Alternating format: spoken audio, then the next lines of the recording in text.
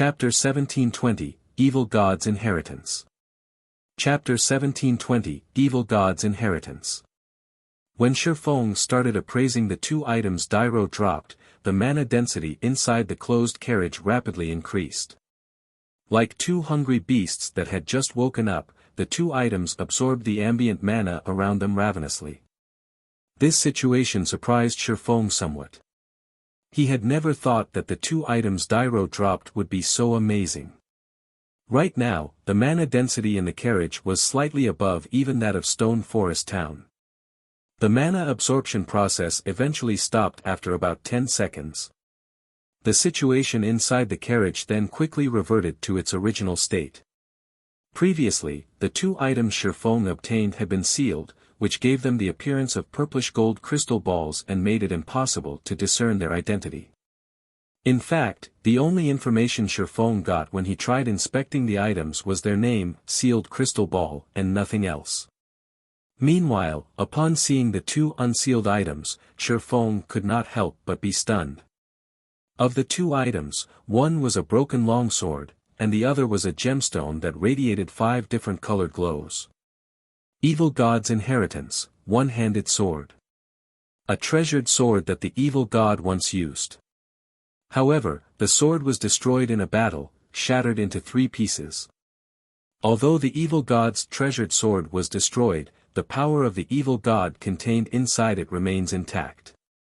As long as one gathers all 3 fragments, it is possible for the sword to regain its past glory. This piece is the broken hilt of the sword. By permanently sacrificing 10 points of all attributes, the user may execute 1 slash with the sword. Although this sword has been severely damaged, it can still exert 1/10 of its original power. When this fragment is within 1,000 yards of other fragments, the fragments will resonate with each other. Drops upon death. Cannot be traded. Limit gemstone, epic consumable. Can be embedded into a weapon or equipment to permanently improve it. Can be used on only epic ranked items or below. Shifeng shuddered involuntarily as he looked at the descriptions of these two items, his eyes glowing with excitement. Although he had long since known that the loot of a Tier 4 NPC would be extraordinary and certainly superior to epic items, he had never imagined that Dairo would drop these two items. The evil god's inheritance was a weapon the evil god had used frequently when it was still intact. In its complete form, it should be a legendary weapon at the very least. Although he had only a fragment of the weapon, it could lead to obtaining a real legendary weapon. Its value was definitely higher than that of a fragmented legendary weapon. After all, legendary items were exceedingly rare in God's domain, and every one of them had extraordinary origins. Not to mention, most of the clues players found that were related to legendary items were usually fake. Meanwhile, the most valuable aspect about the evil god's inheritance was the fact that it could be used. Even though it was capable of exerting only 10% of its original power, that was 10% of a legendary weapon's power, not something a fragmented legendary weapon could hope to compare to. Only, the price to use the weapon was a little steep. Let alone other players, even Shifeng would feel a sting if he had to pay 10 points in all attributes just to swing the weapon once. As for the other item Dairo dropped, it was something Shifeng had only ever heard about before. During his previous life, the Limit Gemstone had appeared in an auction hosted by a super guild. However, the Limit Gemstone sold back then wasn't supplied by the hosting super guild. Instead, it was an item some other player had put up for trade. When this item appeared during the bartering session of the auction, it had immediately caused an uproar at the auction venue. After all, the best weapon and equipment that peak experts could get their hands on back then were only epic rank. Fragmented legendary items were still far out of their reach. Hence, to them, an item capable of improving epic weapons and equipment was far more valuable than even epic weapons. In the end, the Limit Gemstone had been traded for 1 epic weapon and 3 pieces of top-tier dark gold equipment of that time. Back then, nobody had a strong opinion on this price. It was neither too expensive nor too cheap. Only sometime later did everyone find out that the buyer of the Limit Gemstone had ended up making a huge profit. The Limit Gemstone turned out to be even more amazing than everyone thought it to be. Just like its name implied, it improved a weapon or equipment to its maximum limit, not just slightly. From then onward, whenever a Limit Gemstone appeared, it would sell for astronomical prices, even as much as 3 epic items. Back then, however, Shifeng was only qualified to use the Limit Gemstone as a topic of conversation. Actually owning one had been far beyond him. He never dreamed that he would obtain one himself in this life. It can upgrade only weapons and equipment at the epic rank or below. As Shifeng looked at the resplendent gemstone in his hand, he could not help but think of the sacred sword Killing Ray.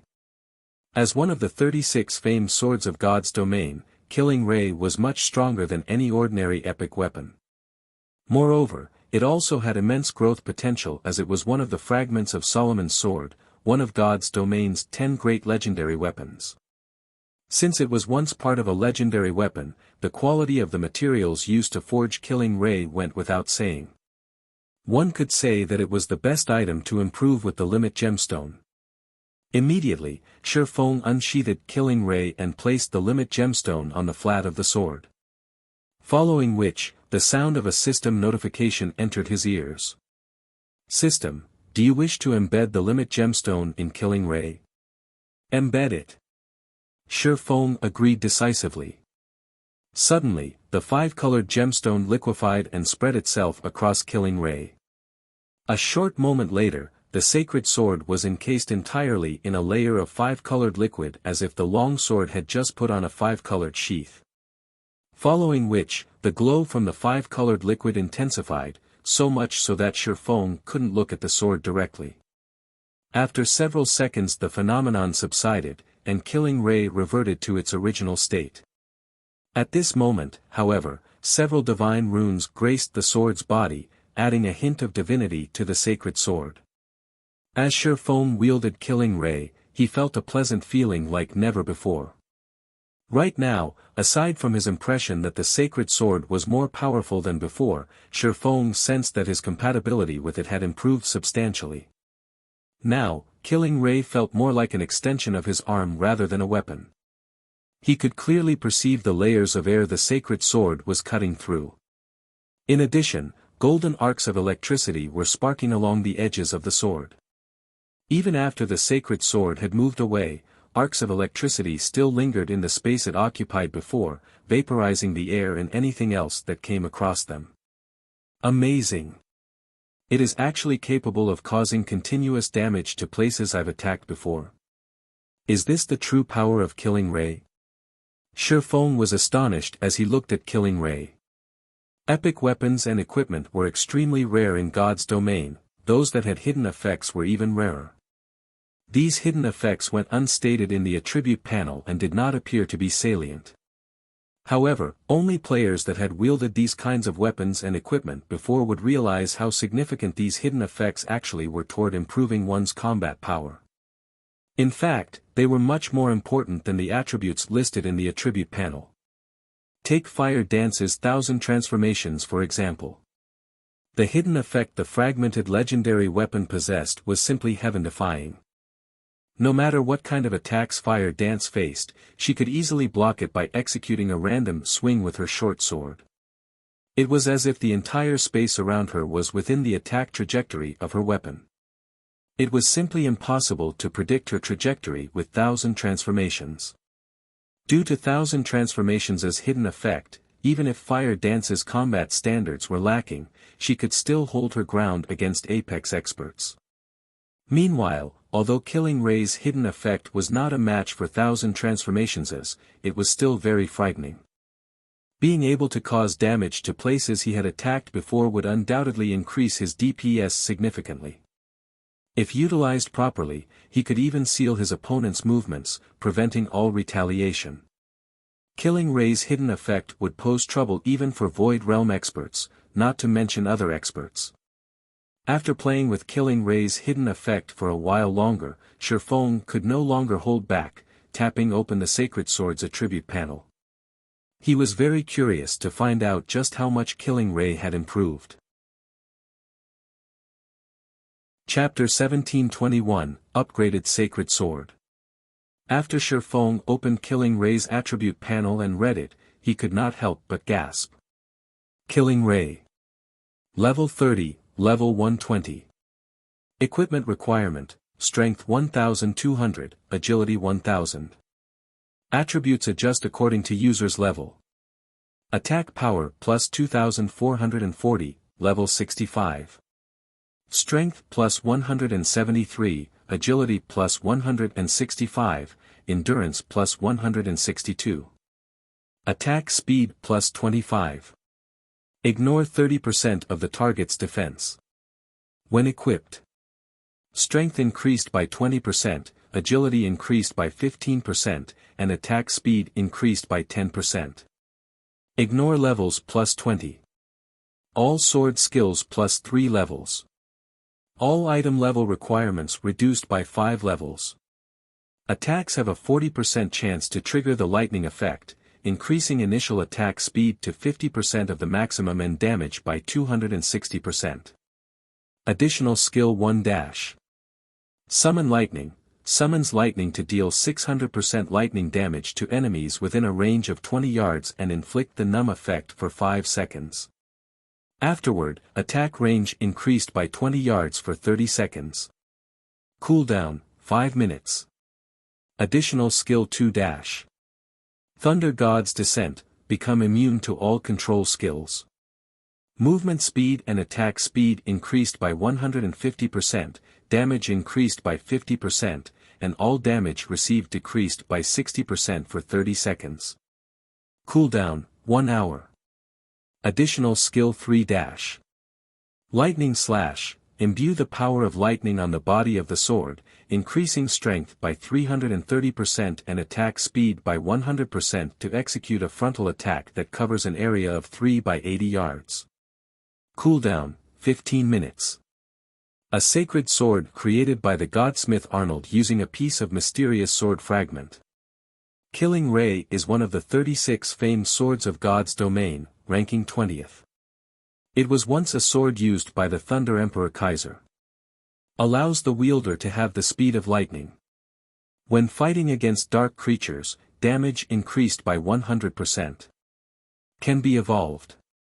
Cannot be destroyed. For a moment, Shifeng even suspected that his eyes were playing tricks on him. Not only had Killing Ray's equipment requirement increased by a significant margin, but even its attack power had risen drastically. At level 65, its attack power already exceeded 2,400, close to rivaling the attack power of an epic two-handed weapon of the same level. Originally, Killing Ray was already a top-tier epic weapon. After being upgraded by the Limit Gemstone, its basic attributes had improved by 20%. Even the other effects were 5% better. The weapon's skills had also been strengthened to a certain degree, and there was even the addition of a new skill, Lightning Slash. Although Lightning Slash did not deal a lot of damage, the increase in strength it provided was crucial to expert players because higher strength allowed players to suppress their opponent and create gaps to land a fatal blow. With my current attack power, I can most likely break through even a Tier 2 MT's defense. Shifeng was startled as he looked at his own statistics. In God's domain, even if players landed a direct hit on another player's body, their target's defense would weaken their attacks, preventing 100% damage dealing. To deal 100% damage with an attack, a player would have to overcome their opponent's defense limit, which was determined by a player's defense value and armor type. Even at the same defense value, different armor types would grant different defense limits. For example, at the same defense value, the defense limit of plate armor would greatly exceed that of cloth armor. However, once a player's strength and attack power reached a certain measure, they could break through even an MT's defense limit and deal 100% damage with their attacks. After achieving such a measure of strength and attack power, what kind of armor one's opponent wore would no longer matter. Just as Shifeng was getting a feel for Killing Ray's newfound power, the advanced horse carriage he was riding finally arrived at the entrance of the war god's temple. Currently, the War God's temple was as lively as ever. The number of players visiting the temple was not the slightest bit lower than that of the city's auction house and of the Adventurers Association.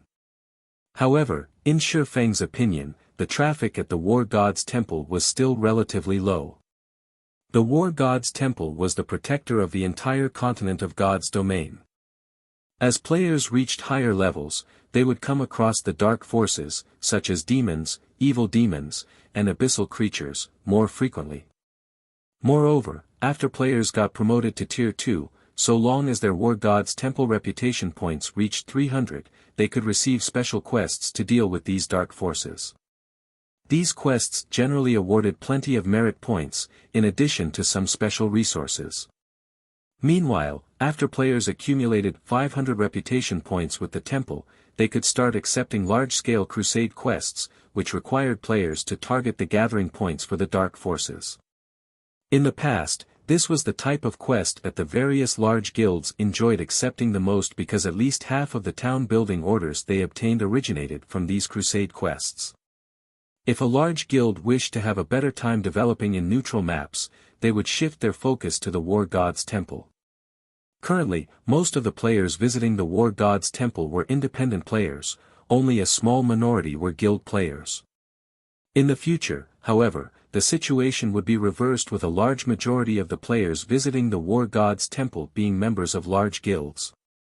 As soon as Shi Feng arrived at the main entrance of the War God's temple, he attracted the attention of the nearby players. Crap! That's a 6-winged bronze-ranked guild emblem. That person must be a member of Zero Wing's main force. It would be great if I could get acquainted with such a big shot. That way, I'll have an easier time joining Zero Wing. Keep on dreaming. How could people like us possibly come into contact with a big shot from Zero Wing? He belongs to an entirely different world. Not to mention, everyone trying to join Zero Wing has to go through the same entrance test. I heard that even players personally introduced by Zero Wing's guild leader, Black Flame, have to pass the test to join the guild. The eyes of the players standing outside the War God's temple's main entrance were filled with awe and envy as they looked at the guild emblem pinned on Shi Feng's black cloak.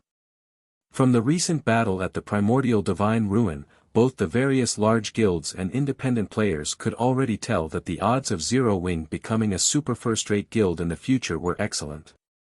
Super first-rate guilds were powers that stood at the apex of God's domain. Even a first-rate guild backed by multiple major corporations would have to treat super first-rate guilds with great respect lest it provoke them. Meanwhile, who wouldn't want to join a guild with such great potential? In the virtual gaming world's past 100 years of history, players that belonged to first-rate guilds that eventually grew into super first-rate guilds had received great benefits. Particularly, expert players that originally belonged to the first-rate guild had been able to live the rest of their lives without worry. Those that had contributed greatly towards the guild's promotion into a super first-rate guild even lived an enviable and affluent life. Now that Zero Wing had displayed the potential to become a super first-rate guild, let alone Star Moon Kingdom's players, even players from other kingdoms and empires had come to Star Moon Kingdom to apply to Zero Wing. When Shi Feng overheard the hushed conversations of the surrounding crowd, he simply chuckled as he continued into the War God's temple. After entering the temple's lobby, he immediately went to the third-floor hall. Lord Protector, how may I be of service to you today? Senior Administrator Roland asked as he approached Shi Feng. I have caught an evil god apostle and wish to hand him over to Vice Temple Lord Capra, Shi Feng said. Another evil god apostle? Roland's eyes twitched slightly as he looked at Shi Feng in surprise. Every evil god apostle was incomparably cunning and extremely difficult to catch. Since Shi Feng had already caught an apostle before, logically, other evil god apostles should operate with even greater care, increasing the difficulty of capturing them. Yet, now, Shi Feng had actually managed to capture another one shortly after he captured the last one. Lord Protector, please follow me. This time, Roland did not bother verifying the truth of Shi Feng's words. Instead, he directly brought Shi Feng to the fourth floor's triumphant hall. Afterward, Shi Feng entered the same astrology room he had gone to during his last visit to the Triumphant Hall. Currently, Vice Temple Lord Capra was carrying out research through the gigantic magic water ball at the center of the room. Lord Capra, I caught another evil god apostle. Please verify it, Shi Feng said as he took out the mobile jail detaining Flame Blood. Young adventurer, you truly are the nemesis of the evil god apostles, Capra said, laughing as he paused his work. With a light wave of his hand, Shi Feng's mobile jail then suddenly appeared in his palm. After Capra received the mobile jail, Flame Blood's figure appeared before Capra. How is this possible?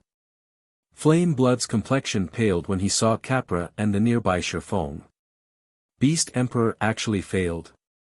At this moment, he could easily guess what kind of place he was at. Only, he never thought that Shi Feng would actually elude Beast Emperor's capture and successfully deliver him to the War God's temple. Black Flame. You cannot do this.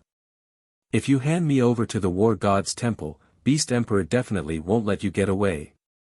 Flame Blood shouted as he glared at Shi Feng. Right now, he was pinning all his hopes on Beast Emperor's deterrence. He knew that, unless Shi Feng gave up on turning him in, he no longer had any hope of escaping from the War God's temple. You should give up now if you think Beast Emperor will save you. If you really wish to survive, tell me the location of Star Moon Kingdom's evil god's temple. Shi Feng said, chuckling. He remained wholly unperturbed by Flame Blood's threat. Right now, the cleric was still ignorant of Beast Emperor's overwhelming defeat. Remember. You have only 5 seconds to consider. After saying so, Shi Feng began counting down from 5.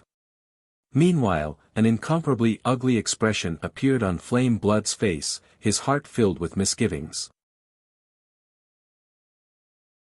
Chapter 1722, Beast Emperor's Rage.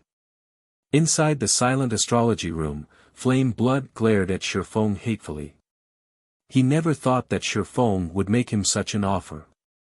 The Evil God's Temple was the foundation that Evil God's Temple members like Beast Emperor and himself relied on to develop themselves. If the Evil God's Temple they belonged to got destroyed, then all the progress they had made thus far would disappear. Hence, Beast Emperor had repeatedly warned him that under no circumstances should he reveal information about Star Moon Kingdom's Evil God's Temple. Black Flame. I can tell you with confidence that the Evil God's Temple's strength is far beyond your imagination. As long as the Evil Beast army breaks through the Star Moon Kingdom's defensive line, at that time, not to mention Stone Forest Town, even Zero Wing will turn into nothing. If you let me go, Beast Emperor might give up on invading Star Moon Kingdom and target other kingdoms instead. If you hand me over to the War God's Temple now, you'll only anger Beast Emperor further and force him to spend all his Evil God's Temple contribution points to hasten the invasion of Star Moon Kingdom. Do you really wish to see your entire guild crumble together with me? Only if you let me go will Beast Emperor give up on invading Star Moon Kingdom. Otherwise, it is only a matter of time before the entire Star Moon Kingdom falls. Flame Blood repeatedly implored Shi Feng to release him with indescribable anxiety on his face. Although Vice Temple Lord Capra was not a Tier 4 NPC, he was still a level 180, Tier 3 Great Mage, many times stronger than a level 80, Tier 4 NPC. Meanwhile, the intense pressure he gave off was enough to evoke deep despair in Flame Blood. At this moment, Flame Blood could only rely on the invasion of the Evil God's Temple to threaten Shi Feng. NPCs led the invasion.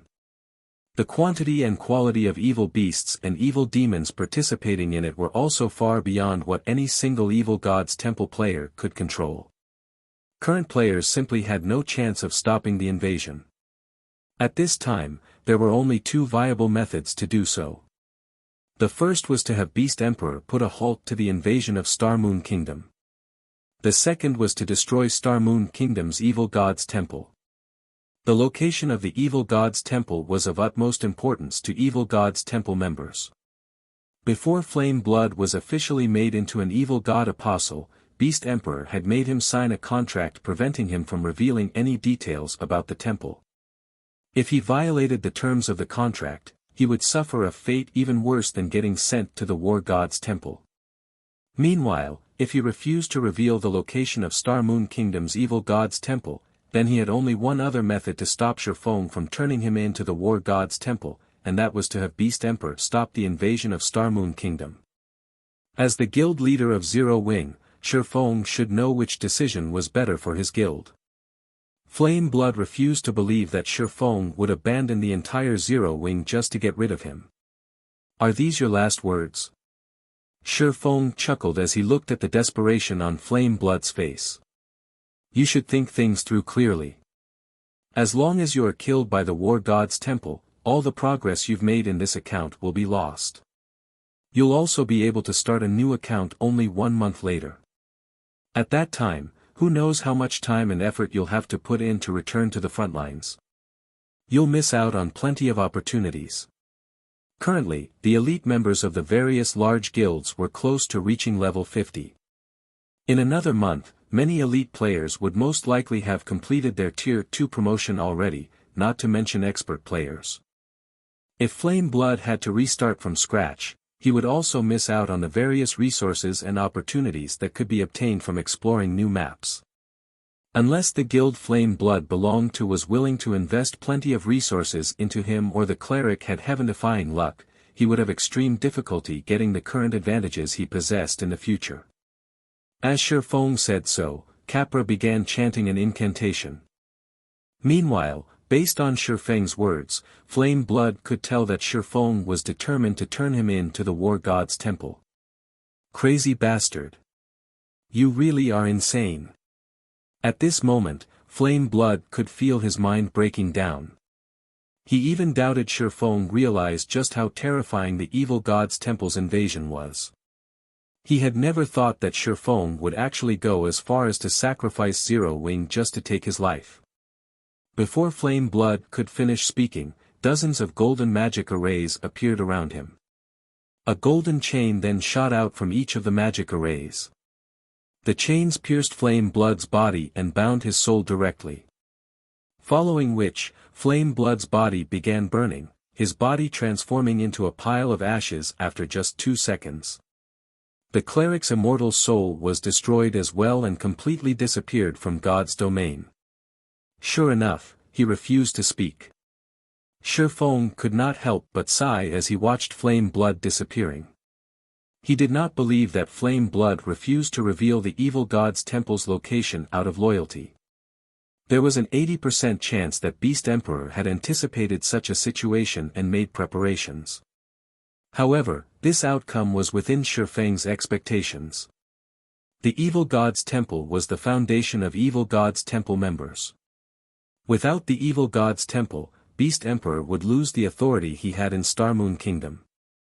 He naturally wouldn't let his minions reveal the location of the evil god's temple so easily.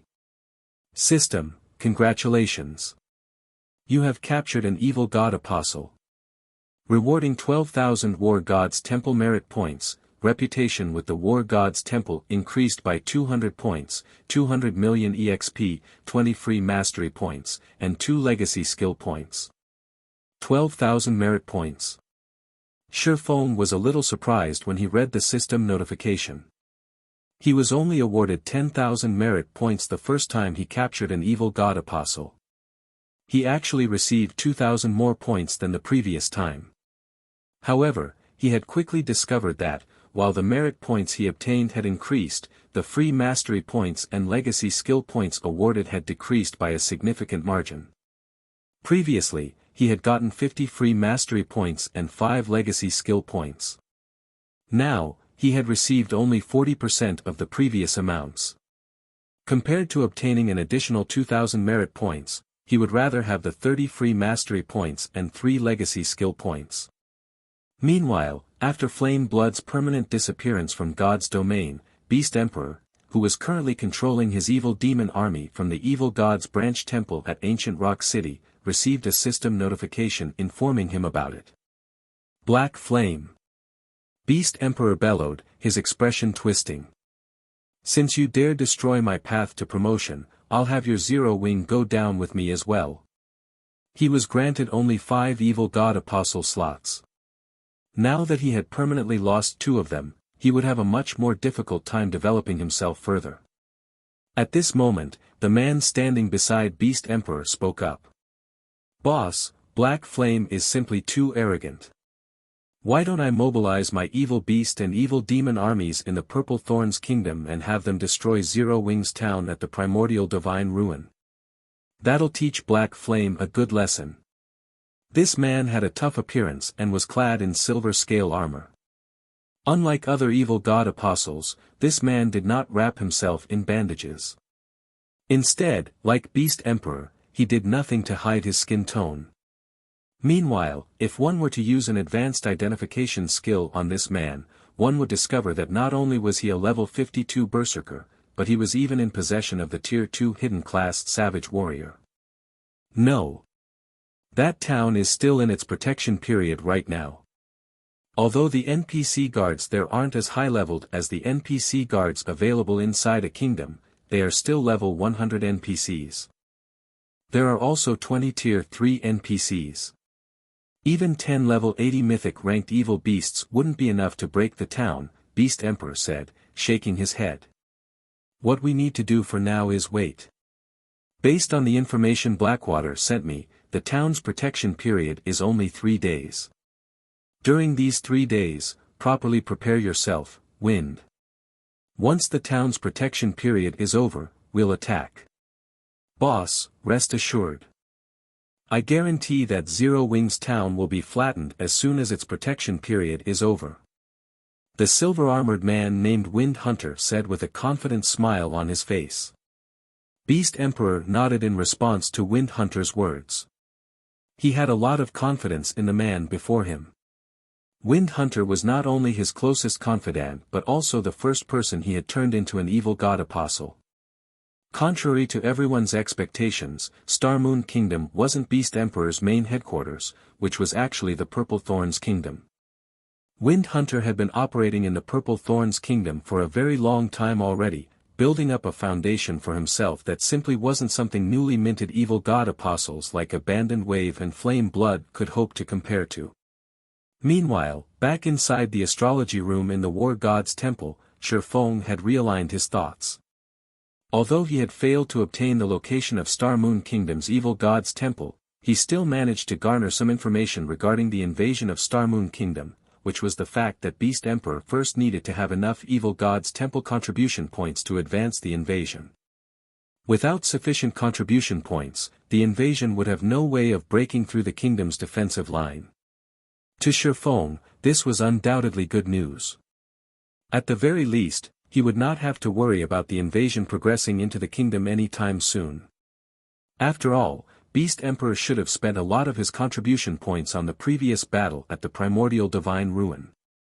Shifeng refused to believe that Beast Emperor had managed to get a Tier 4 NPC to take action for free. With this knowledge in mind, what he needed to do now was strengthen himself as quickly as possible and find the location of the Evil God's Temple. Following which, Shifeng approached Capra and asked, "Lord Capra, I have an Evil God's Eye here. May I know if the War God's Temple is able to repair it for me?" Chapter 1723, Complete Evil God's Eye. An Evil God's Eye. A hint of shock flashed across Capra's wizened face as he stared at Shifeng. Clearly excited, he asked, "Did you really obtain an Evil God's Eye?" Seeing the excitement and passion on Capra's face, Shifeng retrieved dark gray, runic crystal ball from his bag. As the crystal ball appeared in the room, it began to leak small traces of evil energy. This crystal ball was none other than the Evil God's Eye that he had obtained after destroying the Evil God's sealing magic array. The moment Shifeng revealed the Evil God's Eye, Capra's gaze sharpened as he examined the crystal ball. If Shifeng hadn't known that good-aligned NPCs wouldn't steal from players, he wouldn't have doubted that Capra would have snatched the Evil God's Eye from him without hesitation. It's actually real. Capra became even more excited after a detailed inspection of the item. He then shifted his gaze back to Shifeng and said, "Although this Evil God's Eye has been damaged, it is still very valuable. It's also the material I've been searching for. If you are willing to sell this evil god's eye to me, I will offer you this elemental crown and 5,000 merit points. Capra grinned as he retrieved a crown studded with 7 resplendent gemstones. Shifeng could feel the mana around him grow restless the moment the crown appeared in the room. A fragmented legendary item? Shifeng could not help but gasp when he saw the elemental crown. He had never thought that Capra would be so generous. If he obtained the elemental crown now, he could instantly transform one of Zero Wing's members into a peak expert. Moreover, Capra had also offered an additional 5,000 merit points. That was nearly the price of an epic item. Of course, you can choose to repair the evil god's eye. However, doing so will be incredibly expensive. In addition to 15,000 merit points, you'll need 100 mana stones and 3 units of 7 luminaries crystal. Shifeng was inwardly astonished. He hadn't expected the repair costs for this item to be so exorbitant. Generally, players could only obtain mana stones from raiding team dungeons, but even 100-man Hell Mode team dungeons had very low drop rates. As for the 7 luminaries crystals, it was likely that not a single guild had even 1 unit at this stage of the game. You can take your time to consider your options. There is no need to make a decision now, Capra said, chuckling. Lord Capra, I've already decided. I want to repair the evil god's eye, Shifeng said, determined. His desire for fragmented legendary items was intense right now, especially for fragmented legendary items that were suited for magical classes. If he gave the elemental crown to one of Zero Wing's magical class experts, that expert's firepower would rise to a whole new level. However, the evil god's eye would help the guild as a whole far more than the elemental crown. Although miniature worlds only produced a small number of resources, the power ore they produced was incomparably valuable. Normally, the power ore could only be acquired from unstable otherworlds. Moreover, the miniature world was far rarer and more valuable than a fragmented legendary item. Many first-rate guilds in the past had even been willing to trade over a dozen fragmented legendary items for a single miniature world. Hence, the wisest decision for Shifeng was to repair the evil god's eye. How unfortunate. Capra sighed before regaining his usual calm. He then looked at Shifeng and said, hand over the materials, then. If you don't have them ready, you can go collect them. You can find me again once you have the required materials. Shifeng nodded in response. He then left the war god's temple and rushed to the candlelight trading firm. Others might struggle to gather 100 mana stones and 3 units of 7 luminaries crystal, but the task wasn't difficult for Shifeng in the least. With the Philosopher's Stone, he could synthesize the 2 items from magic crystals and 7 luminary shards. Following which, Shifeng transformed 5,000 magic crystals and 100 plus 7 luminary shards, which had been left over from the 4 Towers of Elements construction, into 100 mana stones and 2 7 luminaries crystals. He then hurried back to meet with Capra. When Capra saw that Shifeng had the required materials, he gave the swordsman a serious look before asking, do you really wish to repair the evil god's eye? System. Repairing the evil god's eye will cost 15,000 merit points. As you have 3,700 war god's temple reputation points, you can pay 20% of the merit points with coins. Do you wish to pay with coins? System. Based on the system's analysis of the current market, each merit point is worth 2 gold, 10 silver. Do you wish to proceed? Yes. Shifeng answered without hesitation. He currently had over 12,000 merit points. If he paid 3,000 merit points with coins, he would have just enough merit points to repair the evil god's eye. Instantly, 6,300 gold vanished from Shifeng's bag. After Capra received the materials, he began to chant an incantation and write line after line of divine runes. The ambient mana and Capra's runes then gradually flowed into the evil god's eye, which hovered before the Vice-Temple Lord. As this process continued, Shifeng could see the runes on the surface of the evil god's eye sharpen. The density of the evil energy the dark gray crystal ball radiated also increased. When every mana stone and 7 luminaries crystal had merged with the evil god's eye, the runes on the orb released a dazzling, gray glow. As he watched the dark gray crystal ball, Shifeng could feel a dangerously malicious intent radiating from it. At this point, the evil god's eye stopped leaking evil energy. Now, it merely looked like a crystal decorated with mysterious runes. Alright, I've repaired the evil god's eye. Hopefully, you can utilize it properly. Make sure that you don't let those from the evil god's temple find out that you have it.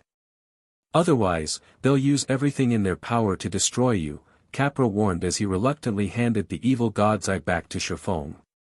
When Shifeng received the evil god's eye, he felt an immense weight in his hands. Rather than an ordinary crystal, he felt as if he had just received a miniature mountain. If he weren't a Tier 2 player with over 1,500 points in his strength, he might not even be able to carry the fist-sized crystal ball. It's so heavy. So, this is the intact evil god's eye? As he held the evil god's eye, Shifeng inspected the item's attribute panel. Evil god's eye, fragmented legendary rank item. This item had been created by the evil god for the specific purpose of opening a path through the world's barrier. The evil god's eye contains a sealed miniature world, and can be used as a conduit to transfer the miniature world's power to the outside world. The evil god's eye also grants its holder sovereignty over the miniature world within. Additional skill 1-. World's power can be used as a magic array's power source, improving the magic array's effects by a maximum of 120%. Cooldown, 48 hours. Additional skill 2-. Teleportation pathway, opens a pathway to the sealed miniature world. The pathway lasts for 10 minutes. Cooldown, 96 hours. Amazing. Shifeng was utterly dumbfounded after inspecting the intact evil god's eye. He finally understood why the various superpowers in the past had valued miniature worlds to such an extreme. As Shifeng quietly admired the evil god's eye, Aqua Rose contacted him. Guild leader, Melancholic Smile has gathered the materials you require.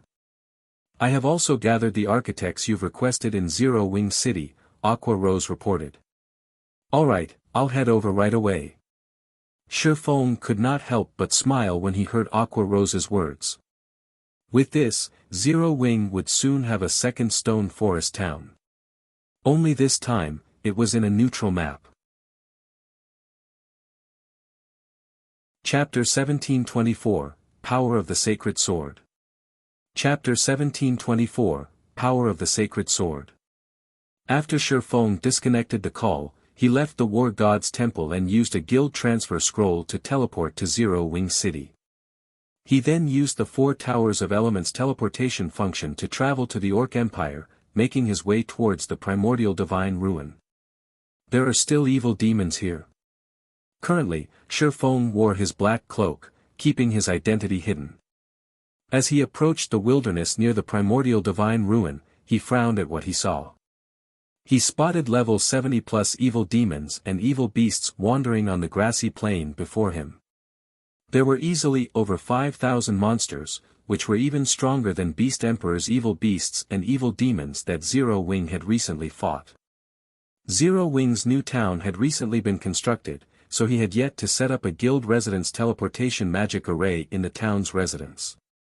Hence, he had rushed towards the primordial divine ruin to complete the town's handover procedures and set up the teleportation array. Fellow friend, I take it that you haven't visited the Orc Empire recently, huh? A level 49 male ranger in dark blue leather armor, who had been passing by, approached Shifeng and asked when he noticed the swordsman's frown. The youth then smiled and continued, Zero Wing fought a massive battle against Beast Emperor's evil beast and evil demon armies just some time ago. Although Beast Emperor was defeated and eventually forced to retreat, he didn't give up on his mission to keep Zero Wing from visiting the ruin. On the contrary, he sent a massive group of stronger evil beasts and evil demons from ancient Rock City to surround the primordial divine ruin. Now, the only way to get to the ruin is to go through the checkpoint ahead. Checkpoint? Shifeng asked curiously. That's right. It seems Beast Emperor wants to prevent Zero Wing's members from sneaking into the ruin by hiding their identities. Unless players enter via the checkpoint, the evil beasts and demons will attack them, the ranger youth said, nodding. I'd advise against trying to barge through just to save time. Those evil beasts and evil demons are extremely powerful. Some players, who had been displeased with the new setup, tried to head to the ruin without passing through the checkpoint. In the end, the 100-man team was quickly destroyed. To be honest, there's no need to be in such a hurry anyway. Look, the checkpoint's queue is moving relatively quickly. After all, it's just there to determine whether or not players are from Zero Wing. It took us quite a bit of time and effort to get this far. A few more minutes won't really make a huge difference. They're checking for Zero Wing members. Shifeng muttered as he looked towards where the ranger youth had pointed. That's right. I don't know what Zero Wing did, but it seems that the guild really infuriated Beast Emperor. He's already announced that he intends to fight Zero Wing to the bitter end, the ranger youth said, nodding. So, he made this checkpoint for that purpose. Not only has Beast Emperor stationed his subordinates at the checkpoint, but there are also plenty of powerful evil demons there. I see, Shifeng muttered. He then walked straight towards Beast Emperor's checkpoint. At the end of the day, evil demons were monsters. As long as players wore a black cloak, evil demons couldn't determine their identities. However, players could. As long as Beast Emperor's subordinates forced passing players to remove their black cloaks, they could determine the players' identities. Although Zero Wing's members could avoid discovery by hiding their guild emblems, doing so would seem like the guild's players were afraid of Beast Emperor. Fellow friend, where are you going? That's not where the end of the line starts, the ranger youth called out as he watched Shifeng walk straight towards the checkpoint. If you don't follow the rules and try to skip the queue, they'll definitely kill you. It's fine. I'm the Zero Wing member they're looking for, Shifeng casually replied as he waved a hand. As Shifeng finished his statement, he accelerated and vanished. The Zero Wing member. Shifeng's reply dumbfounded both the ranger youth and his companions. What was going on? One of Zero Wing's members actually dared to rush towards Beast Emperor's checkpoint. Moreover, that member approached the checkpoint by himself. Didn't the swordsman realize that hundreds of evil demons guarded the checkpoint? Beast Emperor had even stationed a mythic-ranked evil demon there. Such a force would even annihilate a 100-man expert team in the blink of an eye. When the ranger youth and his companions finally recovered from their daze, they chased after Shifeng to stop his insane actions.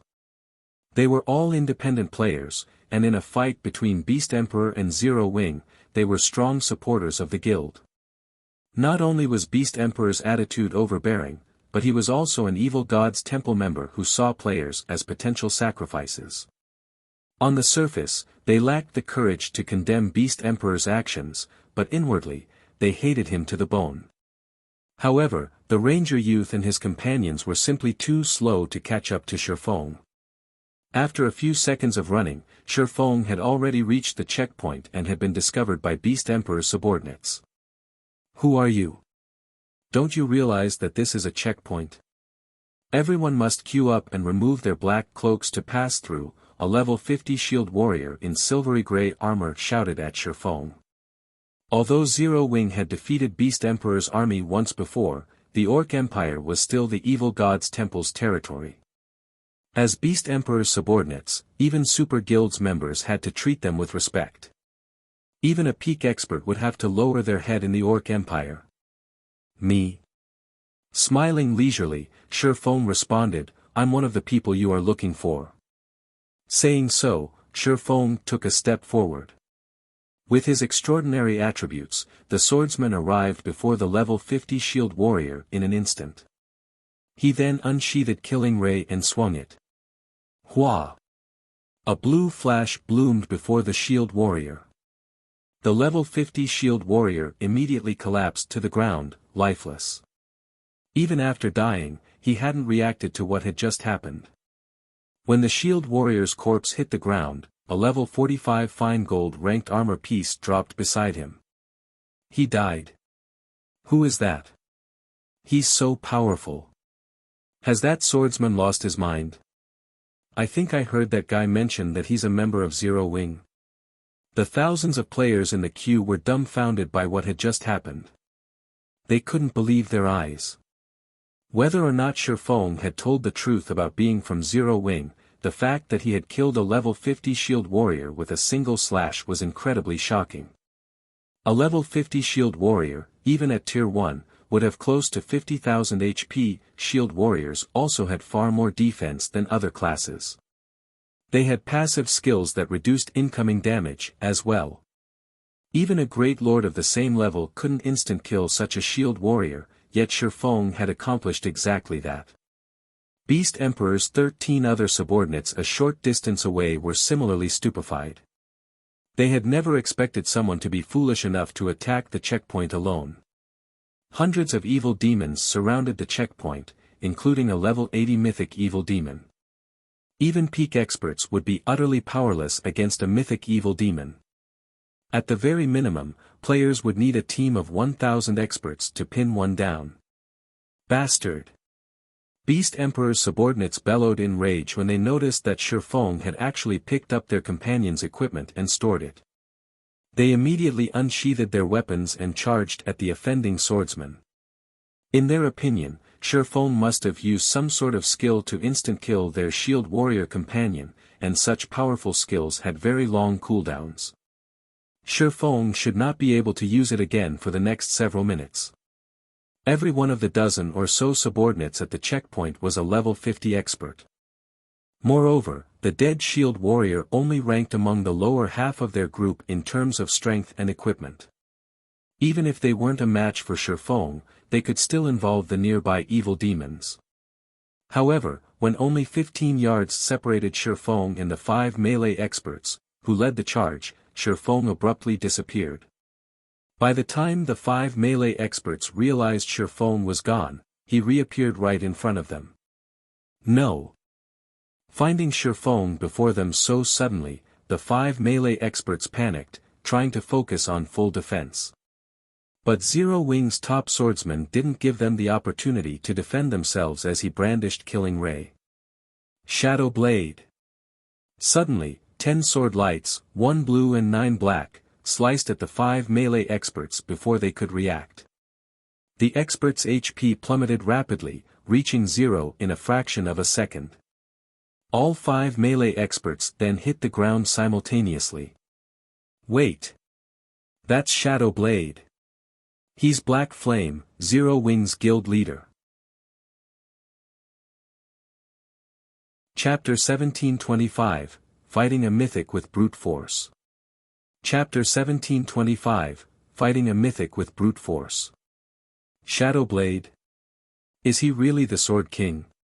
Surprise overcame the thousands of players in line for Beast Emperor's checkpoint when they saw the 10 sword lights end the 5 melee players. Everyone here knew of Black Flame, especially after Zero Wing's battle with Heaven's Burial at Stone Forest Town. The man was even capable of taking on war weapons. During the battle with Blackwater at the Primordial Divine Ruin, Black Flame had even slain Singular Burial, Heaven's Burial's original guild leader, with one attack. Black Flame's shocking battle records had become a hot topic for players in the various kingdoms and empires neighboring the Orc Empire long ago. Due to Black Flame's popularity, many players had attempted to analyze why he was so powerful.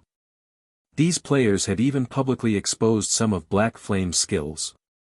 Among Black Flame's various skills, Shadow Blade was considered one of the man's trademark moves because it wasn't a skill of a Tier 2 sword master. Based on everyone's deduction, it was most likely a unique skill of a hidden class.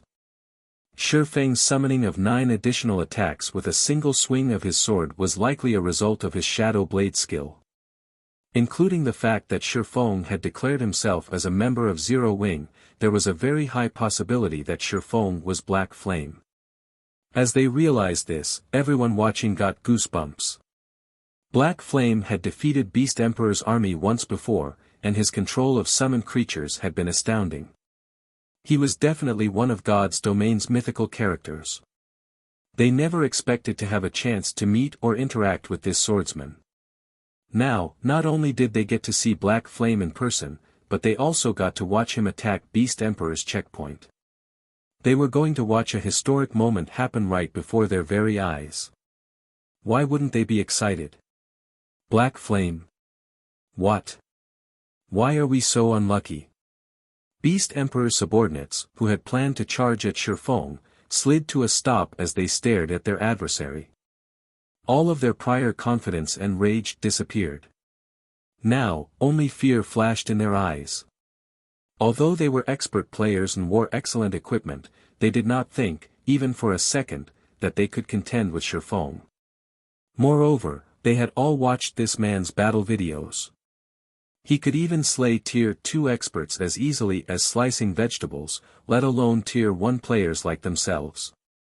They could only hope to buy as much time as possible for the evil demons to arrive and deal with Shifeng. There were hundreds of evil demons nearby, the weakest of which was a level 70 lord, while the strongest was a level 80 mythic ranked evil demon.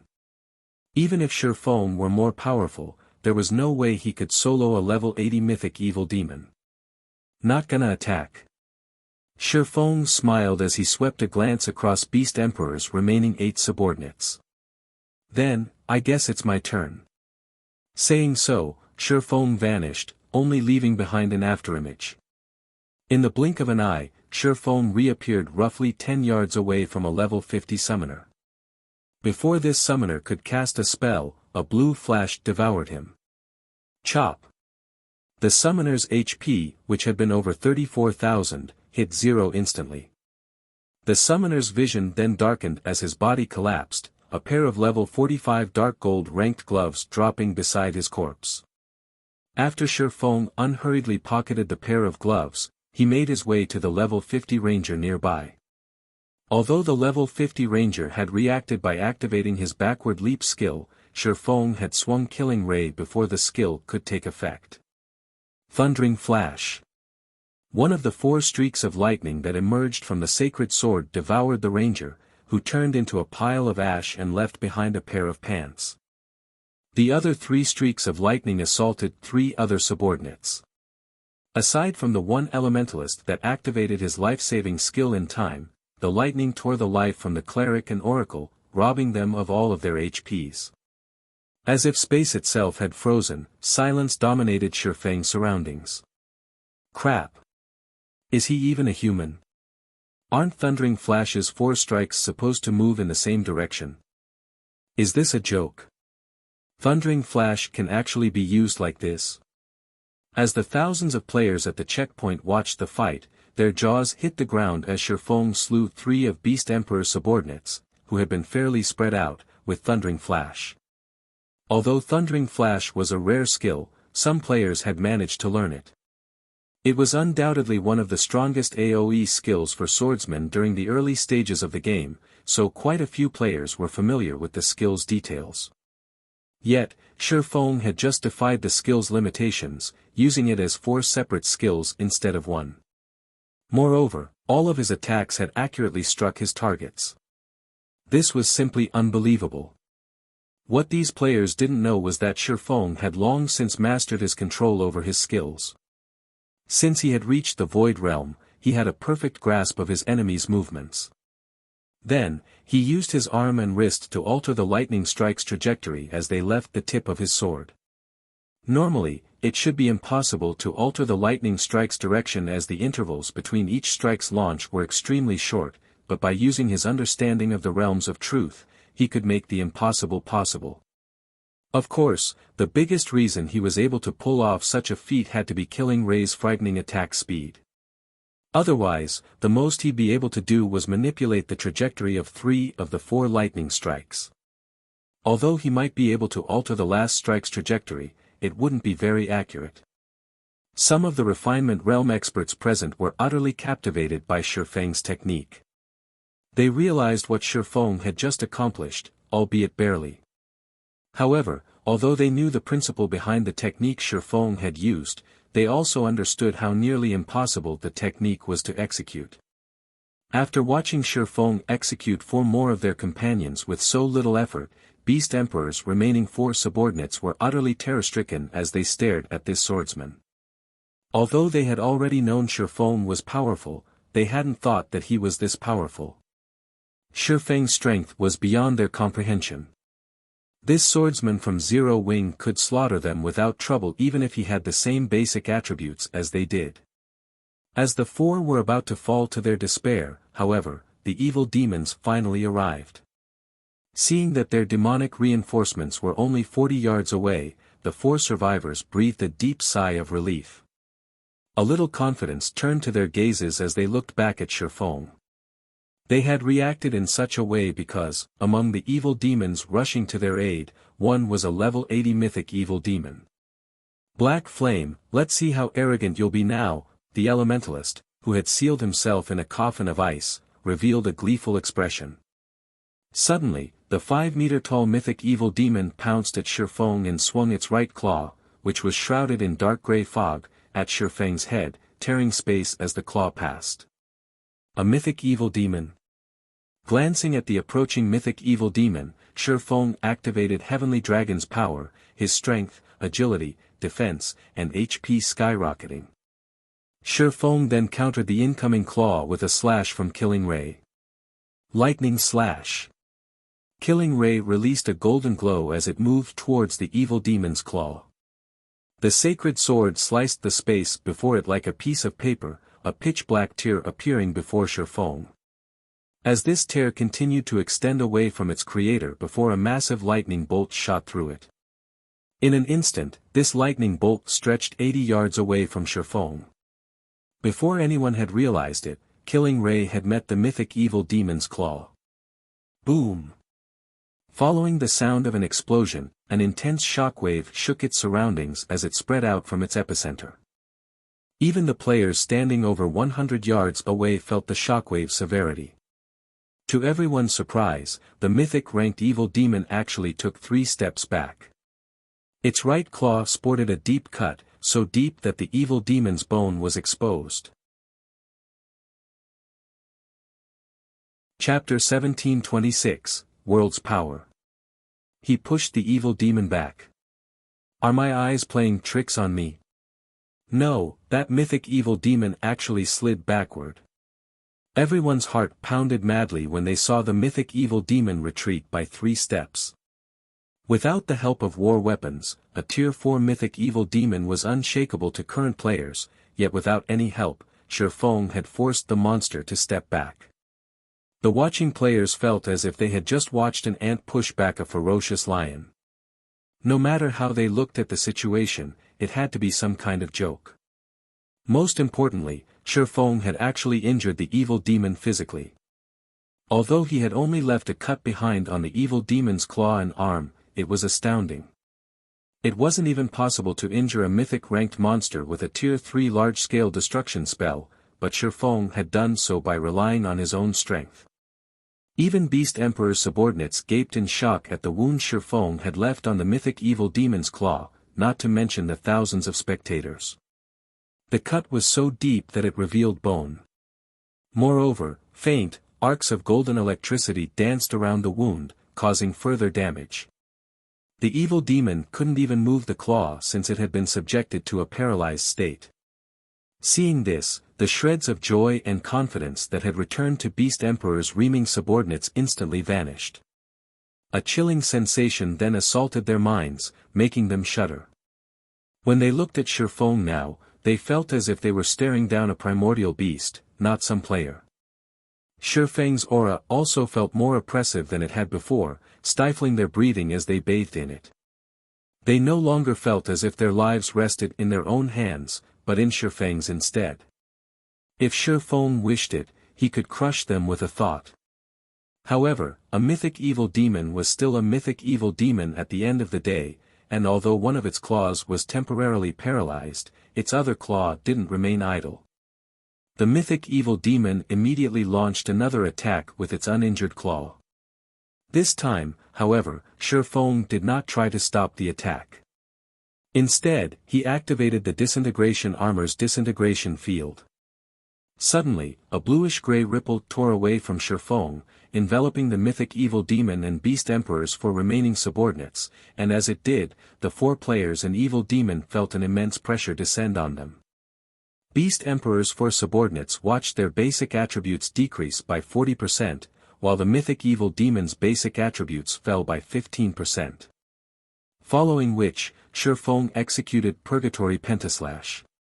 One sword light after another flew at the mythic evil demon's claw. A few of the sword lights even merged right before reaching the claw. Boom! Although the mythic evil demon did not retreat in the slightest this time, its assault had halted. Sure enough, a mythic monster really is powerful. Despite being weakened, I still can't solo it yet. Shifeng sighed ruefully as he looked at the mythic evil demon before him.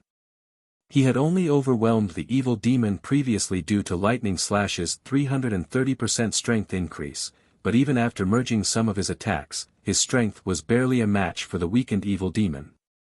After this, aside from activating twofold Berserk, he had no means of taking the mythic evil demon head-on. Obviously, twofold Berserk wasn't viable for this situation.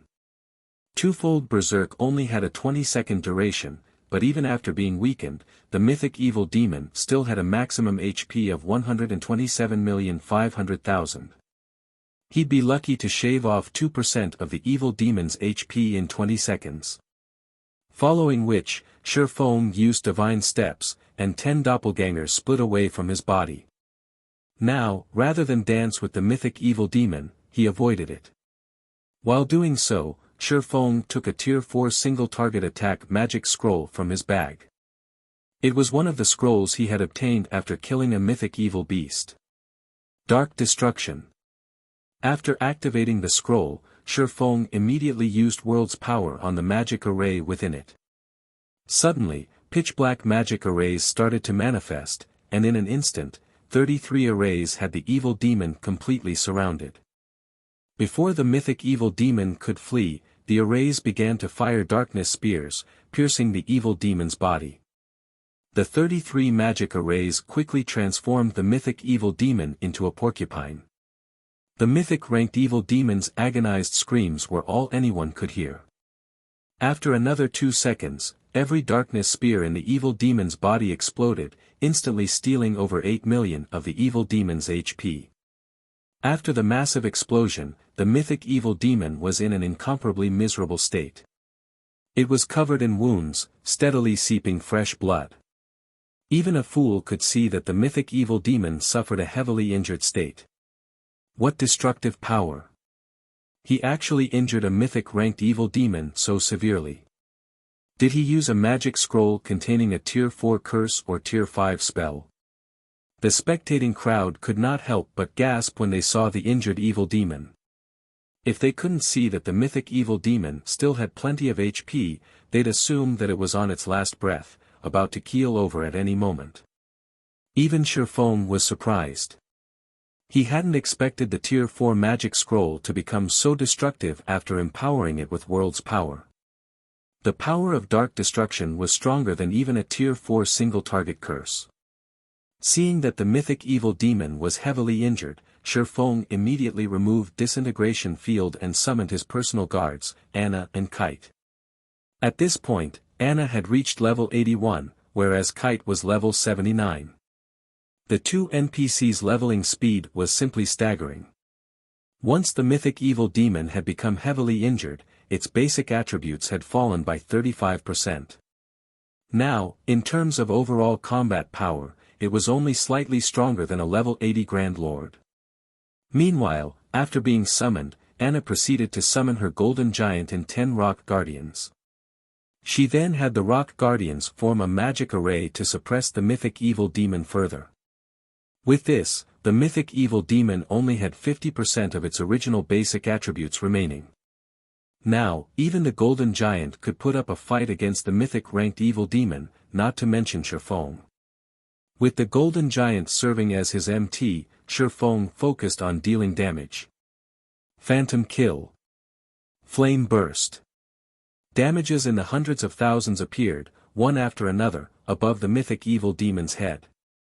To the mythic evil demon, who only had a maximum HP of 75 million after being weakened, this was a considerable amount.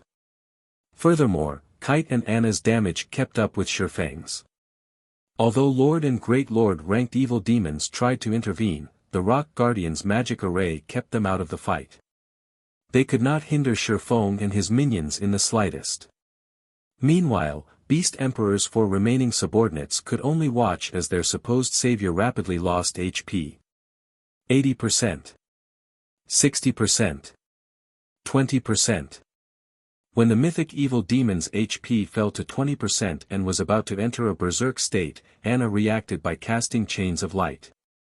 Not only did the spell negate the evil demon's berserk state, but it also weakened the monster even further. Without the boost from its berserk state, the mythic evil demon couldn't free itself from this one-sided beating, and its HP continued to fall. 20%. 10%. 5%. When the mythic evil demon only had 1% of its HP remaining, Shifeng activated Divine Providence. He then activated Instant Strike and appeared before the evil demon. Sword's Orbit.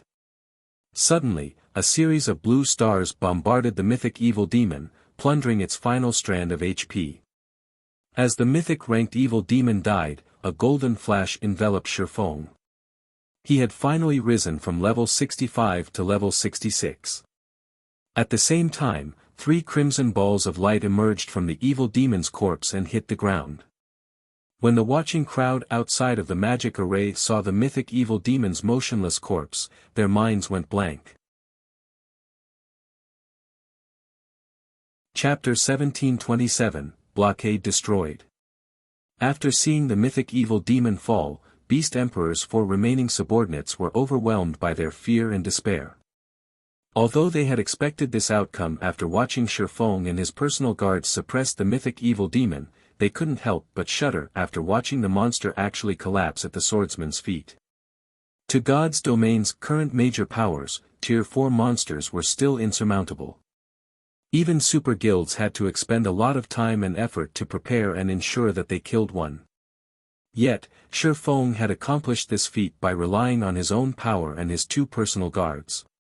Normally, if someone told them about such a situation, they'd laugh, assuming that the player was joking, but after such an impossible feat had occurred before their very eyes, they had no choice but to believe it.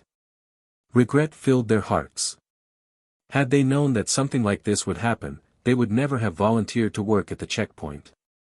They had assumed that inspecting players that entered the primordial divine ruin would be a relaxing, glorious task. After all, even players from the various superpowers would have to lower their heads before them. How often did anyone get to brag about that? Now, however, the only thing awaiting them was death. Before the 4 could even turn and flee, Kite had appeared and finished each of them with a single hit. In the meantime, Shifeng had arrived beside the mythic evil demon's corpse and collected the 3 items it had dropped. He then commanded Anna and Kite to kill the other evil demons outside of the magic array. Without the threat of the mythic evil demon, the level 70+ evil demons were easy pickings for the 2 personal guards. The fight with the remaining monsters had been so easy that Shifeng hadn't even needed to use another berserk skill after Heavenly Dragon's power had ended. He only needed to support his personal guards from the side. Whenever his personal guards' HPs fell below a certain point, Shifeng had simply activated the 7 Luminaries' Rings life domain to recover their HP to full. For a time, Shifeng, Anna, and Kite slaughtered the hundreds of evil demons around them, further dumbfounding the spectating crowd. That was several hundred level 70+ evil demons they were talking about. Moreover, the weakest among them was a lord. Even an army of 10,000 elite players would have trouble against such a force, yet Anna and Kite ended these evil demons as if they were farming common monsters. So strong. Black Flame's personal guards are awesome. They should both be fine gold rank. I've seen fine gold personal guards before, so I am certain that fine gold personal guards are definitely not that powerful. I'm willing to bet that the female summoner is dark gold rank. I doubt even super guilds have dark gold personal guards. It would be great if I had a personal guard like that. I'd have such an easier time grinding and raiding bosses. Keep dreaming.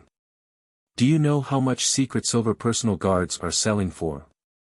Nobody will even sell them for 2 or 3 epic items. If there's a fine gold or dark gold personal guard on the market, even super guilds will do everything they can to get their hands on them. Once the crowd of players snapped out of their daze, they turned to look at Anna and Kite, who stood beside Shifeng, with passionate gazes. They all felt a vicious jealousy tear at their hearts. The combat power Shifeng had displayed was indeed frightening. Even without a berserk skill, the man could go toe-to-toe with a great lord-ranked evil demon. Even experts like them dreamed of wielding that kind of power. However, compared to Shifeng's strength, Anna and Kite's combat power was monstrous. This was especially true for Anna. Many of the players present were experts, and quite a few of these experts usually commanded their guild's dungeon raids. Hence, they recognized the factors that contributed to Shifeng's victory over the mythic evil demon. The first factor was the Tier 4 magic scroll Shifeng had used to injure the mythic evil demon and significantly lower its combat power. Anna was the second factor. The Tier 3 golden giant Anna had summoned had played a vital role in tanking the mythic evil demon. Meanwhile, her summoned rock guardians had formed a magic array that had suppressed the mythic-ranked evil demon further. Without these two factors, Shifeng wouldn't have been able to defeat the mythic evil demon. After watching this battle, the spectating crowd realized how important personal guards truly were. Even if a player were weak, they could rise to prominence in God's domain as long as they had sufficiently strong personal guards. When the various adventure team's members, in particular, saw Anna and Kite, they felt as if doors to an entirely new world had opened before them. Personal guards, huh? Send the battle video to the commander immediately. With this, our Blazing Owl adventure team will have a chance of becoming a top adventure team in the future. The players from the various adventure teams burst into action. Some players, who commanded their own adventure teams, immediately ordered their members to do everything they could to find high-quality personal guards. Unlike large guilds, adventure teams generally had very few members.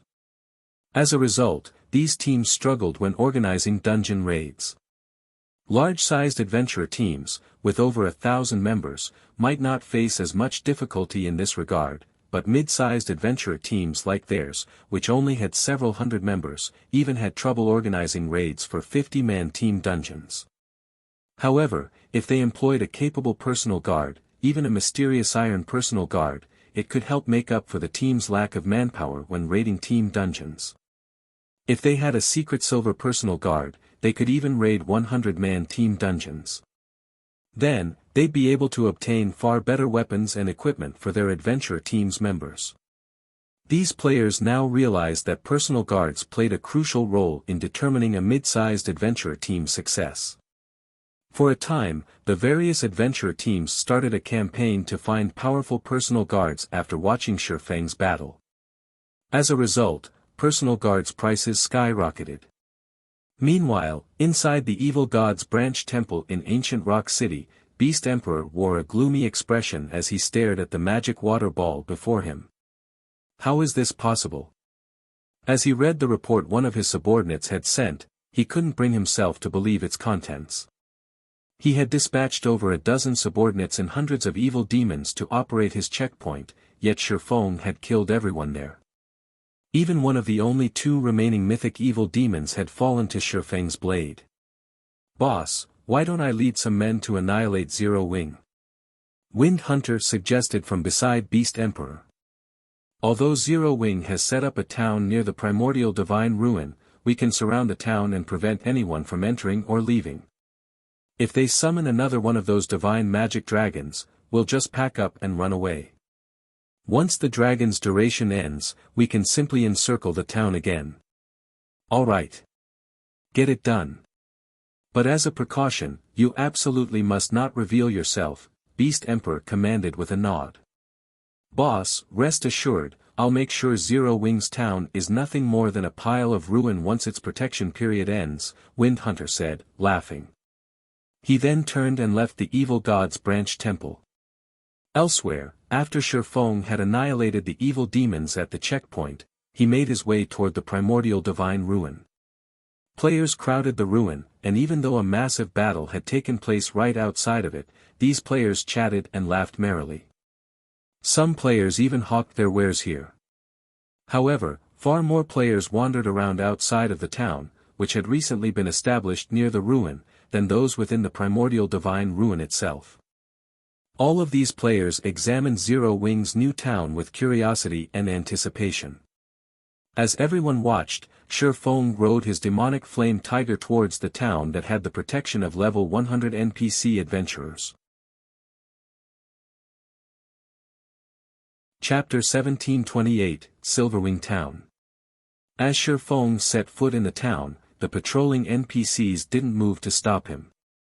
However, once he reached the town's guild residence, a middle-aged man in dark blue robes appeared before Shifeng. The logo of a silver sword had been embroidered on the chest of this man's robe. This middle-aged man was one of the senior administrators from White River City's Adventurers Association. Although the man was only Tier 2, he had reached level 150. Lord Protector, we have constructed your town according to your wishes. If there are no problems, please write its name on this town order, the NPC senior administrator said after approaching Shifeng. System, please name your town. If you fail to do so within 5 minutes, a name will be automatically generated. A name, huh? After Shifeng accepted the town order and pondered for a short moment, he entered the name of his new town on the town order. Silverwing. Since there was already a Zero Wing city in Star Moon Kingdom, he couldn't name the town Zero Wing Town. Meanwhile, as this town developed as a neutral town, it would definitely become well known. Hence, to ensure that everyone knew that it belonged to Zero Wing, and to increase the guild's popularity, Shifeng decided to name the town based on Zero Wing's guild emblem, the silver, six-winged emblem. System, naming successful. Your town is now Silverwing Town. Once Shifeng named his new town, the nearby players watching received a system notification. System, you have discovered Silverwing Town. When the surrounding players tried to inspect the town, a window popped up, stating that the town belonged to Zero Wing and wasn't yet open to the public. Since the town wasn't open to the public, the town's NPC guards would kill any outsider that ventured too close. Sure enough, it really is Zero Wing's town. Zero Wing is set for life. With their town right next to the primordial divine ruin, any guild or player that wants to explore the ruin will likely have to gather in Silverwing Town. Zero Wing's development will definitely soar now. I know, right? Aside from Silverwing Town, there isn't anywhere to rest near the primordial divine ruin. Zero Wing will make a fortune on the repair fees alone. For a time, the various large guilds and adventure teams were truly jealous of Zero Wing. Many guilds had already shifted the focus of their development to neutral maps, and as a result, neutral towns had become astronomically valuable. This was even more true for a neutral town beside a primordial divine ruin. Silverwing Town's value could likely rival that of 4 or more ordinary neutral towns. Meanwhile, the scouts the various large guilds and adventurer teams had stationed to watch the new town beside the ruin immediately reported the latest development to their superiors. Silverwing Town. Cuttlefish, one of Crimson Emperor's elders, caressed his white beard as he looked at Silverwing Town from a short distance away. Uncle Cuttlefish, many guilds are trying to partner with Zero Wing right now. Should we send someone to contact the guild as well? A level 51, Tier 2 Berserker beside Cuttlefish asked. The Berserker wore dark red armor and carried a double-edged battle axe. No, let's wait for a while, Cuttlefish said, shaking his head. Although Zero Wing has built a town beside the primordial divine ruin, Beast Emperor isn't someone to be taken lightly. Moreover, this is a neutral map. There is simply too much profit involved with Silverwing Town. Even if Beast Emperor doesn't make a move, I doubt that the other superpowers will sit still. Whether or not Zero Wing can keep its town after the protection period is uncertain. Hearing Cuttlefish's thoughts, realization dawned on the Tier 2 Berserker. At the same time, a hint of pity also surfaced in his gaze as he looked at Silverwing Town. God's domain was a cruel place.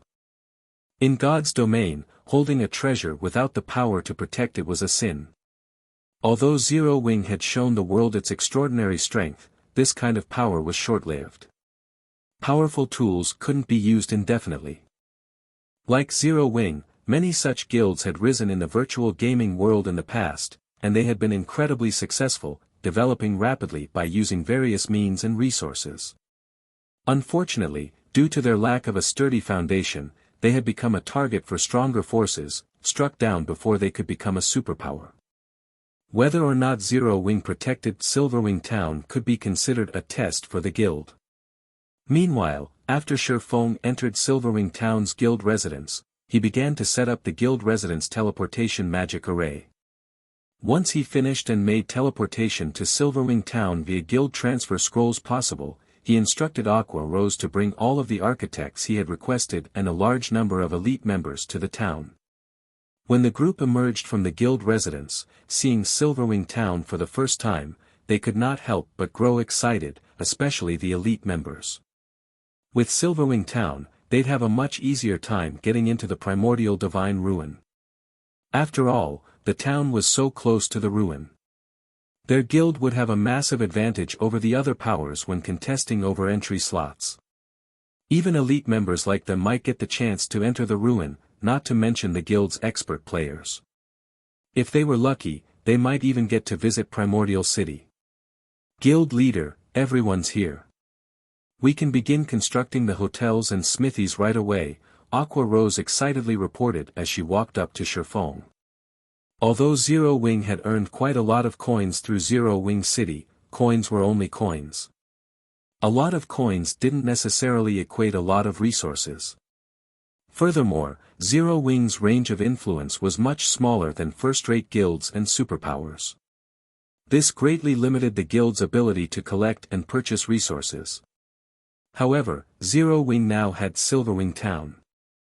With a treasure trove of resources like the primordial divine ruin right beside the town, Zero Wing would have a much easier time acquiring the resources it needed.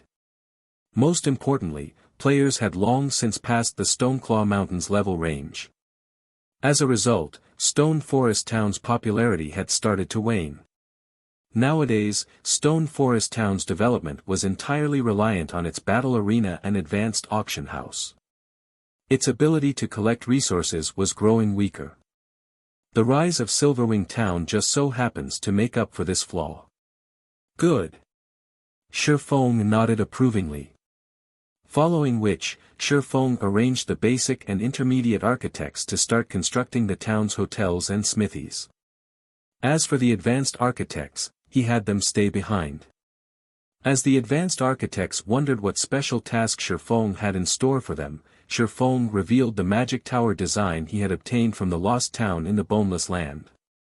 Seeing the design, the eyes of the advanced architects glowed with excitement and surprise. Even Aqua Rose was dazed when she saw the design.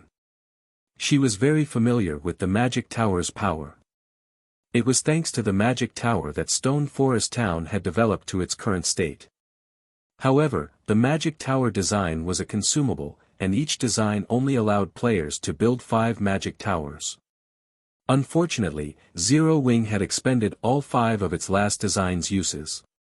Although they had done their best to find another magic tower design, their search hadn't borne fruit thus far. Even the various super guilds struggled to find one for themselves, yet Shifeng had just revealed a new magic tower design. Your task this time is to complete the magic tower's foundations. I'll handle the core manufacturing personally, Shifeng said as he glanced at the dozens of advanced architects before him. Guild leader, may I know how many magic towers we'll be building in Silverwing Town? An advanced architect asked curiously. We're building all 5. Shifeng said. The players before Shifeng gasped, and even Aqua Rose stared at her guild leader with wide eyes. These were magic towers they were talking about. Even one magic tower was enough to forge a popular battle arena. They had only constructed 3 magic towers in Stone Forest Town to protect the town from invasion. Spending a full magic tower design on Silverwing Town was simply extravagant. Chapter 1729, Building Up Silverwing Town. Guild Leader, both the battle arenas in Stone Forest Town and Zero Wing City are crowded with players right now. If we split some of these magic towers to our other locations, we'll definitely increase our profit margins from both battle arenas. Silverwing Town is only basic rank right now. It can only accommodate so many players at a time. It wouldn't be wise to build all 5 magic towers here, Aqua Rose advised. Moreover, concentrating all of our resources in a single location won't be good for the guild's development. If we share some with the Branch Guild and the Black Dragon Empire, developing Snow's side will proceed far more smoothly. Zero Wing was the number 1 guild in Starmoon Kingdom, but that wasn't the case in the Black Dragon Empire. Not only did the Empire have plenty of large guilds, but it also had more than enough first-rate guilds. The competition between guilds in the Empire was intense. Although large-scale guild wars weren't frequent, small skirmishes involving teams of hundreds occurred almost daily. If Zero Wing wished to increase its influence in the Empire, it would have to get involved in even more skirmishes. Meanwhile, this would no doubt increase the guild's expenditure.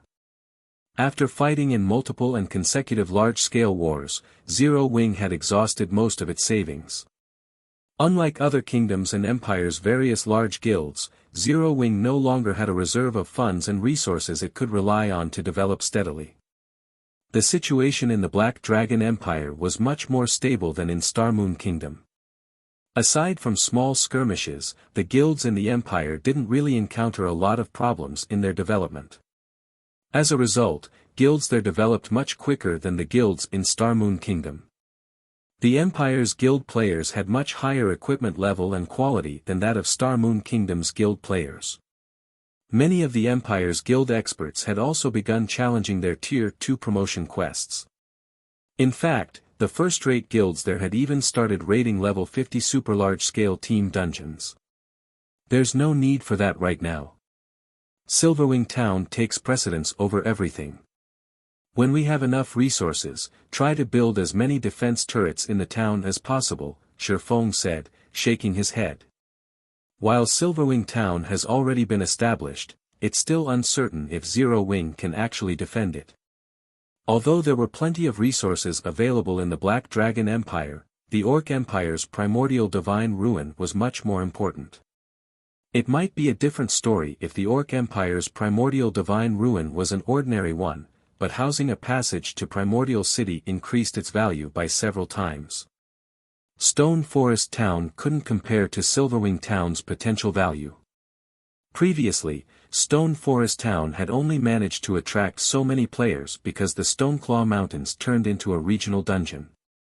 After players reached level 50, the Stoneclaw Mountains weren't accessible to them. However, a primordial divine ruin that was connected to Primordial City would never fall behind the times. Even superpowers had gone all out to monopolize primordial divine ruins with a pathway to Primordial City. This was because Primordial City offered quite a bit of help to players as they challenged their promotion quests. Although players received less help from Primordial City as they reached higher tiers, as long as the city was even the slightest bit helpful, it was still extremely valuable. The various superpowers had yet to realize the true value of Primordial City. They merely treated it as a source of combat techniques and some other valuable resources. Hence, they still held a wait-and-see attitude in regard to Silverwing Town. Once they discovered Primordial City's true value, however, they would do everything they could to obtain Silverwing Town. Beast Emperor would be the least of Zero Wing's worries. Zero Wing needed to strengthen Silverwing Town to the best of its abilities. Aqua Rose gawked at Shifeng's reply. She felt that Shifeng was simply insane. Not only did he want to build 5 magic towers in Silverwing Town, but he even planned on constructing a large number of defense turrets. Was he trying to turn Silverwing Town into a fortress? If the other guild upper echelons found out, they would definitely curse Shifeng's wasteful behavior. Seeing as Shifeng had no intention of changing his mind, Aqua Rose gave up on persuading him and started designating work for the basic and intermediate architects. As Silverwing Town had just recently been built, aside from some basic constructions and a few wandering NPCs, the town had practically nothing in it. Fortunately, Aqua Rose had brought over 600 basic and intermediate architects with her this time, and since they only had to build basic constructions, their building speed was extremely fast.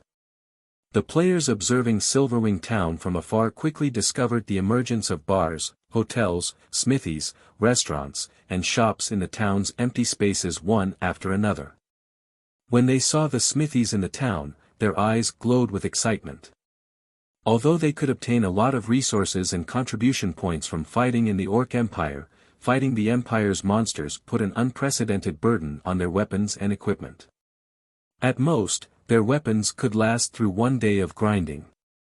Despite the Orc Empire being such a large map, guilds had only captured 4 towns thus far. Moreover, all 4 of the guild towns were in the Empire's outer area. If they wanted a fruitful harvest, they needed to grind in the neutral map's inner area at the very least. A round trip between the Empire's inner and outer areas took over 10 hours even on a mount. During the trip, there was even a risk of encountering a mid-sized or large-sized Orc patrol squad. If a team came across such a patrol squad, it would either get annihilated or suffer severe losses. On the other hand, not only was Silverwing Town located right beside the primordial divine ruin, but it was also close to the Empire's inner area. Even if they couldn't enter the primordial divine ruin, they could travel into the Orc Empire's inner area via Silverwing Town. Shifeng reached the guild hall's first underground floor. Standing inside the magic array carved in the center of the floor, Shifeng took out the Heroes chapter to summon Craig Midlands. Originally, Shifeng had intended to use this Heroes chapter on Zero Wing City. However, to increase Silverwing Town's security, he decided to use it on his newly acquired town instead. He placed the Heroes chapter on the magic array's core and started chanting the activation sequence. System, discovered specified Heroes chapter. Do you wish to pay 3,000 magic crystal to summon the specified hero? 3,000 crystals. How fraudulent. Shifeng was astonished by the price. Even during his previous life, the most expensive specified hero he summoned only cost 1,000 magic crystals. However, that wasn't the worst part. After all, to the current Zero Wing, 3,000 magic crystals was nothing at all. It was a different story if this was the cost of summoning a hero via a Heroes chapter. After players summoned a hero, they had to pay half the summoning cost every day to maintain the hero's mana body. In other words, after summoning Craig Midlands, he would have to pay 1,500 magic crystals every day to maintain the hero's existence. This price was the equivalent of 3 magic towers' operating cost. In the end, however, Shifeng gritted his teeth and chose to proceed with the summoning. Immediately, 3,000 magic crystals vanished from Shifeng's bag space. The mana inside the guild hall rapidly gathered in the magic array, visibly condensing into white mist. The mist further condensed into liquid mana, which gradually on a human form. Once the human form was complete, the liquid mana released a blinding glow. The Heroes chapter, which hovered above the magic array, transformed into lines of divine runes that merged with the liquid mana. Once the divine runes had fully merged with the liquid mana, the blinding glow dissipated. When Shifeng opened his eyes again, he saw a middle-aged man before him. The middle-aged man was clad in white robes and wore a golden crown. He also wielded a purple-gold, crystalline staff. Taking a closer look, Shifeng noticed white mist made of mana circulating the middle-aged man's body. It was as if the elemental mana within the floor had submitted to this middle-aged man and moved at the man's will. So, this is the Magic King Craig Midlands. Shi Feng could feel that even if he had the attributes of a level 66, tier 3 player right now, he was still insignificant before the level 66, tier 3 Magic King. Before Shi Feng could inspect Craig Midlands' attribute panel, he received a series of system announcements. Chapter 1730, Magic King's Ability. Inside the Silent Guild Hall, Shi Feng could not help but be stunned when he looked at the system announcements he just received. System announcement: the Orc King has obtained the Ironblood Staff and unified the various Orc tribes. Activating the regional dungeon Orc Capital City. System announcement: the Orc Empire has begun its invasion of its neighboring countries and constructed many teleportation war fortresses. System announcement: the Orc Empire has joined the Dark Alliance. The Orc Empire is now classified as a glory battlefield. Shi Feng wasn't the only person shocked by the appearance of these three system announcements. The players residing within the Orc Empire and its neighboring countries were all stunned by these sudden announcements. A regional dungeon, fortresses, and a glory battlefield? Is the system trying to turn the entire Orc Empire into a war zone? Shi Feng could not help but frown as he studied the contents of the system announcements. First of all, the Orc Capital City. The quantity and quality of resources available inside a regional dungeon located in a neutral map were far better than what regional dungeons located within kingdoms and empires could offer. Not to mention, the Orc Capital City was an Asura mode regional dungeon. Setting aside the quality of the weapons and equipment one could obtain from it, just the magic crystals one could get there would make it a target of competition for the various large guilds. Moreover, the Orc Capital City's level limit started from level 50 and ended at level 100. A regional dungeon that covered such a wide level range was extremely rare in God's domain. In the future, the large guilds would definitely contest fiercely for the Orc Capital City. Aside from the regional dungeon, the teleportation war fortresses would most likely become a fuse that would ignite a war between the major powers as well. The Orc Capital City was located in the core area of the Orc Empire. Just traveling from the outer area to the core area would most likely require dozens of hours. However, the teleportation war fortresses could shorten this travel time to just a few seconds. This was possible because of the teleportation arrays set up in these fortresses, which could teleport players to anywhere within their range, just like the four towers of elements. These fortresses were scattered around the inner and outer areas of the Orc Empire. As long as players could capture these fortresses from the Orcs, they could directly teleport to the core area of the Empire, possibly even to somewhere close to the Orc Capital City. For this reason, the various large guilds would definitely do everything they could to capture these war fortresses. Aggravating the situation in the Orc Empire even more, the Orc Empire had actually joined the Dark Alliance. With this, not only could players belonging to the Dark Forces move about fearlessly within the Orc Empire, but they would even receive help from the Orc Empire itself. Moreover, now that the entire Orc Empire had been classified as a glory battlefield, Dark players and normal players would be after each other's necks constantly inside the Orc Empire. The reason for this was the glory points that players would earn from killing players of the opposing faction. Meanwhile, these glory points could be used not only to exchange for top-tier equipment but also to obtain battlefield titles. These battlefield titles were much more valuable than any weapon or equipment. In fact, they could even aid players in their promotions. Hence, whenever a glory battlefield appeared, a festival of blood would ensue and continue until one side was completely defeated. Moreover, the losing faction would have to pay a very steep price. Due to these reasons, both factions would usually fight with everything they had. As Shi Feng tried to process all these sudden developments, his head ached. The appearance of an Asura mode regional dungeon should have been a good thing. However, the timing of the dungeon's appearance only served to further boost the value of Silverwing Town in the eyes of the various major powers. To make matters worse, even the Dark Forces were intervening in the affairs of the Orc Empire, throwing the Empire into even greater turmoil. If Zero Wing was not careful, it was very likely to fall victim to the struggles of the various major powers. At this moment, Sure Fong wasn't the only person troubled by this sudden turn of events.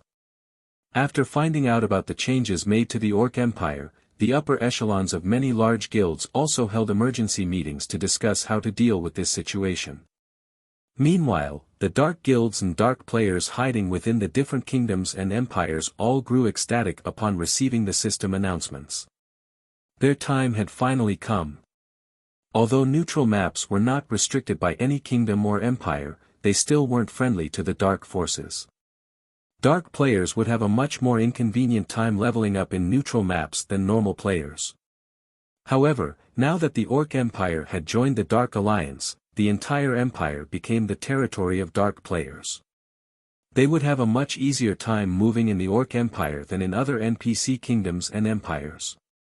In fact, they could even teleport directly into the Orc Empire. Moreover, they also wouldn't have to keep sneaking around and hiding their identities in the Orc Empire, as the Orcs were now their allies. Now, they could not only kill other players in such a favorable environment but also earn glory points in doing so. The Orc Empire was basically heaven to dark players like them right now. Even if some independent dark players were not particularly interested in this matter, the various dark guilds would definitely exploit this situation to the fullest. After all, this was a good chance for dark guilds to develop themselves. Wonderful. This is an excellent opportunity for our guild to establish a town. Ha ha ha. The era of dark players is finally here. For a time, countless dark players swarmed towards the Orc Empire. Ancient Rock City, Evil God's Branch Temple. After finding out about the latest changes of God's domain, Beast Emperor was also beaming with joy. Although the Evil God's Temple had no allies in God's domain, that did not mean he could not take advantage of this sudden development. There was a saying, "The enemy of my enemy is my friend." With the various large guilds and dark players at loggerheads, he could cooperate with the dark players to deal with Zero Wing. Doing so would allow him to exact his revenge and destroy Silverwing Town, as well as accelerate the collection of enough contribution points to hasten the invasion of Starmoon Kingdom. Wind, get in touch with the dark guilds in the different kingdoms and empires and tell them that I have a proposition for them. Beast Emperor said, chuckling wickedly. Understood. Wind Hunter nodded. He then ordered his subordinates in the Purple Thorns Empire to arrange for a meeting with the upper echelons of the various dark guilds. Meanwhile, inside the first underground floor of Zero Wing's Guild Hall in Silverwing Town, Sure Fong had recollected himself and returned his attention to Craig Midlands. Craig Midlands, Hero, Great Lord, Wizard Saint. Level 66.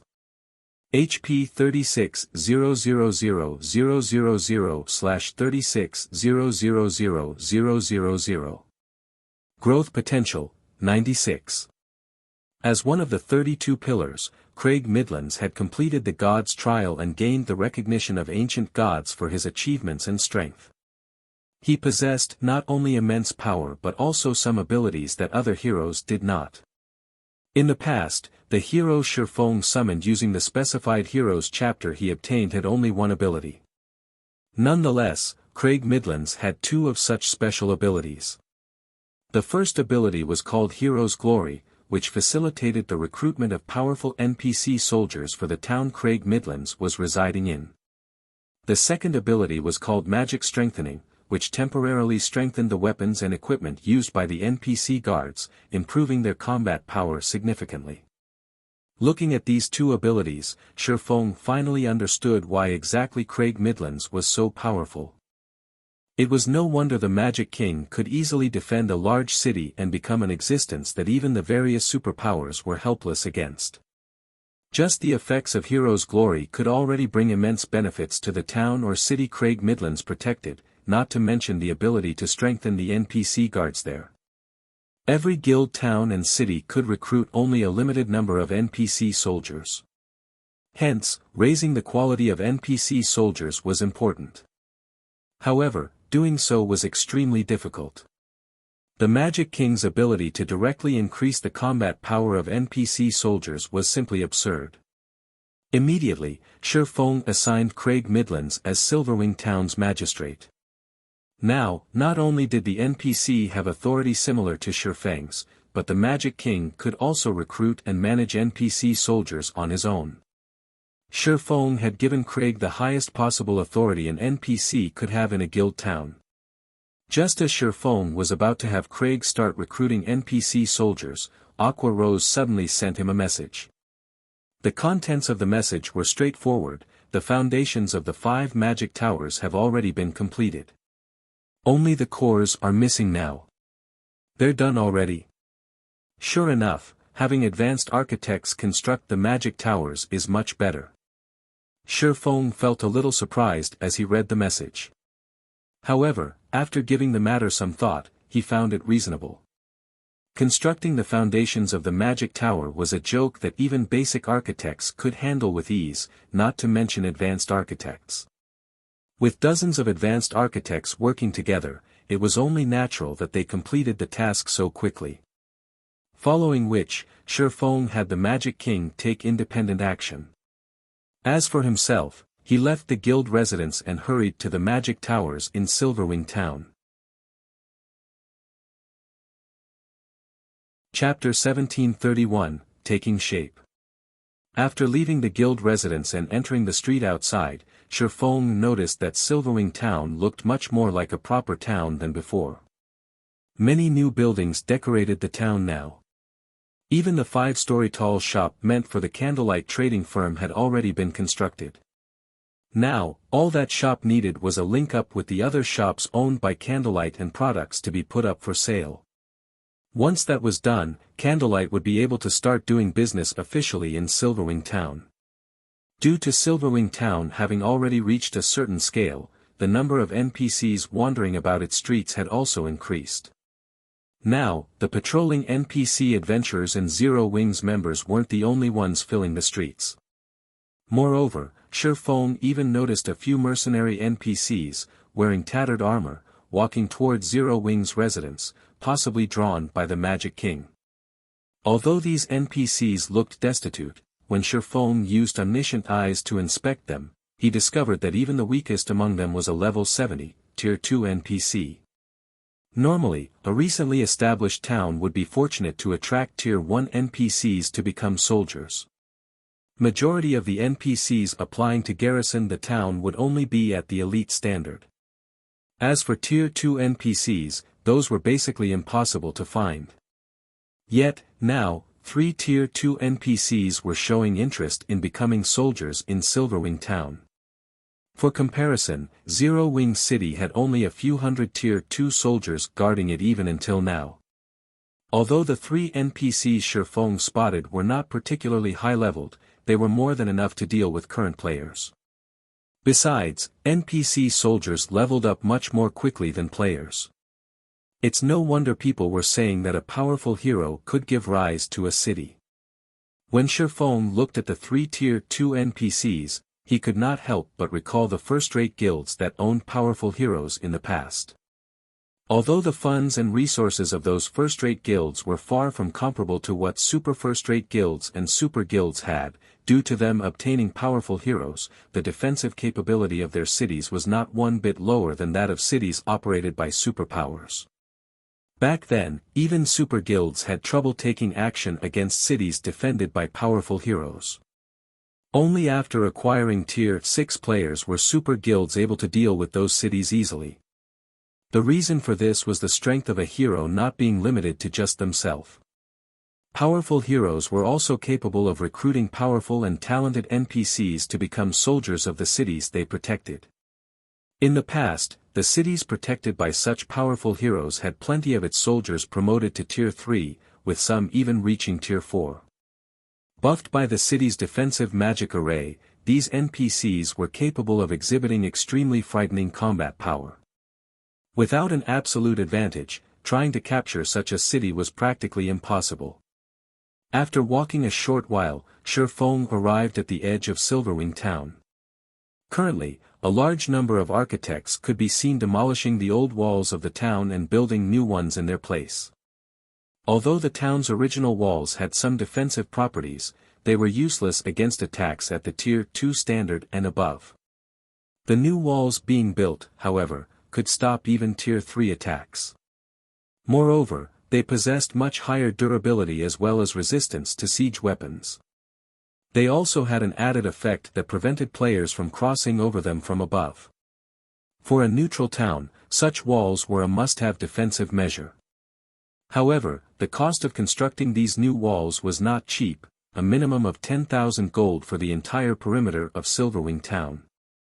If not for Zero-Wing having a money-printing machine like Zero-Wing City generating large amounts of coins every minute, the guild couldn't have afforded to construct these new walls, in addition to the various hotels, bars, smithies, and restaurants. If a first-rate guild were tasked with managing Silverwing town, the guild would be fortunate to get the basic facilities up and running. After all, the total cost of constructing Silverwing town and the basic facilities in it was already close to 120,000 gold. This was a huge sum of money even for current super first-rate guilds, not to mention first-rate guilds. However, this was only a small part of the necessary investments into Silverwing town. Zero-Wing still needed to construct a battle arena as well as multiple defensive structures. Those things cost a lot more money to build than hotels and smithies.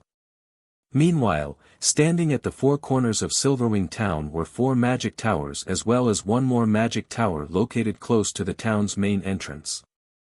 Guild leader, several superpowers have already contacted us.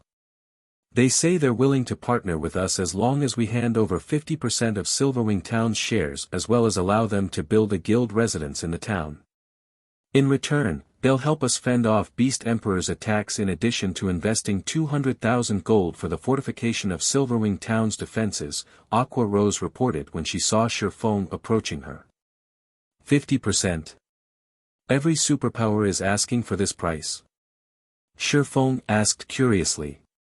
He was not particularly surprised by the fact that the various superpowers were offering to invest in Silverwing town. After all, such situations frequently occurred during his previous life. In the past, many first-rate guilds had, fortunately, come across a town-building order but lacked the strength to safeguard the town they built in a neutral map. In the end, these first-rate guilds would choose to partner with a superpower. The first reason for partnering with a superpower was to protect the town. The second reason was to free up more funds for the development of their own guilds. They would not have to sink everything they had into their neutral towns. MHM. Although there are slight differences in their offers, they have all stated that the 50% shares are a must, Aqua Rose replied, nodding. I've already tried negotiating with them on this point, but they all are of the opinion that we won't be able to hold Silverwing town against Beast Emperor. After factoring in the latest system announcements, they are even more unwilling to budge on this point. We've also just received news that Beast Emperor has managed to add another large batch of evil demons, evil beasts, and independent players to his forces. Right now, these forces are already making their way towards Silverwing town from Ancient Rock City. By the looks of it, Beast Emperor really plans on duking it out with us. What a bunch of old foxes. Shifeng could not help but chuckle upon hearing Aqua Rose's reply. Do they really think that Zero-Wing needs their help against Beast Emperor? Ignore those superpowers for now. All we need to do at the moment is have Zero-Wing City's elite and expert members come over to Silverwing town to develop themselves. If Beast Emperor sends any mythic monsters at us, have Cola and the others deal with them. Understood. I'll have them transfer over as soon as possible, Aqua Rose said, nodding. They might not have any way of dealing with the evil beasts and evil demons out in the fields, but none of those monsters should even think of approaching Silverwing town with its 5 magic towers. Even if Beast Emperor sent a mythic monster at Silverwing town, their side had Cola and many other Tier 2 players who wielded Tier 3 mana weapons. Including the buff from the magic towers, Cola and the others should have no problem going up against mythic monsters. After Shifeng was done speaking, he entered the closest magic tower and immediately began carving the magic circuits necessary for operating it. The magic circuits were formed using advanced magic arrays. For other players, this was a very difficult and time-consuming task. For Shifeng, who had already become a master magician, however, he could easily complete the necessary advanced magic arrays and connect them into a functioning magic circuit all by himself.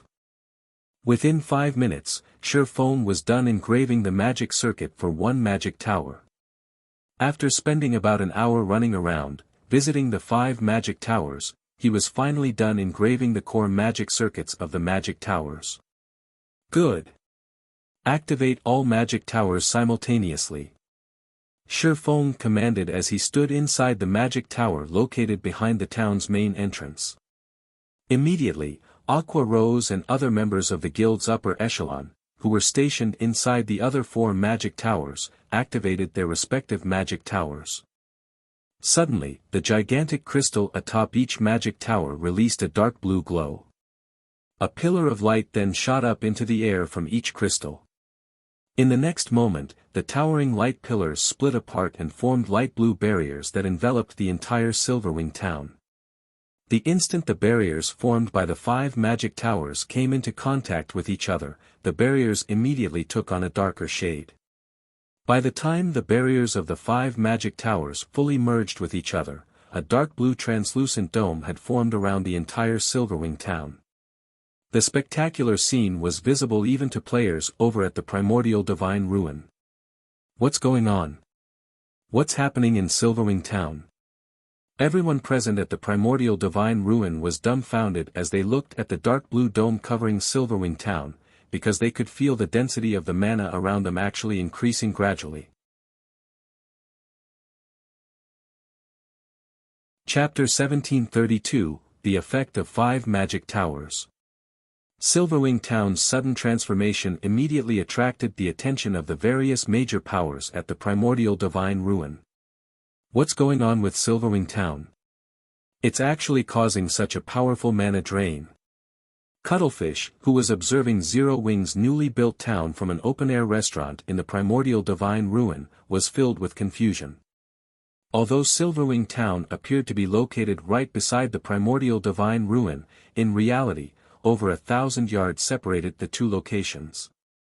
Despite the distance, the commotion in Silverwing town affected even the Primordial Divine Ruin. If the rise in mana density in the Primordial Divine Ruin was already so remarkable, what about inside Silverwing town? After thinking up to this point, Cuttlefish could not help but shudder. Nowadays, the understanding that superpowers had towards the effects of mana density was different from before. After conducting extensive research in libraries and live experiments, they had already discovered just how valuable locations with high mana density were. Areas with high mana concentrations did not only help players maintain a calm mind, allowing them to display greater combat power in return, but also accelerated the recovery of players' stamina and concentration. This situation enabled players to practice their combat techniques for extended periods without having to worry about running out of stamina and concentration. Meanwhile, the execution of combat techniques was different from that of spells and skills. In the case of spells and skills, one could activate them properly so long as the general movements were correct. In the case of combat techniques, however, one's movements needed to be extremely precise. Otherwise, the combat technique would do more harm than good to the user. In short, the difficulty of executing a combat technique was much greater than activating skills and spells. One required arduous practice just to learn to execute a combat technique properly. Hence, if one wished to practice a combat technique efficiently, having an environment that boosted stamina and concentration regeneration was a must. Uncle Cuttlefish, a report just came in from our scouts. It seems Zero Wing has constructed magic towers in Silverwing town. Moreover, the guild built 5 magic towers in one go, a crimson-armored Tier 2 berserker standing beside Cuttlefish reported. 5 magic towers? Did they see correctly? Cuttlefish revealed a stunned expression when he heard this. For a moment, he even wondered if he had misheard. It's true. They've sent a video recording. There are indeed 5 magic towers in the town, the Tier 2 Berserker replied, a bitter smile appearing on his face. He, too, had hoped that there was a mistake in the report. However, after watching the video recording, he couldn't deny this fact even if he wanted to. How is this possible? Cuttlefish's complexion darkened as he watched the video recording the Tier 2 Berserker forwarded to him. Wasn't it stated that each magic tower design allowed the construction of only 5 magic towers? At this point in time, the various large guilds were no longer strangers to the magic tower. After the first magic tower appeared in Stone Forest Town, the various large guilds had fervently searched for information about it, especially since the magic tower's existence allowed Stone Forest Town to become the #1 town in Starmoon Kingdom. In addition, as an advanced defensive construction, the magic tower provided the town with considerable defensive power. Even until now, the Crimson Emperor Guild had yet to build a single magic tower. Nevertheless, 5 magic towers had now appeared in Silverwing Town simultaneously. This was simply unbelievable. With these 5 magic towers, Silverwing Town's defensive power had increased significantly. Even if Beast Emperor wanted to destroy Silverwing Town, he would face an uphill struggle to do so. Not to mention, with the drastically heightened mana density, Silverwing Town's popularity among players would definitely increase even further. While inside a neutral map, players' stamina and concentration depleted very quickly. And even if they returned to an NPC town or city to recover, a full recovery would take quite a long time. Meanwhile, the increased mana density would significantly shorten the amount of time needed for players to recover, granting players more time to grind and do quests. One could just imagine how attractive Silverwing Town would be to the players trying to develop in the Orc Empire. With this, Crimson Emperor would also have much greater difficulty in acquiring the shares of Silverwing Town. At this moment, besides Cuttlefish of Crimson Emperor, members of the other superpowers present in the Primordial Divine Ruin were also frowning at this situation. Damn it! Just where did Zero Wing obtain another magic tower design from? The upper echelons of the various superpowers were filled with envy as they looked at the 5 magic towers of Silverwing Town. Right now, even a fool could tell that Silverwing Town had a promising future ahead of it. News about Silverwing Town having 5 magic towers spread like wildfire. For a time, the expert players that had been hesitating over developing themselves in the Orc Empire started migrating to the Empire in large numbers. Meanwhile, inside Silverwing Town. So, this is the effect of having 5 magic towers in a single town. Shifeng was a little surprised as he felt the density of the ambient mana. He also noticed an additional buff appearing in his status window. Spirited State.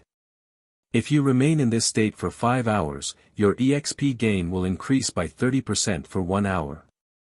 If you remain in this state for 10 hours, your EXP gain will increase by 30% for 2 hours.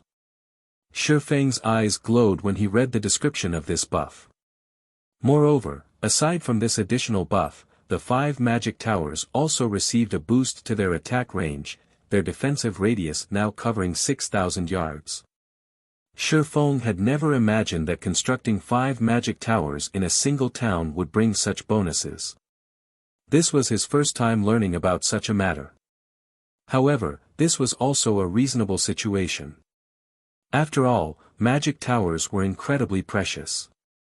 This was true even after 10 years had passed in God's domain. In his previous life, the various superpowers would split the magic towers they had to as many towns as possible. Even in important towns and cities, they would construct 3 magic towers at most. Nobody had been willing to spend an entire magic tower design on a single location. If the various large guilds in his previous life had found out that there was such a benefit from constructing 5 magic towers in a single location, most likely every guild that acquired a magic tower design would spend it entirely on a single town or city. After all, in Stone Forest Town, one needed to stay in a hotel to acquire this Spirited State buff. Yet, now, just being inside Silverwing Town granted players the buff. Only, the effects of the buff were inferior to the one gained by staying in Stone Forest Town's hotels, as the 30% increased EXP gain lasted only 2 hours. Even so, this buff was still extremely valuable. Now that such a benefit was available for free, the number of players willing to visit Silverwing Town would definitely increase even further. Most likely, the town would be able to develop into an intermediate town within a short period. Afterward, Shifeng called out Silverwing Town's system interface and allowed access to non-guild members. Quick, look! Silverwing Town is now open to the public. Some observers quickly noticed the change in the town's status. Suddenly, countless players swarmed into the town. I'm in a spirited state. What's going on? Is this a joke? We can accumulate 2 hours of increased EXP gain buff just by staying inside Silverwing Town. All hail Zero Wing. The players that entered Silverwing Town could not help but gape in shock when they looked at their status windows. Originally, Silverwing Town was already a very attractive location for players. After all, it not only boasted a higher mana density than even Stone Forest Town but was also located right beside the primordial divine ruin. Now that players could even gain the spirited state buff just by being in the town, Silverwing Town was basically heaven for players. Within just a few minutes of opening to the public, Silverwing Town's player population had already shot past 100,000. Moreover, this number continued to skyrocket. The player population would most likely zoom past 200,000 before the hour was over. Guild leader, we detected a large number of players and evil beasts heading in our direction through the magic towers. Many among these players are dark players. By the looks of it, they are planning to camp outside the primordial divine ruin and start a war of attrition with us, Aqua Rose said, frowning as she looked at the approaching evil beasts and dark players through the crystal ball of a magic tower. Beast Emperor sure is persistent. Shifeng could not help but chuckle as he looked at the images Aqua Rose sent him. Since that is the case, if they dare come close to the primordial divine ruin, make sure to give them a proper greeting using the magic towers. Chapter 1733, Earth-shattering blow. A large group of evil demons and evil beasts, easily over 50,000 in total, had set up camp in the wilderness outside of the primordial divine ruin.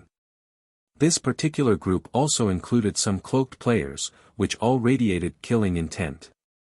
Just looking at these players could make one shiver. Some of these players didn't even bother with black cloaks to hide their identities, revealing the black IDs above their heads. It was obvious that these players had slain a frightening number of players. They were definitely not ordinary expert players. All of these players were very well geared. Despite recently reaching level 50, over half of their equipment consisted of level 50 mysterious iron and secret silver equipment. These pieces were definitely among the best available at this stage of the game. Wind, I'll say this first, the Crimson Horn Guild will only help you kill Zero Wings members.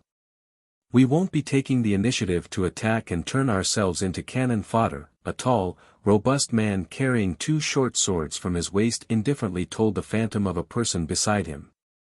Relax.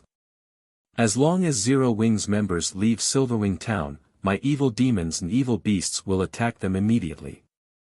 All you and your men need to do is find an opportunity to kill them.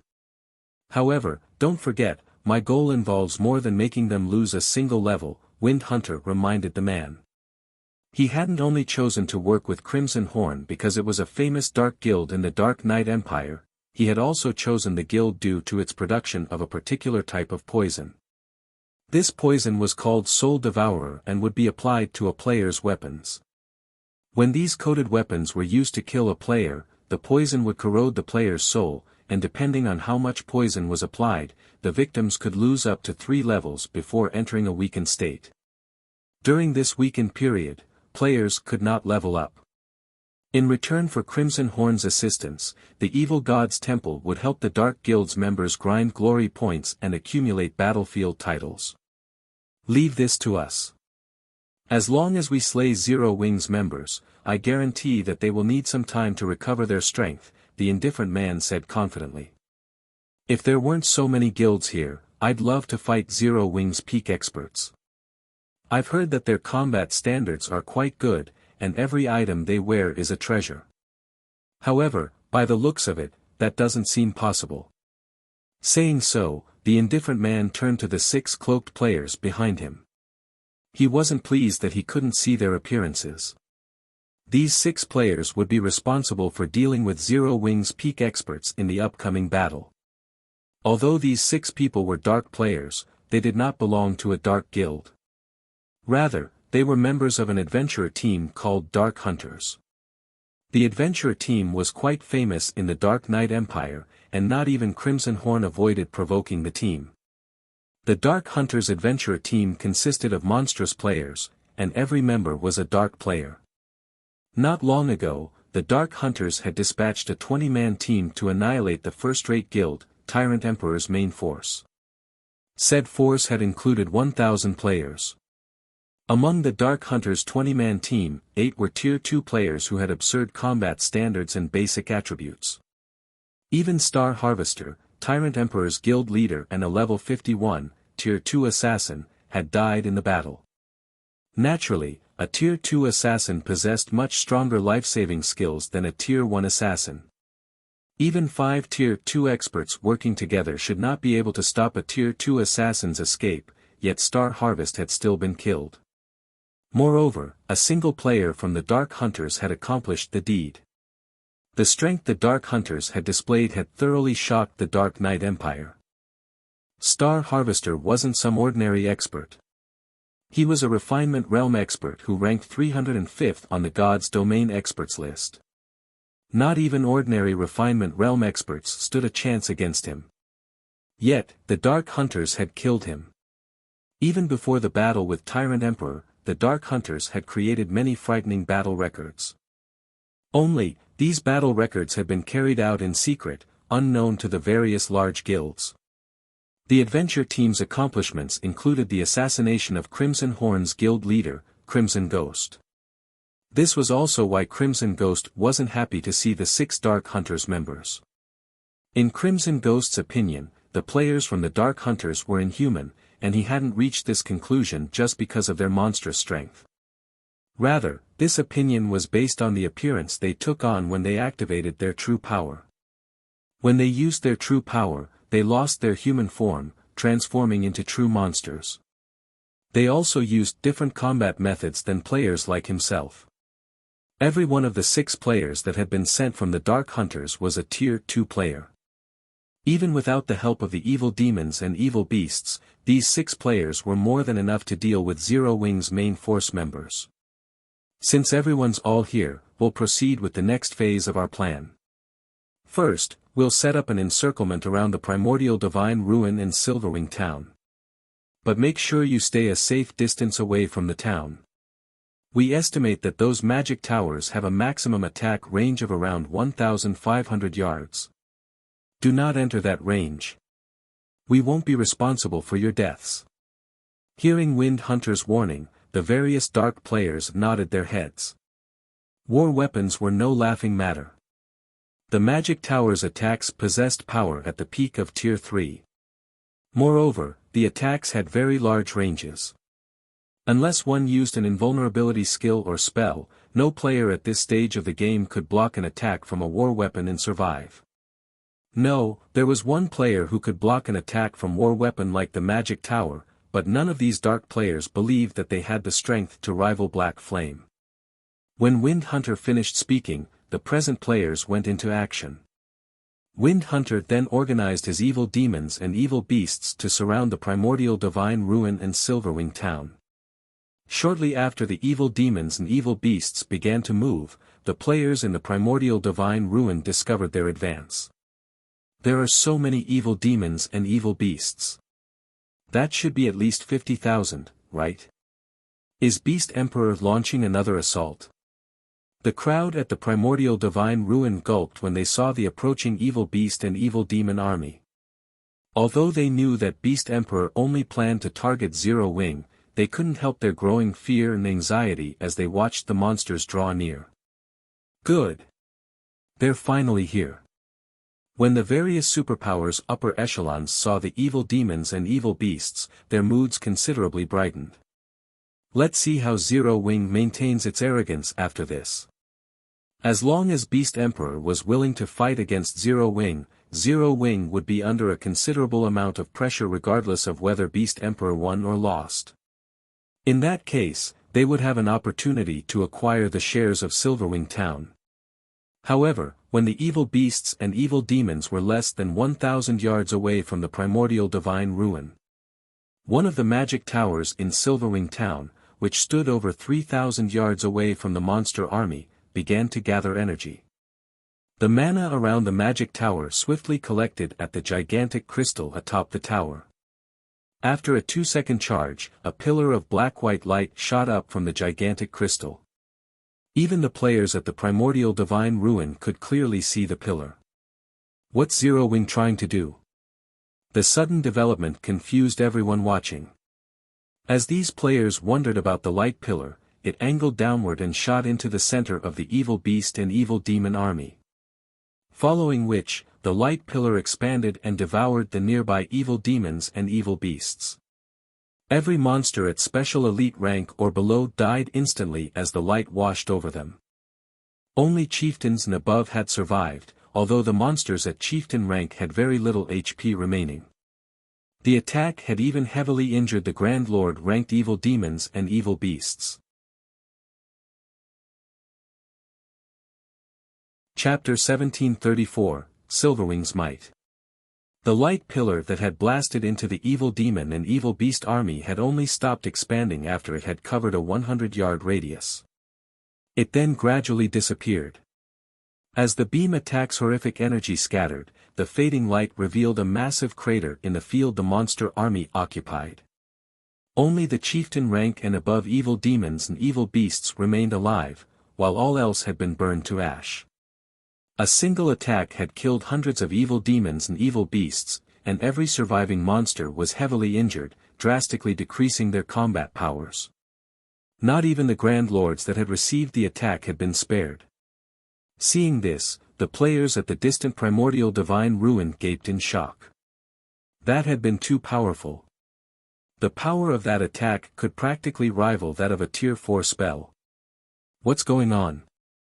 Didn't they say that Silverwing Town's magic towers should only have an attack range of roughly 1,500 yards? The expressions of Crimson Horn's members darkened as they stared at the crater only a short distance away. Had the beam attacks been shifted slightly, it would have killed more than just evil demons and evil beasts. The death count would have included players like them, as well. Crimson Horn's members weren't the only ones horrified by this sudden attack. The various superpowers members fell into heated discussions, finding Silverwing Town's attack inconceivable. How does that magic tower have such a long attack range? Cuttlefish wore an ugly look as he stared at the fading light pillar.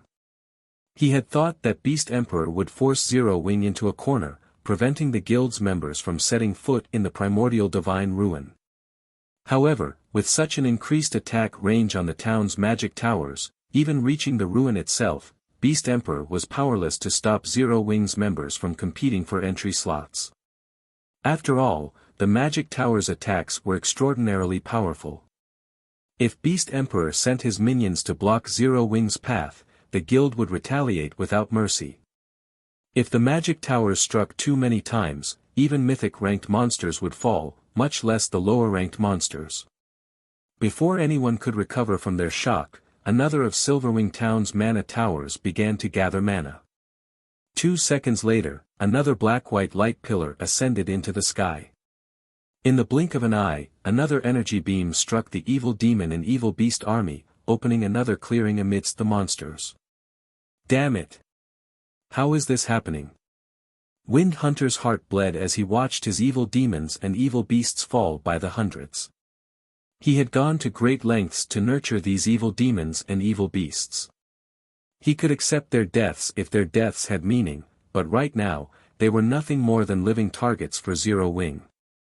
As Wind Hunter prepared to issue a new command, another beam attack slammed into his monster army. Boom! This time, the attack had taken the lives of more than just a large number of evil demons and beasts. Some of Crimson Horn's members hidden among the monster ranks had died instantly. Retreat! Everyone retreat! Crimson Ghost shouted through the teen chat with an ashen complexion. Dark guilds had far fewer members than ordinary guilds. A very powerful dark guild generally only had around 30,000 members. Crimson Horn had barely over that count. For this operation, Crimson Horn had dispatched 2,000 expert members, nearly every expert in the guild.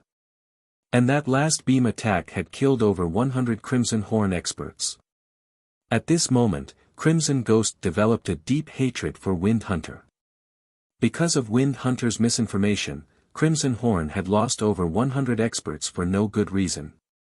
As dark players, the death penalty they suffered was much more severe than ordinary players.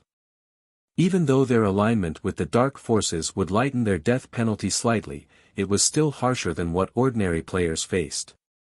Now that over 100 Crimson Horn experts had been killed, the guild had lost over 5% of its peak combatants. If they suffered another blow like that, the consequences would be unimaginable. Just as Crimson Horn's members began to retreat, Zero Wing's members flooded out of Silverwing town. Although only a little over 2,000 guild members had emerged, every one of them rode a majestic Thunder Wolf. The spectacular scene of 2,000+ Thunder Wolves stunned both the spectators and Wind Hunter's group. Bastards! Wind Hunter bellowed in rage as he watched Zero Wing's army charge towards him. After bombarding his army with the magic towers, Zero Wing actually took it a step further and sent its members to pursue his remaining forces. It was obvious that Zero Wing wanted to show everyone that the evil god's temple was not a foe worth worrying about. To make matters worse, Zero Wing had only dispatched a little over 2,000 members for the pursuit. If news of this spread, the evil god's temple's prestige would be tarnished. The temple would become a laughing stock in the Orc Empire. Immediately, Wind Hunter had his evil demons and evil beasts charge at Zero Wing's army, even going as far as to mobilize 2 mythic evil beasts. Although the magic tower's attacks were powerful, they couldn't easily take down mythic-ranked monsters. In fact, the 2 mythic evil beasts would have no problems escaping the battlefield even after annihilating Zero Wing's force. Moreover, with how far the magic towers could reach, Zero Wing wouldn't dare to fire on the evil demons and evil beasts as they clashed with the guild's members. Suddenly, one level 60+ evil demon and evil beast charged towards the incoming players, but before they could reach their targets, 2 more beam attacks plowed into the monster's frontline. The beams wiped out any elites and special elites they struck while leaving the rest heavily injured. After the 2 beam attacks descended, Zero Wing's members, who wielded mana weapons, finally made contact with the evil demons and evil beasts. The moment they did, they started a slaughter. The Zero Wing experts wielding tier 2 mana weapons could fight a lord-ranked evil demon or evil beast, even when the monsters were at their peak, toe-to-toe. Hence, the weakened chieftains and lords posed no threat to Zero Wing's melee players. In addition, the ranged DPS provided cover fire, and the healers maintained everyone's HPs from the rear. Overall, the first wave of evil demons and evil beasts that met Zero Wing's army in combat was no match for Zero Wing's army. Finally, the 2 mythic-ranked evil earth dragons arrived before Zero Wing's forces, their massive frames looming like 2 mountains. The evil earth dragons then released deafening roars as they swiped their massive claws at the enemy players. However, before their claws could reach the melee players before them, 2 figures appeared before each monster. One of these figures was Kola, while the other was Turtledove, and the 2 MTs had already activated the power of darkness, increasing their attributes significantly. Silver divine runes illuminated the tier 3 mana weapons in their hands, and once the 2 guardian knights reached the evil earth dragons, they swung these weapons at the incoming claws. Tier 2 skill, Divine Adjudication. A golden glow bloomed before the 2 guardian knights as the 2 evil earth dragons' gigantic claws abruptly halted mid-swing. No matter how much force they used, they couldn't even move their claws an inch farther. After a brief moment, 2 explosions shook the area. The 2 level 75 evil earth dragons stumbled 5 steps back, and the ground beneath them trembled as they moved. Before the mythic evil beasts could recover their stances, Kola and Turtledove advanced once again and arrived before their targets. They then swung their weapons, and the silver divine runes covering the Tier 3 mana weapons brightened as the blades fell on their targets. Tier 2 skill, Dragon Annihilator. Tier 2 skill, Current Blade. Kola and Turtledove used their respective legacy skills without hesitation. The moment their attacks connected with the evil earth dragons, the 2 mythic monsters let out agonizing cries as they were pushed back by 20 yards, a damage of over -800,000 appearing above each of their heads. Although the evil earth dragons' HP bars had only decreased by a very small fraction, barely noticeable to ordinary players, expert players with acute perception noticed the change. The players watching from the primordial divine ruin were frozen with shock, staring at Kola and Turtledove with dumbfounded expressions. Chapter 1735, A Nest of Monsters. Chapter 1735, A Nest of Monsters. The nearby Crimson Horn members couldn't help but gasp when the players pushed the evil earth dragon's titanic frames backward by over 20 yards. They were as shocked as if they had witnessed 2 ants push back a tiger and a lion. How is this even possible? Is Zero Wing just a nest of monsters? Both Crimson Horn's members and the various spectating players at the primordial divine ruin were at a loss for words. Aside from how massive the evil earth dragons were, just the fact that they possessed the strength of mythic monsters should make them impossible for players to go up against. Watching Black Flame kill a mythic evil demon had been scary enough, yet 2 more monstrous players had risen in Zero Wing. No. This can't be possible. They must have used some kind of special potion to boost their strength. They can't keep this up for long. Wind Hunter's eyes nearly fell from their sockets when he saw the evil earth dragon slide back. He was sure that Kola and Turtledove must have used some special method to grant them the strength to face mythic monsters for a short time. There were certain tools in God's domain that could grant players extraordinary power for a short time. Even Wind Hunter had such a tool in his possession, but it wasn't strong enough to allow him to go toe-to-toe with a mythic monster. As for the possibility that Zero Wing actually had 2 more players on Black Flame's level, that was simply absurd. He absolutely refused to believe that Zero Wing could produce 3 experts that could contend with mythic monsters on their own. Thinking up to this point, he commanded the evil earth dragons to continue their assault against the 2 guardian knights.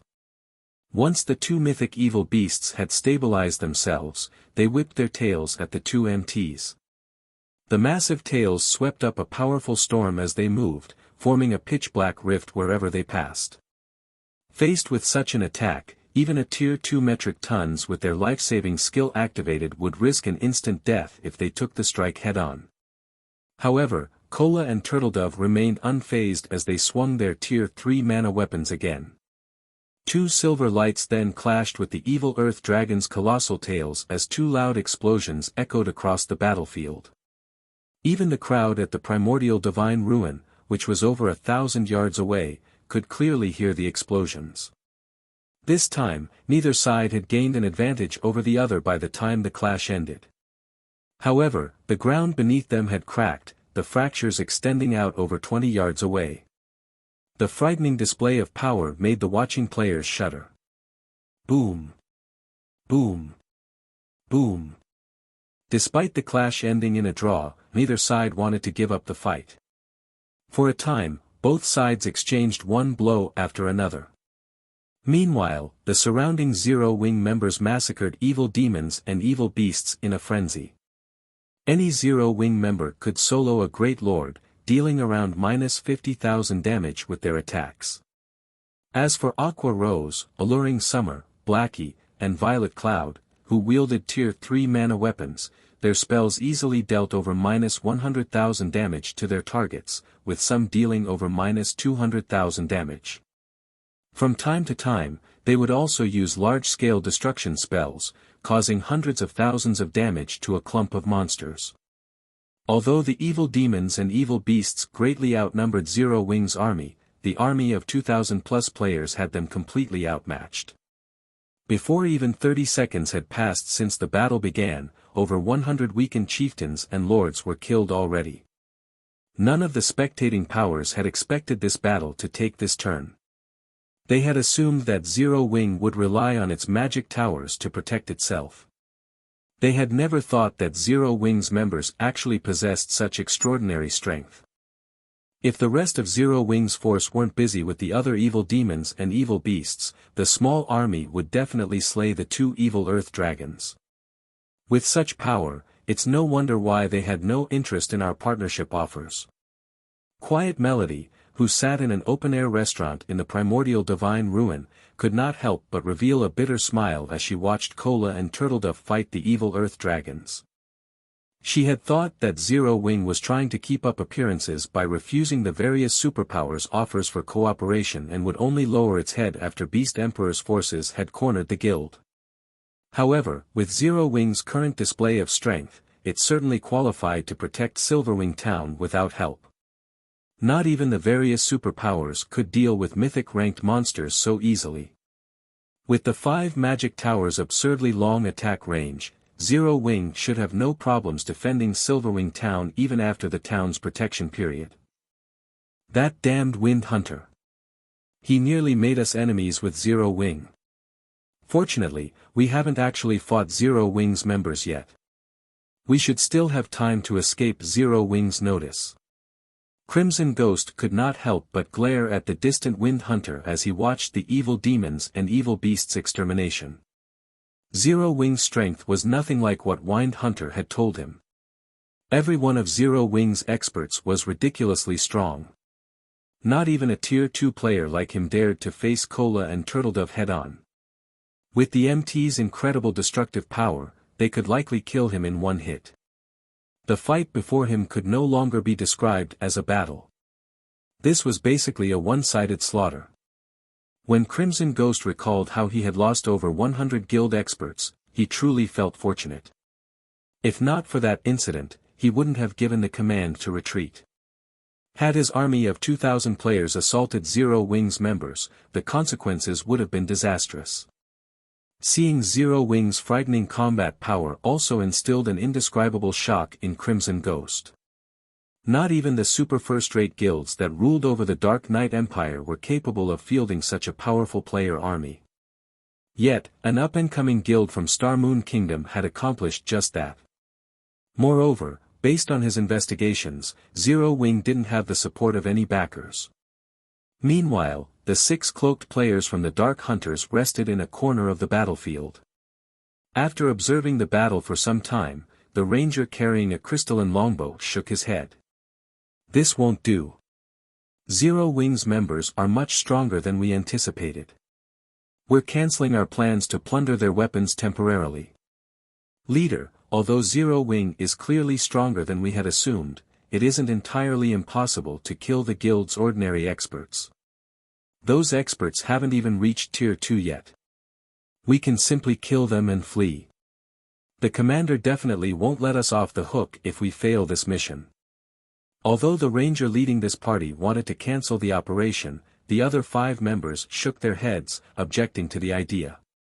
When they thought about how frightening their commander was, in particular, and the punishment awaiting them if they failed, they couldn't help but shudder. Their party leader might be able to bear the penalty, but they couldn't.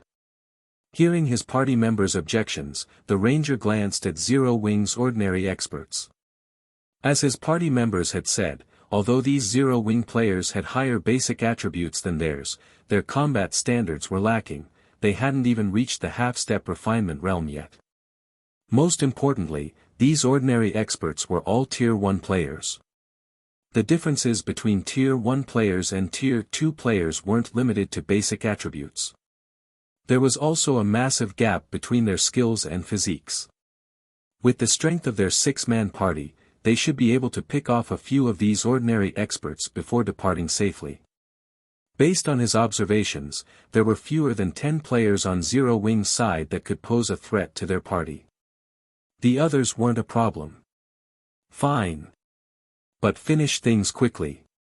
Flee as soon as you get your hands on their weapons, the ranger said, nodding after giving the matter some thought. Their mission required that they obtain the weapons Zero Wing's peak experts wielded, but trying to kill Kola and the others was too much of a challenge right now. On the off chance that Zero Wing's peak experts surrounded them, their deaths would be almost certain. If they targeted the weaker experts, though, they'd have higher chances of success. Although they wouldn't obtain the weapons Zero Wing's peak experts wielded, at least they wouldn't return empty-handed. Under the Ranger's lead, the Dark Hunter's 6-man party charged towards Zero Wing's members, who were embroiled in a battle with the evil demons and evil beasts. Chapter 1736, Confrontation with the Dark Hunters. Chapter 1736, Confrontation with the Dark Hunters. On the chaotic battlefield, Kola and Turtledove continued to block the evil Earth Dragon's attacks. Meanwhile, the other Zero Wing members frantically cleared out the heavily injured evil beasts and evil demons, rapidly dwindling the army's numbers. The battle was thoroughly in Zero Wing's favor. Because of this, Zero Wing's excitement continued to mount as they fought. The mana weapons' incredible attack power couldn't compare to their normal weapons, and even though they were Tier 1 players, they completely overwhelmed the Lord-ranked evil demons and evil beasts. Although the slain monsters didn't drop any loot, these players did receive a bountiful amount of EXP. After fighting for just a short moment, their experience bars had grown by a noticeable chunk. Upon reaching their level, they required a ridiculously high amount of EXP for each level up. Sometimes, they'd grind for 10 minutes straight without any noticeable change to their experience bars. Now, however, they should be able to gain enough EXP for a full level after fighting these evil demons and evil beasts for 3 hours or so. With how generous the EXP was from killing these monsters, they had to take advantage of this opportunity as much as possible. Even the spectators at the primordial divine ruin were jealous of Zero Wing's members. It was not very often players encountered such a large army of high-ranked monsters. Even if they did, most players did their best to stay out of the monsters' way. Trying to fight such a powerful monster army guaranteed casualties, after all. The losses would completely outweigh the gains. However, now that Zero Wing had Kola and Turtledove to pin down the evil Earth Dragons, and Zero Wing's other members had the strength to overwhelm the other evil beasts and evil demons, Zero Wing's army could safely grind these enemy monsters. Why wouldn't they be jealous of Zero Wing? It seems Beast Emperor has only failed again. Quiet Melody could not help her bitter smile when she saw that the evil demons and evil beasts had begun to retreat. After this battle, Beast Emperor wouldn't be able to touch Zero Wing at the primordial divine ruin again. Big Sis Melody, look over there. A few dark players seem to be charging into the battle, Blue Jade said suddenly as she pointed at the 6 figures rushing into the heart of the battlefield with flying speed. They must intend to attack Zero Wing. These 6 players were none other than the 6 from the Dark Hunters adventure team. What a powerful concealment technique. Who are those people? Quiet Melody watched the rapidly moving figures with astonishment. As one of the Sacred Temple's Vice-Temple Masters, she had more than great combat power. She also possessed acute perception. Although the 6 players hid their identities and appearances with black cloaks, Quiet Melody could tell that they were all Tier 2 players based on their movement. Tier 2 players had far higher basic attributes than Tier 1 players, and their mobility wasn't something that Tier 1 players could hope to rival. Hence, it was very easy to differentiate between Tier 1 and Tier 2 players. However, what truly surprised Quiet Melody was the 6 players' movement technique. All 6 moved with incredible stealth. As they weaved their way through the army of monsters, they were able to utilize the surrounding monsters' bodies and auras to hide themselves. It was likely that even she wasn't as adept at concealing herself and her aura as these 6 players were. If not for her bird's-eye view of the battlefield, she wouldn't have discovered these 6 players at all. What? The Dark Hunters are actually making a move. Crimson Ghost, who had long since retreated from the battlefield, could not help his surprise when he noticed the 6 figures approach Zero Wing's army. At this point, Zero Wing's superiority in this battle could not be any more obvious. There was no reason to continue this fight with the guild, yet the 6 Dark Hunters insisted on doing so. Crimson Ghost was truly confused. Elsewhere on the battlefield, Wind Hunter had noticed the 6 Dark Hunters players moving towards Zero Wing's army, as well. They're going to strike. Wind Hunter's frown relaxed slightly. Originally, he hadn't planned on enlisting the help of the Dark Hunters adventure team in this fight against Zero Wing. Beast Emperor had invited them. Moreover, Beast Emperor had even specifically instructed him not to provoke the Dark Hunters casually. It was clear that even Beast Emperor was a little afraid of this adventurer team known as the Dark Hunters. Initially, Beast Emperor's decision had left him slightly disgruntled, but after seeing that all 6 of the adventurer team's representatives were Tier 2 players, his opinion of the Dark Hunters had changed slightly. When he had tried to fight one of these representatives, he had learned exactly how powerful these 6 players truly were. If these 6 players were pitted against a 1,000-man team of ordinary Tier 1 experts, the expert army would suffer catastrophic losses even if the 6 eventually died. When the 6 Dark Hunters had stated their intentions to hunt Zero Wing's peak experts, he had agreed without hesitation because of this. Originally, he had thought that the Dark Hunters had planned to abandon this fight like Crimson Horn's members had. He never thought that the Dark Hunters would still make a move. This was definitely good news for him. As Wind Hunter considered his next move, the 6 Dark Hunters reached the edge of Zero Wing's army. "Start the attack," the leading ranger commanded as he watched a group of Zero Wing members. The ranger then retrieved the crystalline longbow from his bag, simultaneously firing 9 arrows. Combat technique, 9-star strike. Suddenly, the 9 arrows split and flew at 9 different Zero Wing players. Moreover, every arrow targeted the players' blind spots. Dang! Dang! Dang! Although the ranger's aim had been accurate, the 9 Zero Wing members noticed the attacks and responded by swinging their weapons at the incoming projectiles. However, they felt as if they had struck an immovable wall the moment their weapons touched the arrows. Not only did the resulting vibrations hurt their arms, but they were also forced to retreat. The power the arrows contained could even rival a High Lord's attack. As Tier 1 players, they wouldn't be able to block such an attack unless they used their berserk skills. However, Zero Wing's ordinary experts all wielded Tier 2 mana weapons, which granted them great strength. They could also stabilize their postures after retreating about 4 steps. Unfortunately, before the 9 Zero Wing members could locate their attacker, they noticed multiple skills and spells flying at them from multiple directions. Before they could react, these skills and spells smashed into them. Needless to say, these attacks had originated from the other 5 Dark Hunters. The 9 players from Zero Wing rapidly lost HP. Only the plate armor classes retained around 2/3 of their HP, while the rest had more than 50%. After the brief clash, the 9 Zero Wing members realized that they had encountered a powerful foe. They immediately activated their mana weapons, attacking their ambushers. Facing attacks that could rival the power of High Lords, the 6 Dark Hunters chose not to block the attacks directly, but to dodge or deflect them. This situation rendered the 9 Zero Wing members utterly helpless about their current predicament. Before the rear-line healers could heal the 9 injured players, the 6 Dark Hunters launched another wave of attacks, easily slipping past the Zero Wing members' defenses and killing the 9 experts instantly. This shocked the nearby Zero Wing players.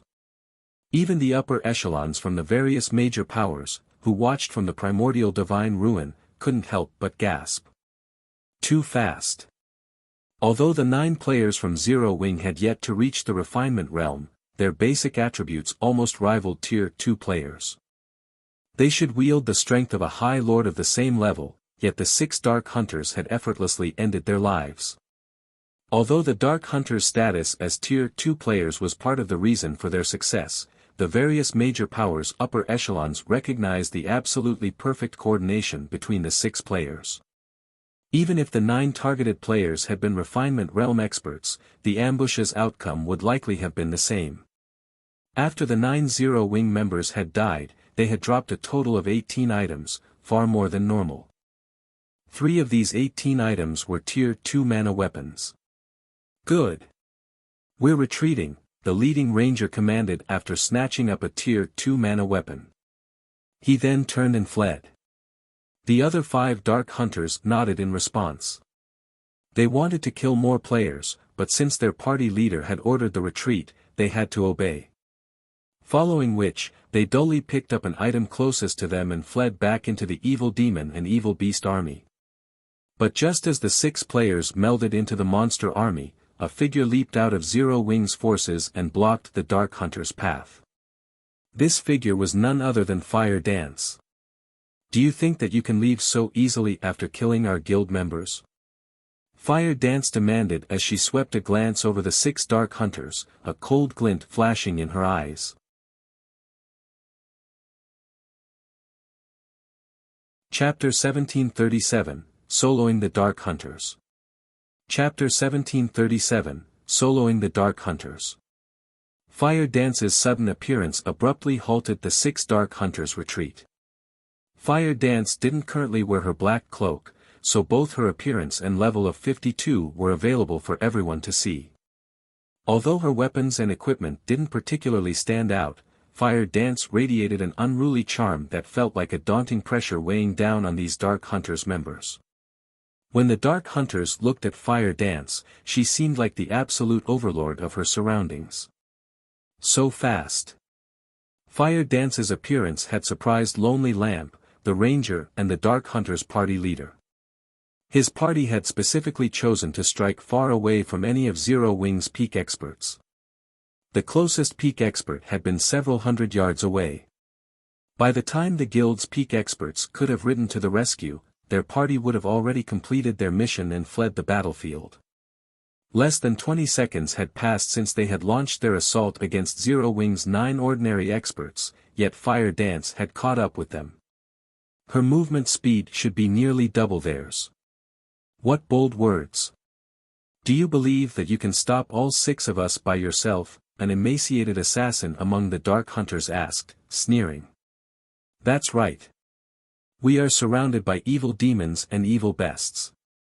Do you really think your allies can come to your aid in time? A beautiful female elementalist said with a faint smile. Our original mission was to kill Zero-Wing's peak experts like you. Now that you dare to block our path, we'll just use this opportunity to kill you.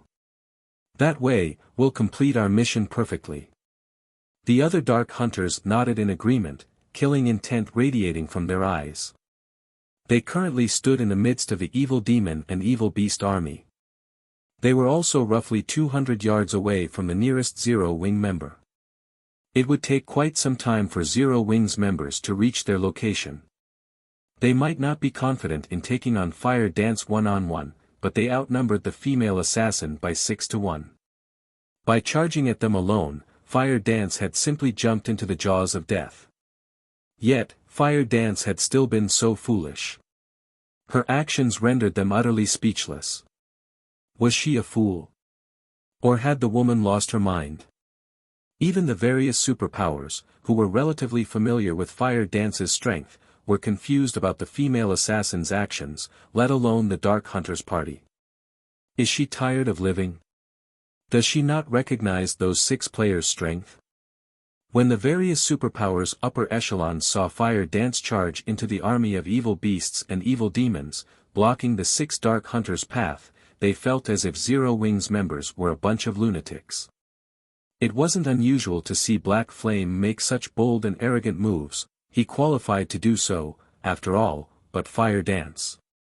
Ha ha ha. Zero-Wing is finally going to suffer a little. Wind Hunter could not help but laugh at the situation. When he noticed Zero-Wing's members trying to reach Fire Dance to offer their help, he commanded some of his evil demons to stop them. While the 6 dark hunters had spoken, they had subtly surrounded Fire Dance, preventing her escape. Watch her speed. Ranged players, maintain your distance from her. Sharp, you'll be the distraction. Make sure she doesn't escape. We have to finish this fight as quickly as possible. Lonely Lamp commanded as he retrieved his crystalline longbow from his back. The other 5 dark hunters nodded in response. The emaciated assassin, Sharp Blade, then charged at Fire Dance with a Tier 2 Berserker and a Tier 2 Swordsman close behind him. At the same time, the Tier 2 Cleric at the rear cast the Tier 2 instantaneous spell, Holy Mark on Fire Dance. Now, even if Fire Dance used Vanish and entered a forced stealth state, their party could keep track of her. As for Lonely Lamp and the Tier 2 Elementalist, they coordinated their attacks, firing from the female assassin's sides. In the blink of an eye, multiple attacks flew towards Fire Dance from different locations. Pay for your arrogance.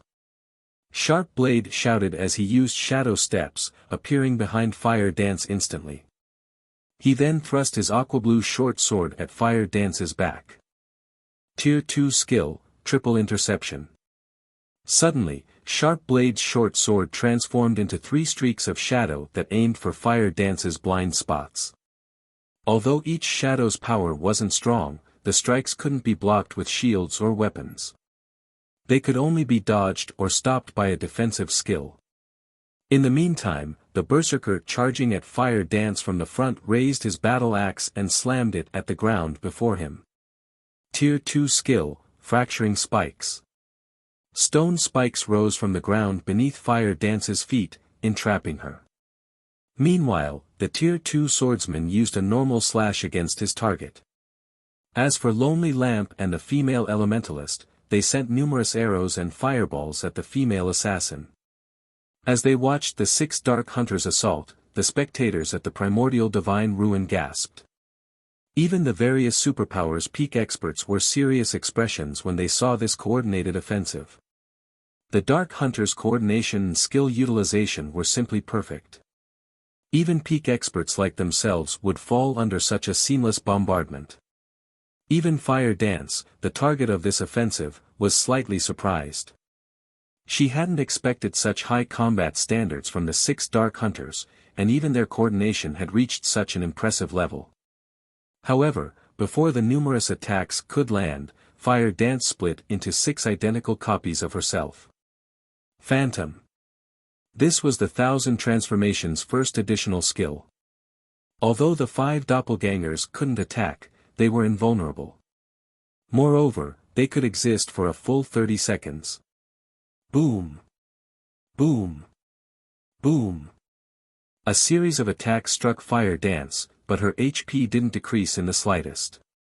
Meanwhile, Fire Dance's sudden split and 6 copies had stunned the Dark Hunters slightly, and they paused for a brief moment. These are doppelgangers that can't attack. One of these 6 doppelgangers must be the real assassin. Lan Hua and I will attack the doppelgangers. The rest of you need to keep an eye out for the real body. Lonely Lamp shouted, reacting quickly to the new development. Although doppelganger skills like the one Fire Dance had just used were rare in God's domain, some did exist. Hence, players had learned of ways to counter these skills.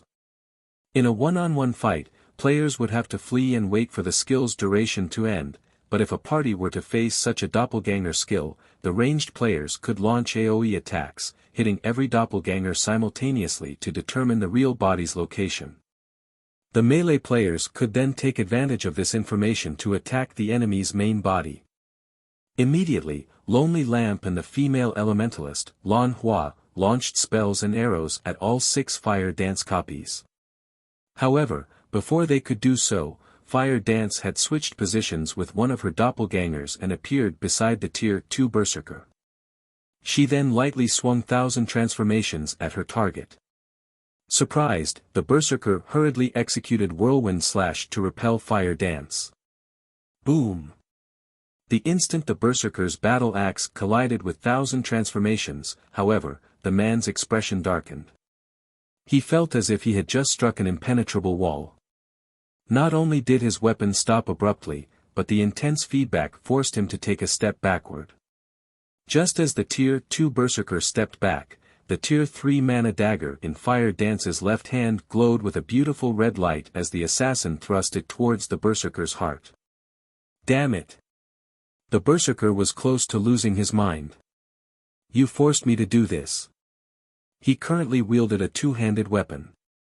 In terms of strength, he should be stronger than players who used one-handed weapons, yet Fire Dance had surprised him by relying on 1,000 transformations. Her first attack didn't leave him any energy to deal with the weapon in her left hand. As the Berserker finished his statement, his skin began to turn a dark shade of red. His body then seemed to grow a little larger, and just as the Tier 3 mana dagger was about to reach the Berserker, two long swords appeared, blocking its path. Boom! Following the sound of an explosion, Fire Dance involuntarily took 3 steps backward, and she gave the Tier 2 Berserker before her a surprised look. The Berserker no longer resembled a human. Instead, he had taken the form of a four-armed, humanoid lizard. The Berserker now wielded 2 one-handed axes and 2 long swords in his 4 hands. You're quite impressive to force me to transform. But I'll be taking your life now, the Tier 2 Berserker sneered as he charged at Fire Dance. Silence dominated the battlefield. Meanwhile, the spectating crowd at the Primordial Divine Ruin watched this unbelievable scene with dropped jaws. A player had actually transformed into a monster. A mutated player? Shifeng revealed a surprised expression when he saw the Tier 2 Berserker from Silverwing Town's walls.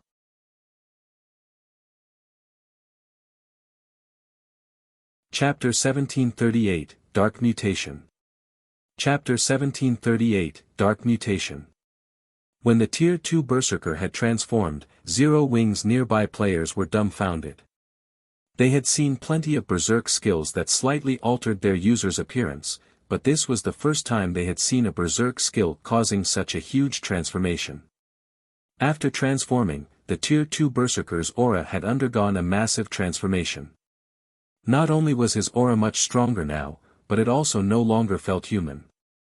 However, this was still not the worst part. The most important change was to the Berserker's body. Currently, the Berserker had 4 arms instead of 2. Of course, having an extra set of arms wasn't necessarily a good thing as human minds weren't accustomed to controlling more than one set of arms. If a person suddenly grew an extra set of arms, they'd have some difficulty controlling the new appendages. However, if the Berserker could control all 4 arms properly, he'd have a massive advantage in battle. A player with 4 arms would be able to execute more varied attack methods than a player with a single set. The 4-armed player could also commit 2 arms to offense and 2 to defense. If the Tier 2 Berserker could coordinate all 4 of his arms properly, his combat power would double at the very minimum. Meanwhile, the various Powers spectating members were dumbfounded by the Berserker's transformation. What did he do? Did he really use a berserk skill? There's such a transformation skill in God's domain as well. Curiosity filled the spectating crowd as they watched the transformed Tier 2 Berserker. Even the various superpowers upper echelons had no idea of what the Berserker had just done. In fact, the Berserker's transformation had surprised them even more than watching Kola and Turtledove tank 2 mythic evil beasts. The Tier 2 Berserker's transformation had shattered their understanding of God's domain. Sure enough, he still had to use it. Lonely Lamp could not help but sigh when he saw Dark Bear, the Tier 2 Berserker, transform. This was the Dark Hunters Adventure team's greatest secret. Not many people knew about this transformation ability. However, now that they had revealed this secret to the public, their adventure team would definitely face trouble in the future. However, the Berserker's decision to transform didn't particularly surprise him. After all, Fire Dance had displayed extraordinary combat power. Had Dark Bear refused to transform, she would have likely killed him already. Aside from Lonely Lamp and the other Dark Hunters members, only Shifeng had a clear idea of what was happening as he watched the battle from Silverwing Town's walls. The Tier 2 Berserker's transformation ability was known as Mutation in God's domain. Mutation was a method of increasing one's combat power by abandoning one's human body. It was somewhat similar to Demon Player's demonification. The transformation process had no time limit, and it could be activated and deactivated at any time. To become a mutated player, one had to perform a particular ritual, which required the sacrifice of many players, even dark players. In addition, despite being dark players themselves, mutated players hunted other dark players. They did so because it was the only way a mutated player could mutate further and grow stronger. This was akin to how demon players improved their ranks. Only, mutated players had more of a restriction than demon players. Moreover, mutated players gained more combat power when they transformed than demon players. This was because, in their mutated form, mutated players would gain a body that was far more suitable for battle. Their attributes and life ratings also increased. In return, physical control became more difficult. Mutated players had a harder time remaining calm in their mutated form, as well. But one had to admit that mutation allowed players to become extremely powerful. Shifeng had never expected to find a mutated player at this stage of the game. By becoming a mutated player, players took a similar stance as the evil god's temple, becoming antagonistic to both dark and normal players. Furthermore, gaining a mutation was incredibly difficult as the process couldn't be conducted on the god's domain continent. Normally, mutated players would only appear after pathways between the continent and other worlds opened. Back on the battlefield, after a short moment of silence, the transformed Berserker charged at Fire Dance. Not only had the Berserker gained an extra set of arms after his transformation, but his movement speed and reaction speed had also undergone a qualitative transformation. In the blink of an eye, the Berserker appeared before Fire Dance. He then swung his one-handed axes down at the female assassin, while his two longswords flew towards Fire Dance's sides. The weapons moved so quickly that even Tier 2 players would barely be able to keep up with them. Die! As Dark Bear shouted, his arm muscles bulged, and his weapon's speed increased even further.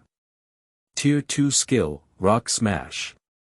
Once Fire Dance recovered from her shock, she simply swung the Tier 3 mana dagger at the incoming axes, rather than activating a life-saving skill to protect herself from the sudden assault. Silver divine runes lit up along the dagger as it was about to collide with the axes. Boom! Sparks scattered as the weapons collided, and the resulting impact's shockwaves cracked and shattered the ground beneath the weapons.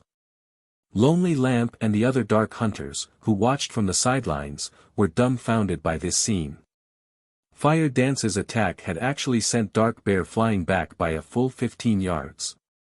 When Dark Bear landed, his arms, which wielded the two axes, trembled violently, whereas the axes themselves released a low hum.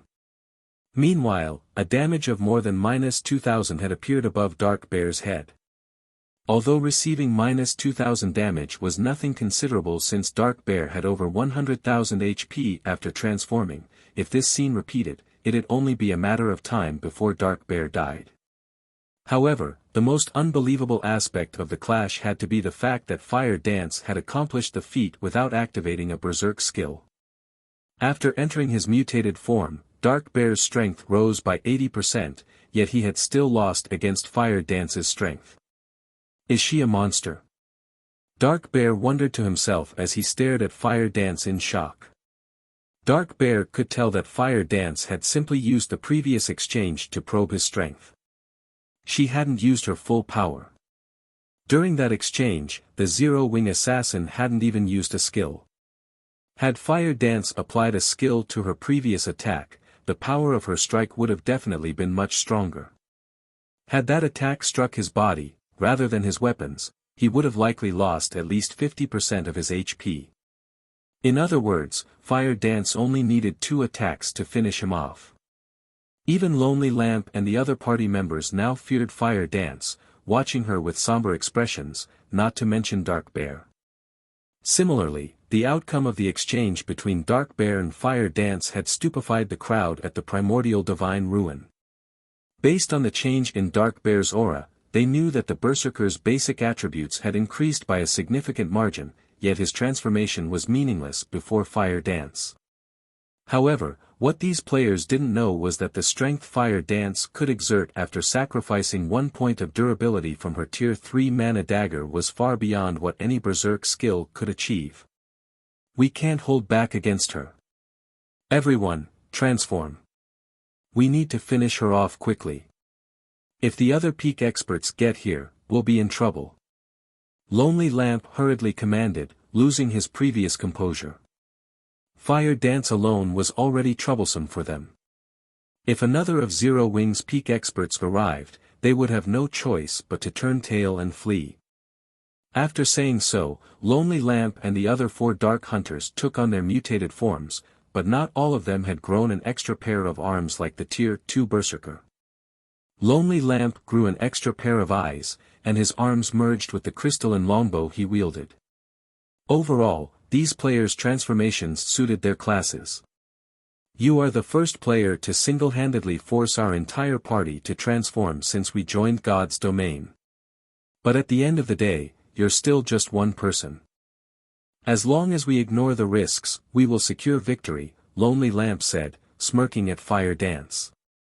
He then retrieved 12 black arrows that radiated a horrific aura from his bag. At this point, Lonely Lamp had no intention of holding anything back. He had found these 12 black arrows from an ancient ruin, and each of them had the power of a peak Tier 3 attack. They even posed a threat to Tier 4 existences. Is that so? What if you have to face 2 people? Suddenly, a dull voice reached the Dark Hunters from their surroundings, echoing powerfully in Lonely Lamp's mind. In the next moment, a massive spatial tear appeared beside Fire Dance. Shifeng's figure then slowly stepped out of the spatial tear.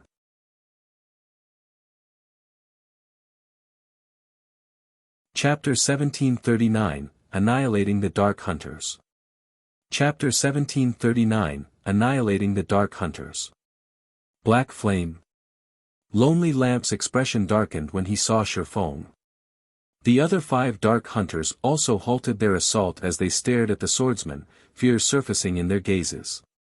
After the battles in Stone Forest Town and near the primordial divine ruin, Black Flame's fame had spread to the various countries across God's domain, including the Dark Knight Empire. Although these 6 players had never fought Black Flame personally, they knew that both his basic attributes and combat standards were at the apex of God's domain after witnessing the man's battle videos. Even under normal circumstances, their 6-man party would have to take extreme care around Black Flame. Originally, they had a chance of completing their mission since Fire Dance had been alone, but now that Black Flame had joined the fray, their chances were uncertain. Black Flame is finally making his move. The various superpowers watching from a distance could not help but grow excited upon Shifeng's appearance. They had very eagerly watched the clash between Fire Dance and the Dark Hunters, but they had also worried that the female assassin might die. They had been worried because they wanted to see the 6 Dark Hunters' true strength. This was the first time they had encountered players that could transform into monsters. They hadn't even known that was possible until today. Naturally, they had to collect as much information on these 6 players as possible. They might even discover some clues that could help them acquire this power. From what they could tell, the Dark Hunter's ability to transform into monsters was definitely stronger than a Berserk skill since the transformation gave the players a body that altered and improved their combat standards. If their guild's experts could grasp this power, it would undoubtedly increase the guild's overall strength. Hence, they very much hoped that Zero Wing could defeat the Dark Hunters, forcing the 6 Dark Hunters to use everything they had. If the Dark Hunters achieved victory instead, however, they wouldn't know whether or not these players had held back anything. Leader, what should we do? Even if we have the strength to defeat 2 of them, it'll likely take a long time to do so, Lanhua asked through the team chat as she quietly observed Shifeng. Our opponents are too powerful. Prepare to retreat. Lonely Lamp said, breathing a deep sigh as he glanced at Fire Dance and Shifeng. If their party tried to fight Shifeng and Fire Dance, regardless of the battle's outcome, the Dark Hunter's party would be annihilated in the end. It wouldn't take long for Zero Wing's other peak experts to arrive, after all. If they did die, they'd suffer an even worse death penalty than ordinary Dark players, which wasn't an outcome Lonely Lamp wished to see. Understood. Although the other 5 Dark Hunters felt reluctant, they nodded and prepared to flee. What? Leaving so soon? Lonely Lamp and his party members' action surprised Shifeng a little. He hadn't expected the Dark Hunters to be so decisive, retreating the moment they realized how disadvantageous their situation had become. Guild Leader Black Flame, you jest. We are not so foolish as to think that the 6 of us can stand against you and Commander Fire Dance, Lonely Lamp calmly explained as he looked at Shifeng. Since we've already accomplished our mission, albeit barely, we will be taking our leave. Saying so, Lonely Lamp fired the 12 black arrows in his hands, aiming 4 at Fire Dance and 8 at Shifeng. Each arrow carried power at the peak of Tier 3. Current players had no chance of blocking them. Even against a monster like Shifeng, Lonely Lamp was confident that his arrows would push the swordsman back slightly. Meanwhile, their party could use the opportunity to leave the area safely. However, Shifeng unhurriedly unsheathed Killing Ray and lightly swung the blade at the air. Suddenly, a blue lightning bolt tore through the space before him. Lightning Slash. The massive lightning bolt devoured all 12 black arrows instantly, and the intense shockwaves that resulted even made the surrounding space tremble. After a brief moment, the black arrows disintegrated. Lonely Lamp and his companions, who prepared to run, were thoroughly dumbfounded. They forgot about their retreat as they stared at the vanishing black arrows. This. How is that possible? Lonely Lamp could not believe what he had just seen. Those were 12 black arrows they were talking about. Even a mythic monster would have trouble dealing with such an attack, yet Shifeng had crushed it with a single move. For a moment, he even wondered if heaven were playing some joke on him. He truly hadn't thought that Shifeng would actually block all 12 black arrows successfully. He had watched Shifeng's battle against the mythic evil demon. The man shouldn't be capable of blocking the black arrows so easily. At the very least, blocking the attack should have pushed the swordsman back by over a dozen yards. Naturally, the spectating crowd was similarly dumbfounded. Strong. Too strong. The various superpowers were no strangers to black arrows. They all had their own small stockpile. Normally, these arrows were stored in their guild warehouses, only to be used against sufficiently valuable bosses. However, after watching Shifeng destroy 12 black arrows so effortlessly, they felt like fools. They had all treated these black arrows, which could be blocked so easily, like priceless treasures. You can't possibly think that you can leave safely after that little trick, do you? Shifeng said indifferently as he glanced at the 6 dark hunters before him. Leader, what should we do? Lonely Lamp's party members asked the ranger. Previously, they had only feared Shifeng due to his fame, but after watching him destroy 12 black arrows in an instant, true fear gripped their hearts. They finally realized why so many people called Shifeng a monster. We don't have any other choice. Use the advanced Mad Demon Potion. Lonely Lamp said, gnashing his teeth as he stared at Shifeng. Hearing this, the other 5 dark hunters were shocked. The advanced Mad Demon Potion was a special berserk potion, which they had gone to great lengths to purchase. When consumed, it would grant mutated players like themselves another boost in power for 30 seconds. It was akin to a twofold berserk. However, this twofold berserk did not come without a price. Once the potion's duration ended, they would lose 40% worth of EXP. In addition, they would also fall into a weakened state for a short time. Hence, they understood that this potion should never be used unless absolutely necessary. But they also realized that this potion was their only chance of escape right now. Guild Leader Black Flame. You are as amazing as the rumors say. However, I'm afraid that you still lack the strength to keep us here. Saying so, Lonely Lamp took out an advanced Mad Demon potion and drank it. The other 5 Dark Hunters did the same. Suddenly, the 6 Dark Hunters' auras grew more intense.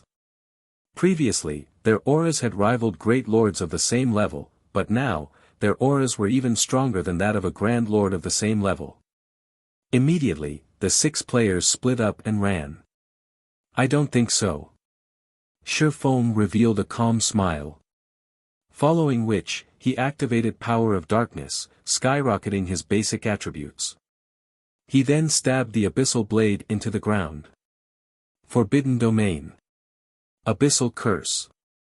With Shifeng as the center, pitch-black ripples spread up to a 30-yard radius. At the same time, every one of his enemies within a 500-yard radius became unable to use any skills, spells, or tools. Not only did Abyssal Curse's activation bind all 6 Dark Hunters, but it also decreased their basic attributes by 20%. Reacting quickly, the 6 tried to activate their control removal skills. However, no matter how much Lonely Lamp and the others willed for their skills to activate, their skills remained inactive. As the 6 Dark Hunters struggled to break free of their restraints, Shifeng raised Killing Ray once again and lightly swung the sacred sword at the Dark Hunters. Lightning Edge. Countless arcs of lightning formed before Shifeng, forming a river that devoured Lonely Lamp and the others. When the river of lightning faded, only 7 items lay on the ground where the Dark Hunters had stood.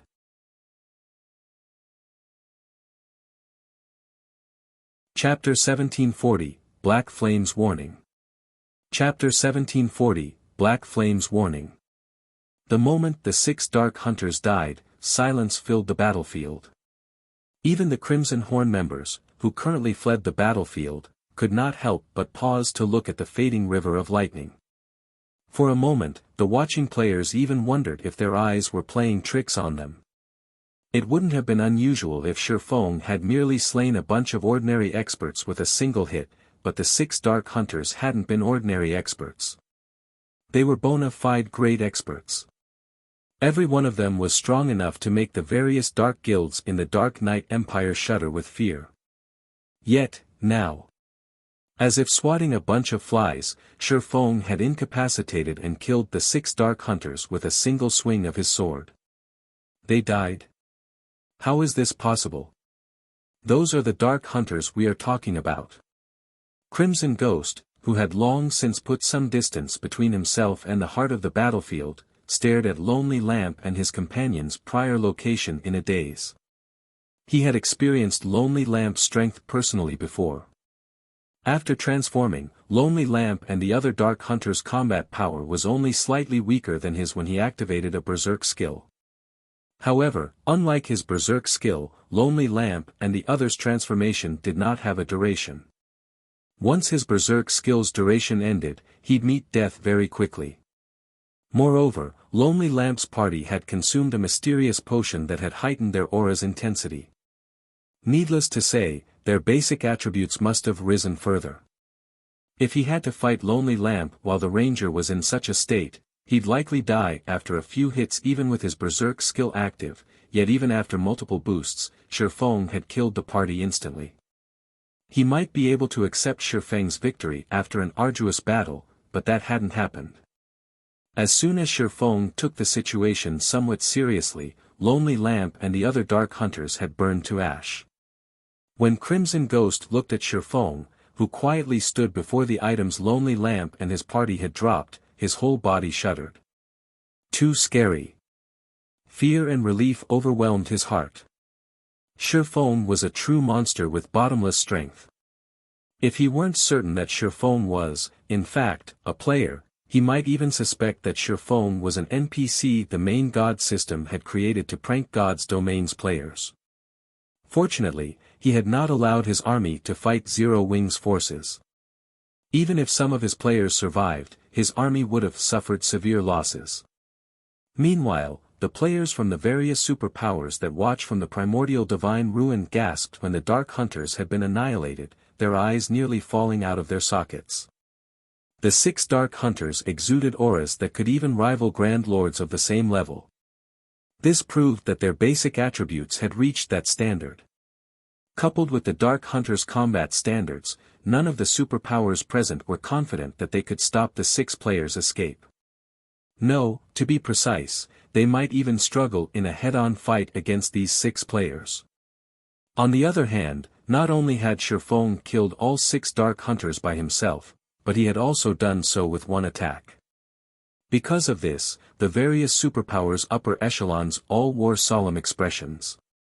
Since Shifeng could exterminate the 6 Dark Hunters, needless to say, he should have no issues doing the same to them.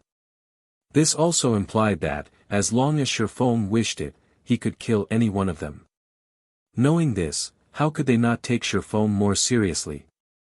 This man, Quiet Melody, could not help but shake her head and smile bitterly as she watched Shifeng collect the items Lonely Lamp and his party had dropped. It seems that not only did we fail to learn anything about those 6 players, but we also received a dire warning. In her opinion, Shifeng had killed the 6 Dark Hunters instantly for 2 reasons. First, he didn't want others to take advantage of his efforts by learning the Dark Hunters' bottom line and secrets. The second reason was to give superpowers like the Sacred Temple a warning. Since he could kill the Dark Hunters so easily, he was naturally capable of killing superpowers upper echelons like her. It was a message that they should reconsider targeting Zero Wing at the Primordial Divine Ruin. Otherwise, they would suffer a similar fate. Blue Jade, who stood beside Quiet Melody, nodded in agreement with her Vice Temple Master's words, complex emotions flashing in her eyes as she watched Shifeng. After this battle, her admiration for Shifeng had doubtlessly increased. However, she also bore a sense of rivalry in her heart. She felt as if she had just found a goal worth working towards. This black flame is truly arrogant.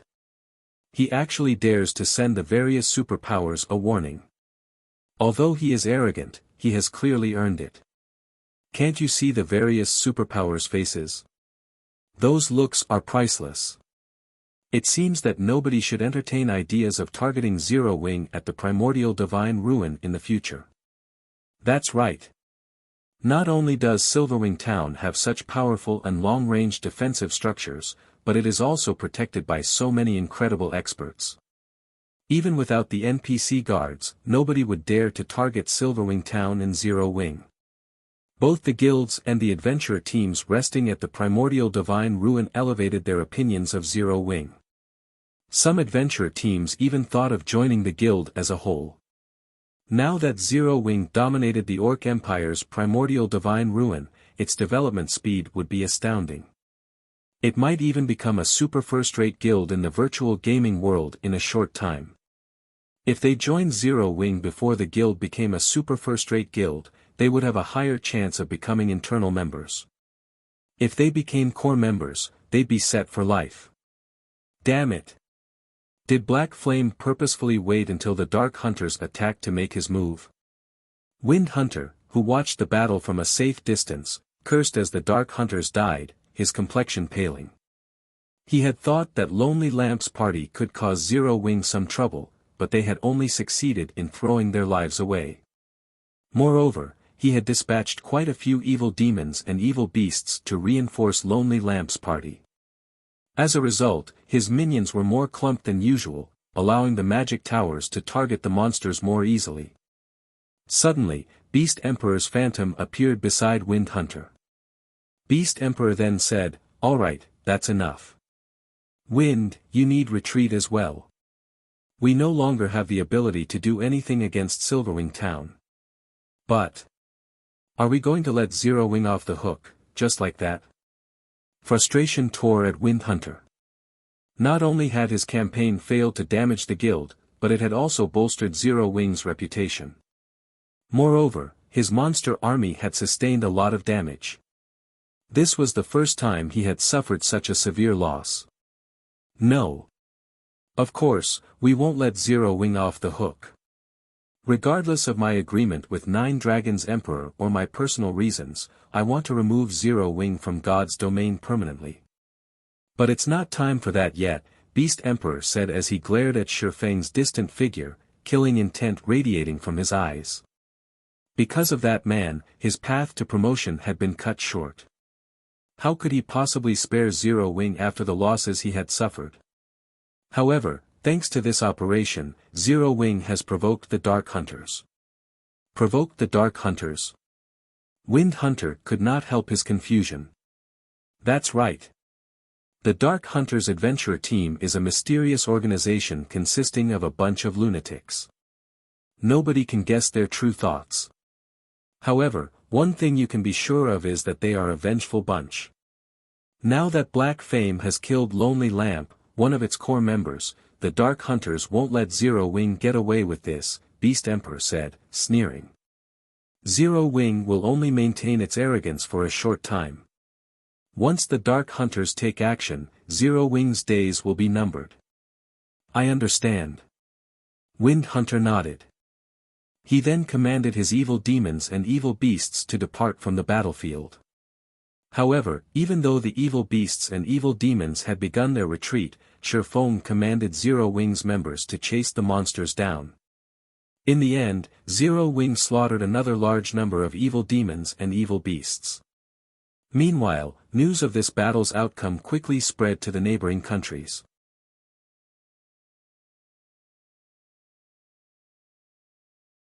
Chapter 1741, Popular Silverwing. Chapter 1741, Popular Silverwing. After the battle outside of Silverwing Town, Zero Wing's prestige and reputation skyrocketed. Zero Wing is amazing. Even Beast Emperor's monster army is helpless against the guild. I've heard that you can get plenty of combat techniques from the primordial divine ruin. Now that nobody can contest Zero Wing for Silverwing Town, won't Zero Wing acquire a ton of combat techniques? That's not all. Don't forget about Primordial City. I've heard that Primordial City can help players improve their combat standards. I've heard that Zero Wing has been recruiting new members lately. Why don't we give it a try? I've also heard that even Zero Wing's elite members can learn combat techniques without signing a binding contract right now. What? Those are combat techniques we're talking about. I've heard that even large guilds' core members have to sign strict contracts if they wish to learn one of the guild's combat techniques. Honestly, you can learn Zero Wing's combat techniques without joining the guild. Only, the price is exorbitant. However, if you become an elite member, you can get a significant discount. As news of Zero Wing's victory spread, many independent players made their way toward Star Moon Kingdom to join Zero Wing. As a result, the number of players applying to join Zero Wing had increased by nearly 3 times. For a time, Aqua Rose was swamped with work. To make matters worse, now that Zero Wing had proven that it had the strength to defend Silverwing Town, a large number of merchant players and corporations hoped to purchase shops, conducting their business in the town. This was especially true for the corporations that sold virtual goods. However, Shi Feng had no intention of selling Silverwing Town's shops. Instead, he would only rent them out. Moreover, the rental price was an astronomical 2,000 gold or 6,000 magic crystals per month. Because of this price, 99% of the merchant players cursed Zero Wing. This was simply fraudulent. Shi Feng's decision even confused Aqua Rose. With 2,000 gold, one could buy a very good plot of land in an NPC town. Even in guild towns, strategically located shops only sold for 800 gold or so, yet not only were Silverwing Town's shops only available to rent, but the rental cost was also 2,000 gold per month. With so much money, players could permanently purchase 2 good plots of land in another guild town. Although Silverwing Town's location was strategic, teleportation war fortresses had appeared in the Orc Empire. It was only a matter of time before the various large guilds occupied these fortresses. Once that happened, Silverwing Town's value would fall. The wisest decision Zero Wing could make right now would be pulling as many merchant players as possible to Silverwing Town. By doing so, Zero Wing could make a fortune and solidify the town's position and advantage in the Orc Empire. Yet, Shifeng had chosen to rent the town's shops at astronomical prices, scaring away many merchant players that had solid foundations. When the various large guilds began to capture teleportation war fortresses, these merchant players would gravitate to these fortresses instead. Doing this wouldn't benefit Zero Wing. But Shifeng paid the matter no heed. First, the Orc Empire's teleportation war fortresses were not that easy to capture. Second, Silverwing Town had 5 magic towers. Players could gain a full rest just by standing in the town, they wouldn't need to rent rooms from a hotel. There was also the Spirited State buff, which could help players level up far more quickly. One could easily imagine how attractive Silverwing Town would be to players. However, these players wouldn't just loiter on the street like fools, doing nothing.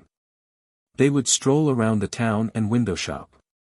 The chances that they'd spend some money would be quite high. In addition, unlike Zero Wing City, where players could accumulate the double EXP buff even while they were offline, players in Silverwing Town had to remain online to take advantage of the Spirited State buff. They could only take advantage of the buff while offline if they rested in a hotel room or a guild hall. Hence, there would be many players strolling down Silverwing Town streets. With how many players would wander Silverwing Town streets, business in the town would thrive as well as those in Zero Wing City. Naturally, he couldn't ask for too low of a price for the town's shops. Moreover, Silverwing Town needed to maintain more than just the 5 magic towers. There was also the Magic King, Craig Midlands. Silverwing Town's daily operation costs could drive any first-rate guild crazy. Including the fact that Silverwing Town needed the funds to develop and had limited space, selling the shops cheaply would be foolish. Rather, setting up hotels in place of shops would generate more income for the town. In the end, only 6 merchant associations were willing to rent shops in Silverwing Town. Although there were so few, Zero Wing had still earned 12,000 gold. This allowed the guild to construct more high-rise buildings in the town, which would, in turn, hasten the town's promotion to an intermediate town. A neutral town's promotion conditions weren't like those of towns constructed within kingdoms and empires. In addition to the population and town reputation requirements, the neutral town also needed to achieve certain conditions. These conditions involved a certain number of high-rise buildings and NPC merchants. Unfortunately, due to safety concerns, NPC merchants would rarely set foot into neutral maps. The town needed to earn a C rank in safety, but trying to do so with a basic town was excruciatingly difficult. Because of this, neutral towns had a hard time getting promoted. One had to develop the town to its very limits before it could reach the next rank. Of course, there were methods that could hasten this process, and one involved using a town promotion order. Only, the town promotion order a neutral town required was unusual. To upgrade a basic neutral town to an intermediate neutral town, one would need a gold-ranked town promotion order. Meanwhile, gold town promotion orders could be used to upgrade an intermediate town to advanced rank in kingdoms and empires. One could easily imagine how difficult such a promotion order would be to obtain. Even Shifeng did not have a guaranteed method of acquiring a gold town promotion order. All he could do was hasten the construction of high-rise buildings in Silverwing Town. Although it was true that Silverwing Town currently had the ability to stop Beast Emperor's forces, he wasn't so arrogant to think that Silverwing Town's current state would always be enough to stop Beast Emperor. After all, the evil god's temple, which Beast Emperor belonged to, was everyone's enemy on the god's domain continent. If given enough time to grow, Beast Emperor could definitely become strong enough to overcome Silverwing Town's current defenses. Moreover, Beast Emperor wasn't the only enemy Zero Wing had to worry about. The various superpowers also eyed Silverwing Town. With these superpowers' foundations, they would only grow stronger as time passed. Once the various superpowers realized Primordial City's true importance and gathered sufficient strength, they wouldn't miss the chance to strike at Silverwing Town. The various superpowers only saw the benefits Silverwing Town currently offered. However, they had neglected to notice the potential threat Silverwing Town could become. Hence, Shifeng needed to develop and fortify Silverwing Town as quickly as possible. However, although Zero Wing currently had a gold mine like Zero Wing City, which earned a large number of coins and magic crystals each day, it wasn't enough to sustain the guild's development. This was because Zero Wing had constantly recruited new members recently. Since the start of the latest recruitment drive, more than 150,000 players had joined the guild. This number would only increase as time went on. Meanwhile, the guild needed to provide all sorts of benefits for these new members, and to do so, the guild would need a ton of resources. Normally, new members were a good thing for a guild. After all, the more members a guild had, the stronger it would be. But Zero Wing wasn't like first-rate guilds. Zero Wing's sphere of influence was tiny in comparison. As a result, although Zero Wing had gained more members, the guild did not have the necessary territory to let these new members operate and generate wealth for the guild, which was necessary to sustain the guild benefits its members enjoyed. To put it simply, Zero Wing couldn't afford to take in so many members. If the guild wished to develop, it would need a large amount of resources and coins. Without the proper funds, the guild couldn't be self-sufficient. Meanwhile, after the battle, Shifeng returned to Silverwing Town's candlelight trading firm and began to evaluate the guild's latest harvest. After killing the evil demons and evil beasts, the guild had acquired nearly 2,000 evil energy crystals from this battle. This was a considerable harvest. However, it was a drop in the bucket compared to how many evil energy crystals Shifeng needed. Huh? What's this? As Shifeng inspected the loot from the Dark Hunters, he noticed a skeletal hand made entirely of crystal.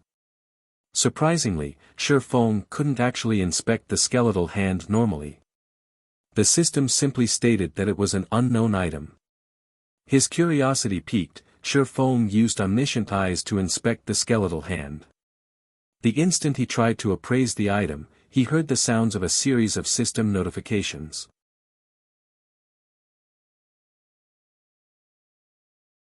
Chapter 1742, Philosopher's Hand. Chapter 1742, Philosopher's Hand. System, you have discovered the cursed Philosopher's Hand. System, epic ranked main storyline quest, Philosopher's Wish, activated. Quest content, locate the World Forest using the Philosopher's Hand and activate the World Gate. Reward, Philosopher's Hand. A legendary item. Shifeng's heart pounded rapidly when he saw the system notifications. He had never thought that he would have the opportunity to acquire the Philosopher's Hand in this life. Any alchemist in God's domain would definitely have heard of the Philosopher's Hand. Like the Philosopher's Stone, the Philosopher's Hand was a treasure of the alchemy world, so Shifeng knew quite a bit about it. It was a bona fide legendary item. Unlike the Philosopher's Stone, the Philosopher's Hand was a complete, undamaged item. Countless lifestyle players dreamed of using its abilities. If one were to say that the power of the Philosopher's Stone focused on refining materials, then the Philosopher's Hand focused on strengthening the standards of lifestyle players, allowing them to break through all kinds of bottlenecks easily and continuously elevate themselves to a higher level. In his past, the Philosopher's Hand had appeared in the hands of the first-rate guild Kingdom's Sword. With the help of the Philosopher's Hand, the lifestyle players working under Kingdom's Sword were able to develop rapidly. Back then, this incident had shaken the entire Dark Knight Empire. The trading firm operated by Kingdom's Sword also quickly became one of the top 3 trading firms in the Dark Knight Empire, inciting the other first-rate guilds' envy. However, the Dark Knight Empire was an empire even stronger, the Black Dragon Empire. There were a total of 4 superpowers fighting over the empire. One could easily imagine what kind of end had awaited Kingdom's Sword. In the end, the 4 superpowers requested that Kingdom's Sword sell its Philosopher's Hand. Although it was presented as a request, in reality, it was closer to coercion. However, Kingdom's Sword had already grown to become an extremely powerful first-rate guild by then. The guild had plenty of expert members and was already well on its way to becoming a super first-rate guild. Naturally, Kingdom's Sword had refused the superpowers requests. After all, the requirement to become a super first-rate guild was to have sufficient financial strength and resources. If Kingdom's Sword sold its Philosopher's Hand, that would be equivalent to severing its path towards becoming a super first-rate guild. Originally, it would have indeed been very difficult for one superpower to deal with a powerful first-rate guild like Kingdom's Sword. The surprising thing was that the four superpowers had actually worked together to deal with Kingdom's Sword. As a result, Kingdom's Sword had become history from then on. However, the guild leader of Kingdom's Sword was also ruthless. Even when his guild had been on the brink of annihilation, he had still refused to hand over the Philosopher's Hand. In the end, none of the four superpowers had gotten their hands on it, and the alchemy treasure had vanished from God's domain with the Kingdom's Sword Guild. Shi Feng found it truly surprising that the Philosopher's Hand had appeared before him.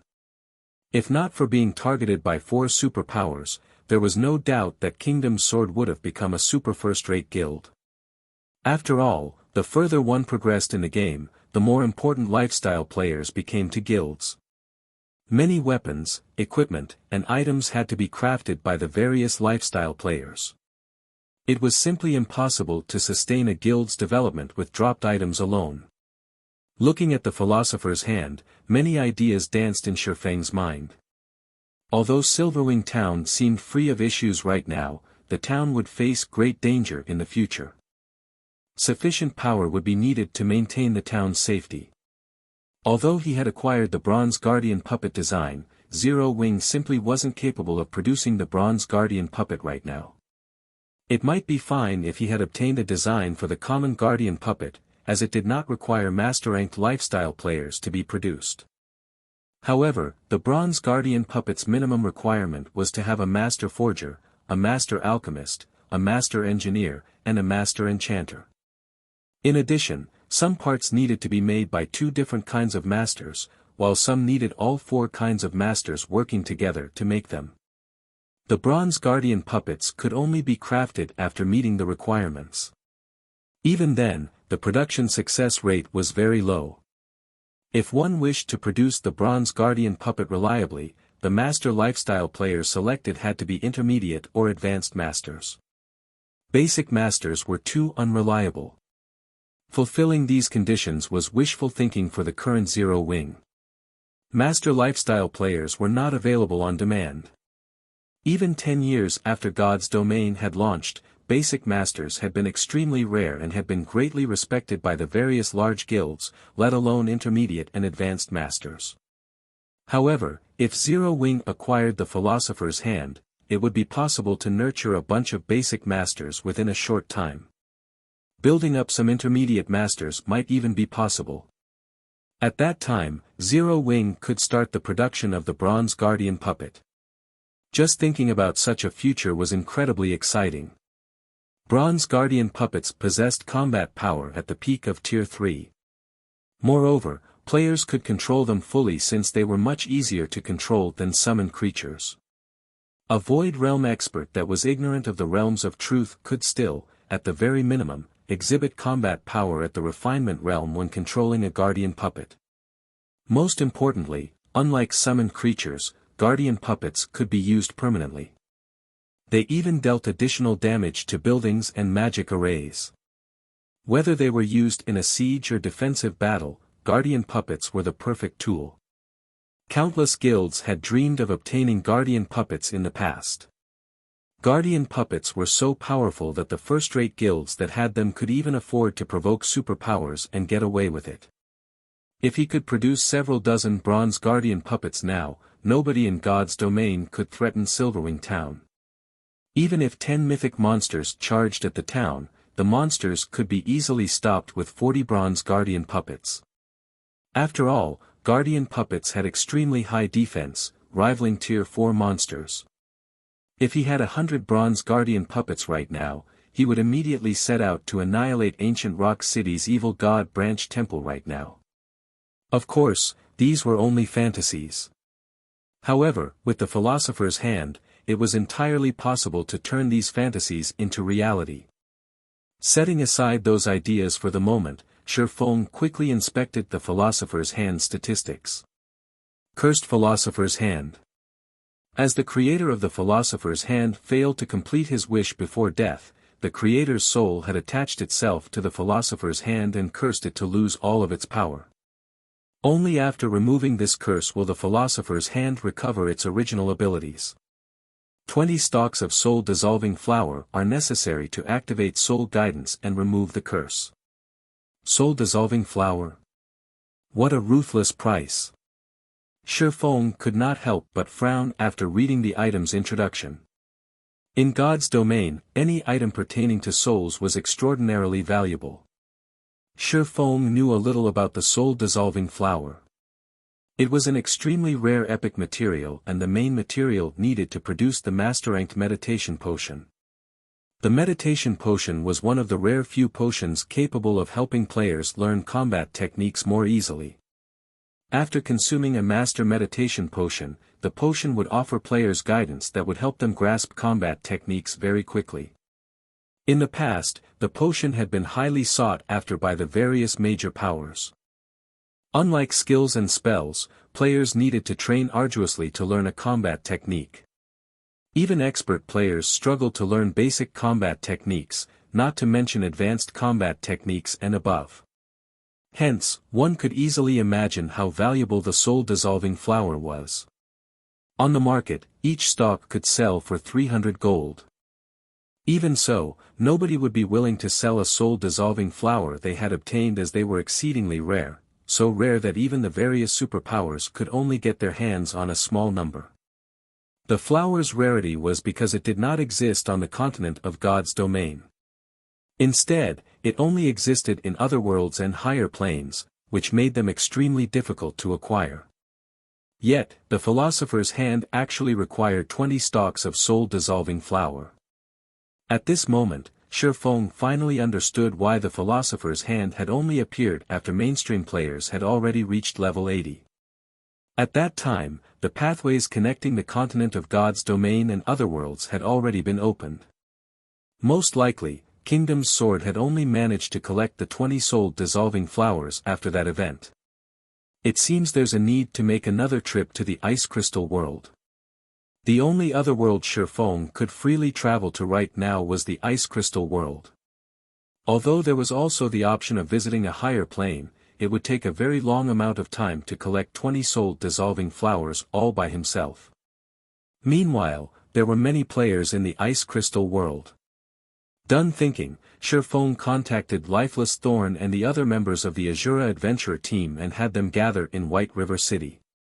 After grouping up, they headed towards the Ice Crystal world.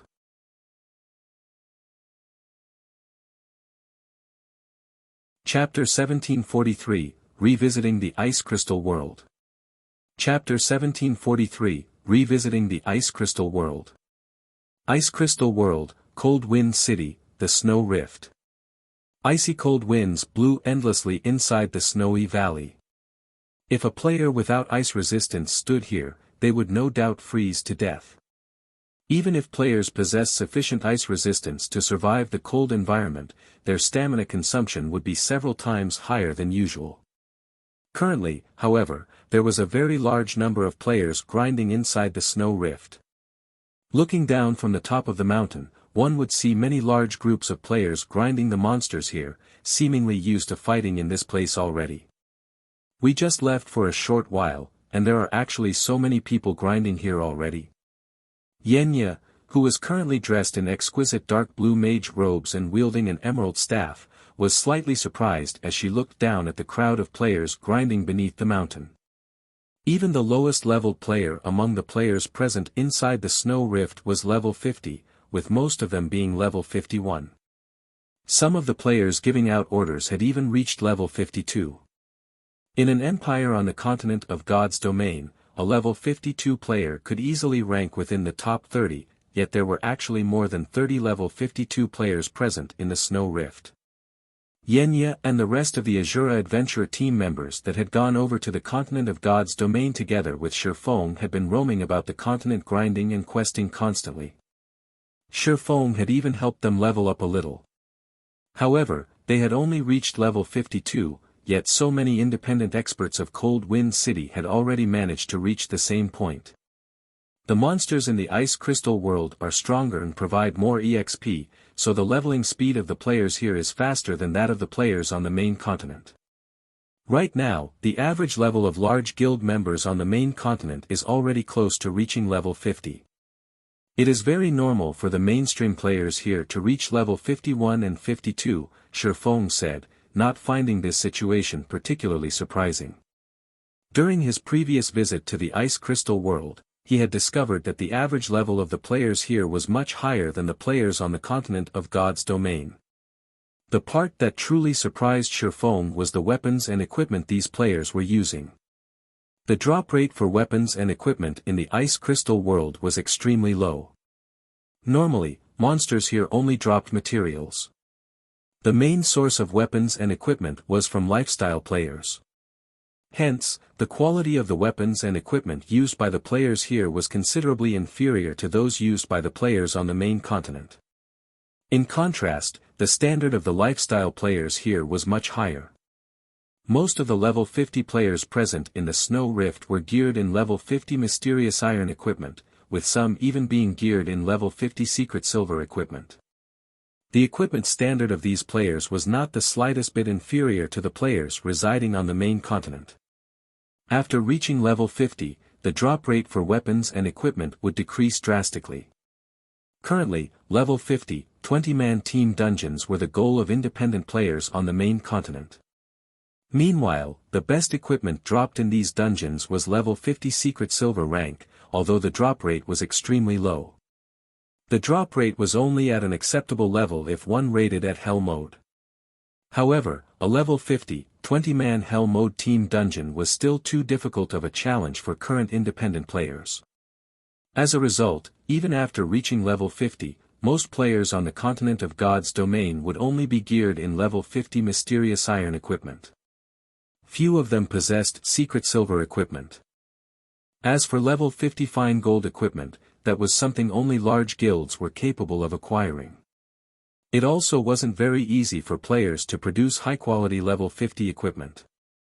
After reaching level 50, not only did the production procedures for weapons and equipment become more complex, but the production success rate also decreased. Even Shifeng, despite having become a basic master forger already, still needed the help of a bunch of excellent support tools to produce high-quality level 50 equipment at a profitable rate.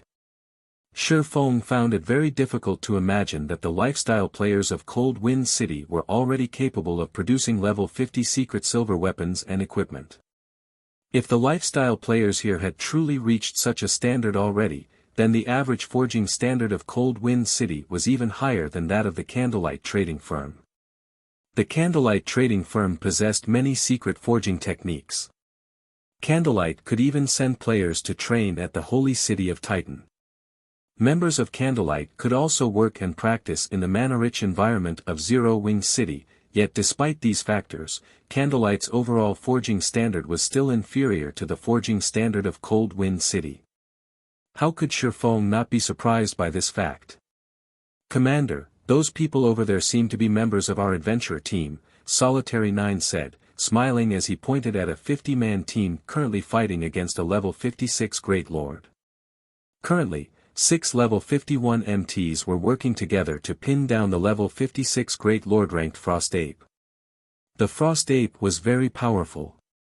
Even when 3 MTs worked together to receive one of its normal attacks, the MTs would still get pushed back and receive over 10,000 damage each. To cope with the Frost Ape's powerful attacks, the 6 MTs would take turns receiving its attacks. Of course, to level 51 MTs, losing 10,000 plus HP was not a cause for concern. Instead, the truly troublesome part about the Frost Ape was the freezing debuff its attacks inflicted. If one were struck by the Frost Ape, their body's movements would turn sluggish. If struck too many times, even their movement speed would decrease. At the same time, the damage they received would also increase. However, although the Frost Ape was very powerful, Asura's 50-man team was still able to reduce its HP steadily. It was only a matter of time before the Frost Ape died. After hearing Solitary Nine's words, Lifeless Thorn, Cleansing Whistle, Dark Madness, Yenya, and the other members of Asura in the team turned to look in the Frost Ape's direction. For a moment, they all could not help but sigh ruefully. Although the Asura members that were currently in combat were relatively strong and high-leveled, in their eyes, these players were still too lacking when it came to combat standards. This was something they had learned after leaving the Ice Crystal world. The players of the Ice Crystal world might be higher-leveled, but the average combat standard of the players on the continent of God's domain was significantly higher. The Asura members in the Ice Crystal world needed 50 people to suppress the level 56 Great Lord ranked Frost Ape. If the task were left to the various large guilds of God's domain, a 20-man team would be more than enough to deal with such an opponent. Just as Solitary Nine and the others were talking about their fellow companions' combat standards, an army of players suddenly entered the valley below them. There were easily over 3,000 players in this army. Meanwhile, these players all wore level 50 mysterious iron equipment of matching designs. It was obvious that the equipment was player-made. Some of the leader-level individuals in this army were also equipped in 5 or more pieces of secret silver equipment. As for the 100-man team moving in the lead of this army, over half of the equipment on them was level 50 secret silver rank. The gorgeous and neat equipment these players wore quickly earned them the envy of the other players present inside the snow rift. At the same time, fear surfaced in the eyes of the surrounding crowd. The players in this army all wore a guild emblem in the shape of a black lion. They were, evidently, guild players. When the players grinding in the snow rift saw the arrival of these players, they immediately started a discussion between themselves. Amazing! So, this is Hecate. Sure enough, Hecate isn't something the guilds of Cold Wind City can hope to compare to. It's no wonder the Matchless family decided to join Hecate. Moreover, with how much pressure Hecate is placing on the Centurion dynasty, I believe it won't be long before the Centurion dynasty disbands. I really wish I could join Hecate. I heard that there are plenty of weapons and equipment made available for exchange in the guild. One is eligible to exchange for level 50 secret silver equipment just by becoming an elite member. It's a pity Hecate's recruitment requirements are too high. As the players grinding in the snow rift watched Hecate's army slowly approach, they felt a sense of yearning towards the guild. Right now, they had to grind arduously for rare materials and then use these materials to trade for a piece of level 50 secret silver equipment from Hecate. If they could become members of Hecate, however, they would not have to go through all that trouble. They also wouldn't have to make unfavorable trades with Hecate. Hecate's reserving this place. Non-members leave this place immediately. If you're not gone within 5 minutes, we'll forcefully evict you from this place. Just as the spectating crowd was chatting among themselves, a few of Hecate's members suddenly started evicting players from the map. What? Hecate has occupied several high-resource leveling maps before. This leveling spot is something we found after going through great lengths. How can you guys just come here and take it from us? That's right. This is too much. Without this place, how are we supposed to grind for rare materials? For a time, the various independent players all complained about Hecate's tyrannic actions. What? You guys have something to say about this? At this moment, a savage man wearing light blue armor walked out from Hecate's army. The man then sent a glance at the crowd before him, sneering, "If you have something to say, fine. Come say it to my face." Hearing this man's words, everyone suddenly went quiet. The savage man before them was named Vast Heaven, and very famous in Cold Wind City. On the first day he had arrived in Cold Wind City, he had killed over 30 experts from the Centurion dynasty. Afterward, in the guild war between Hecate and the Centurion dynasty, not only did Vast Heaven manage to kill over 100 players all by himself, he even managed to slay Centurion Dynasty's guild leader, Sky Slicer. How could they possibly dare fight him? Everyone started quietly leaving the area, no longer daring to say anything about Hecate's actions. Meanwhile, Asura's 50-man team finally defeated the Frost Ape and were about to pick up their loot and leave as well. Wait a minute. This place is already under Hecate's management. You guys over there leave those materials behind. Vast Heaven shouted as he looked at Asura's members. Vast Heaven, we killed this boss. Don't you dare go overboard, the Berserker serving as the leader of Asura's 50-man team said as he looked at Vast Heaven. What? You guys want to fight? Vast Heaven laughed. Sure. Come at me. I'll even let all of you attack me together. If you manage to kill me, I'll immediately have my men leave the area.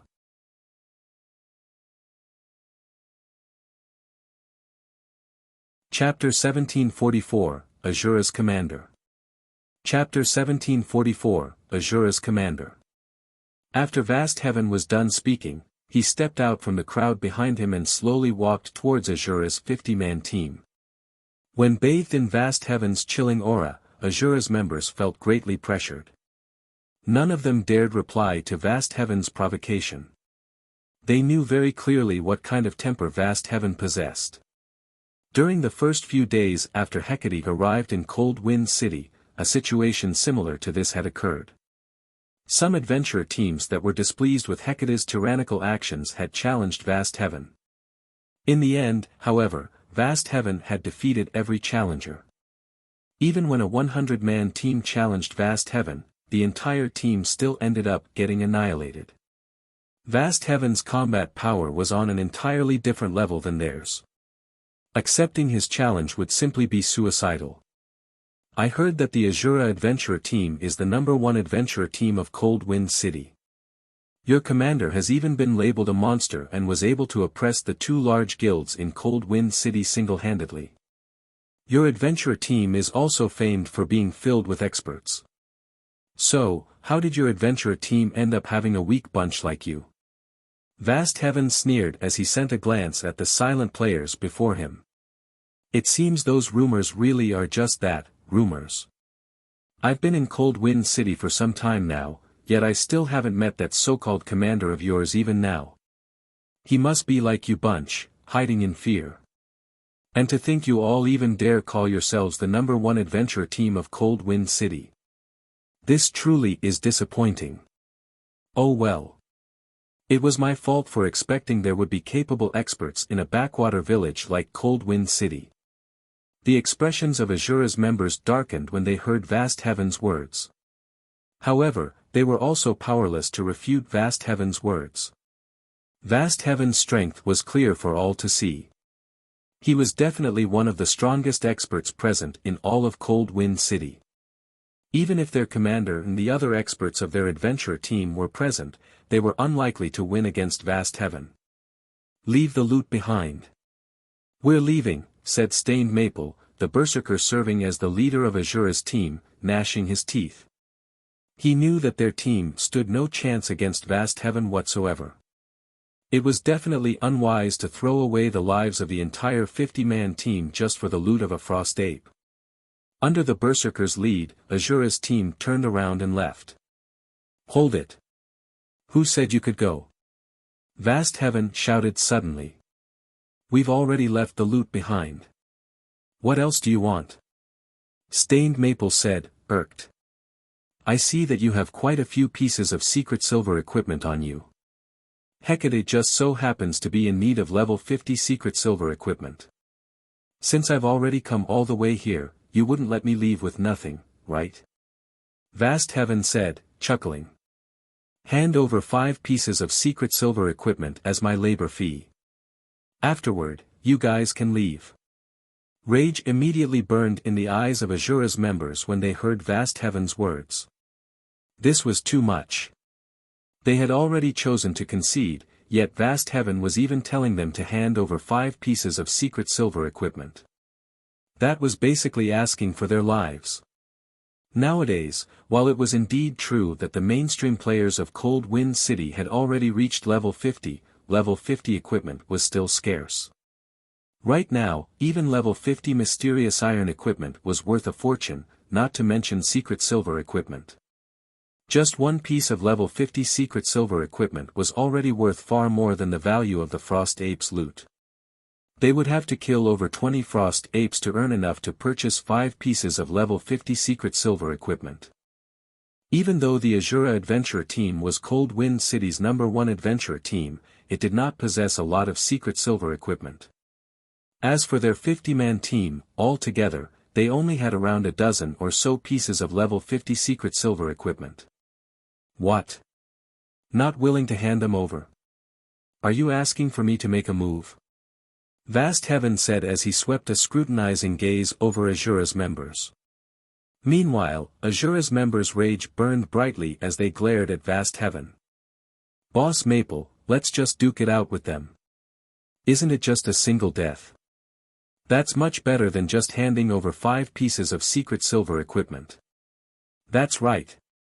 I refuse to believe our 50-man team can't kill one person. Asura's members were expressing their anger on the team chat one after another.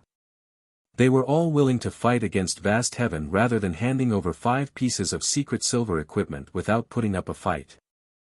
Alright. We'll fight with everything we got.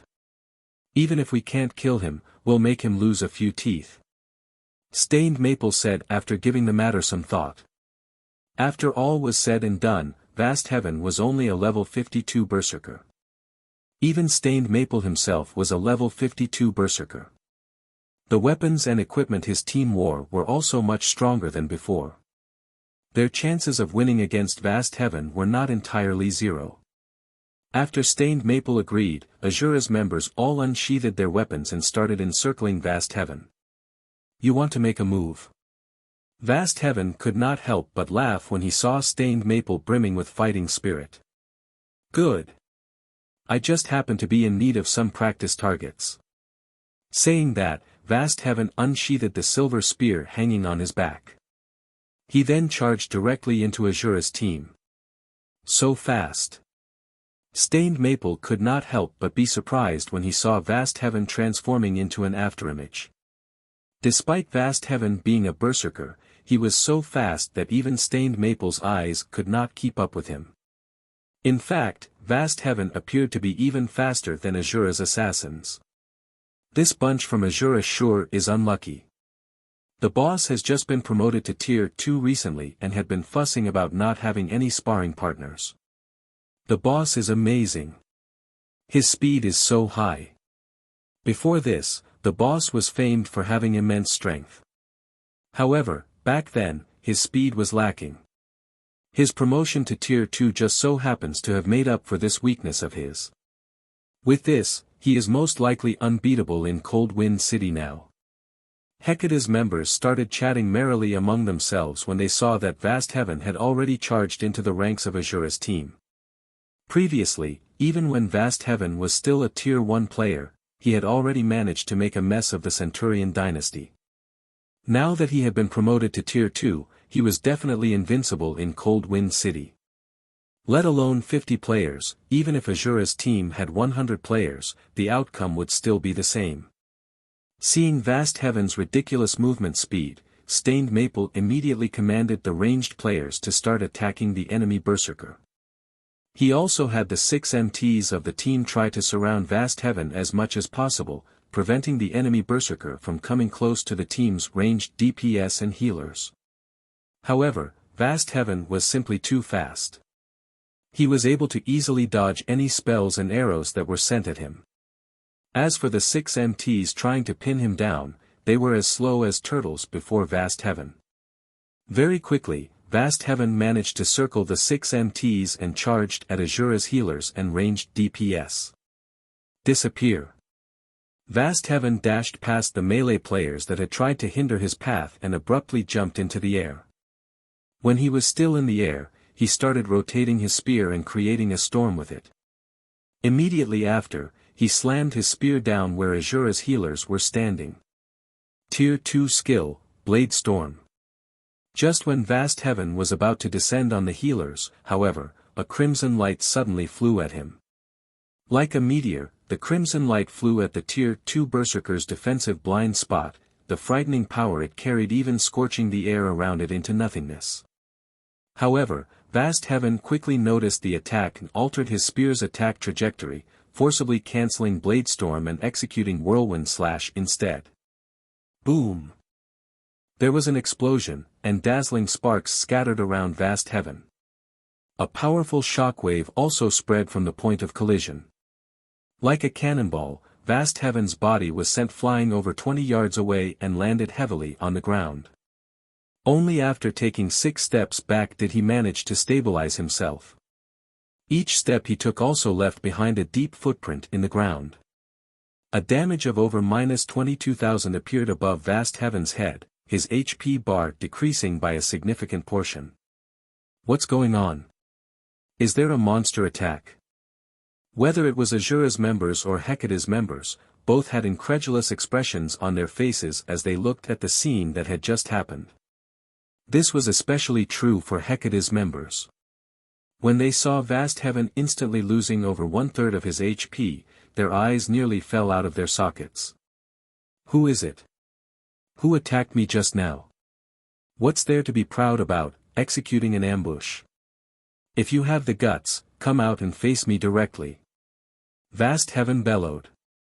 Before vast heaven finished speaking, 10 people were already walking over from a short distance away. Although all 10 of these players were wearing black cloaks, none of them bothered hiding their appearances. Who are you guys? You actually dared to ambush me? Do you wish to make an enemy out of Hecate? Vast heaven grew slightly afraid as he looked at the 10 approaching figures. Through the previous attack, he already understood that these newcomers were no ordinary people. At least, in terms of strength, he was no match for the expert that had just attacked him. Who am I? Shifeng smiled. Weren't you looking for Asura's commander? I'm the person you're looking for.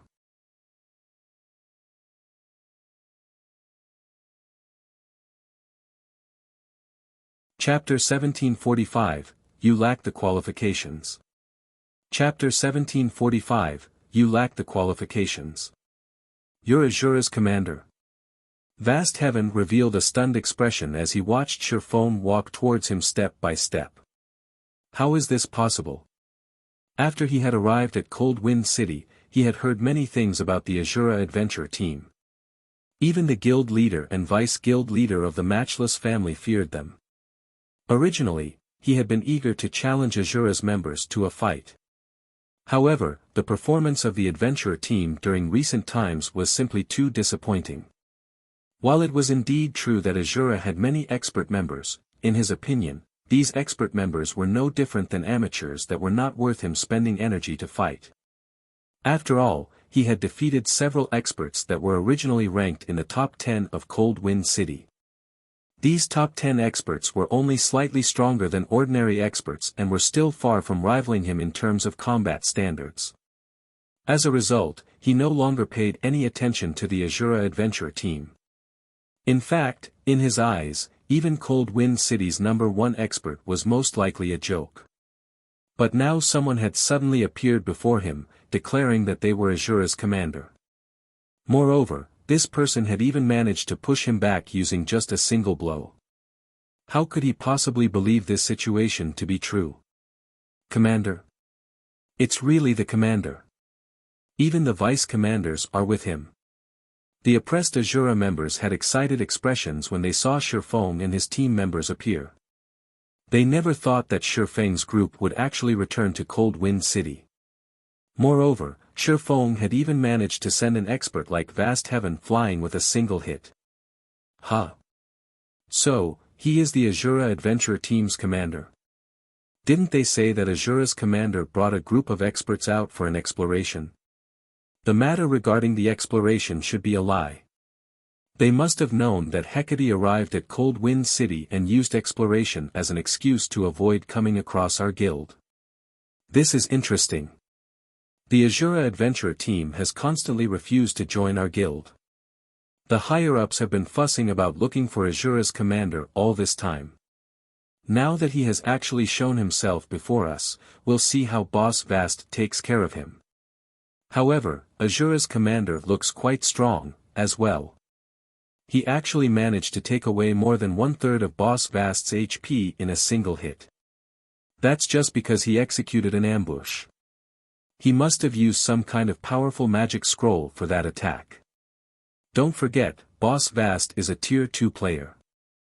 If he gets serious, who in Cold Wind City could possibly be his match? Hecate's members could not help but start a discussion among themselves when they saw Shifeng's group approaching, filled with curiosity about the Asura adventure team's commander.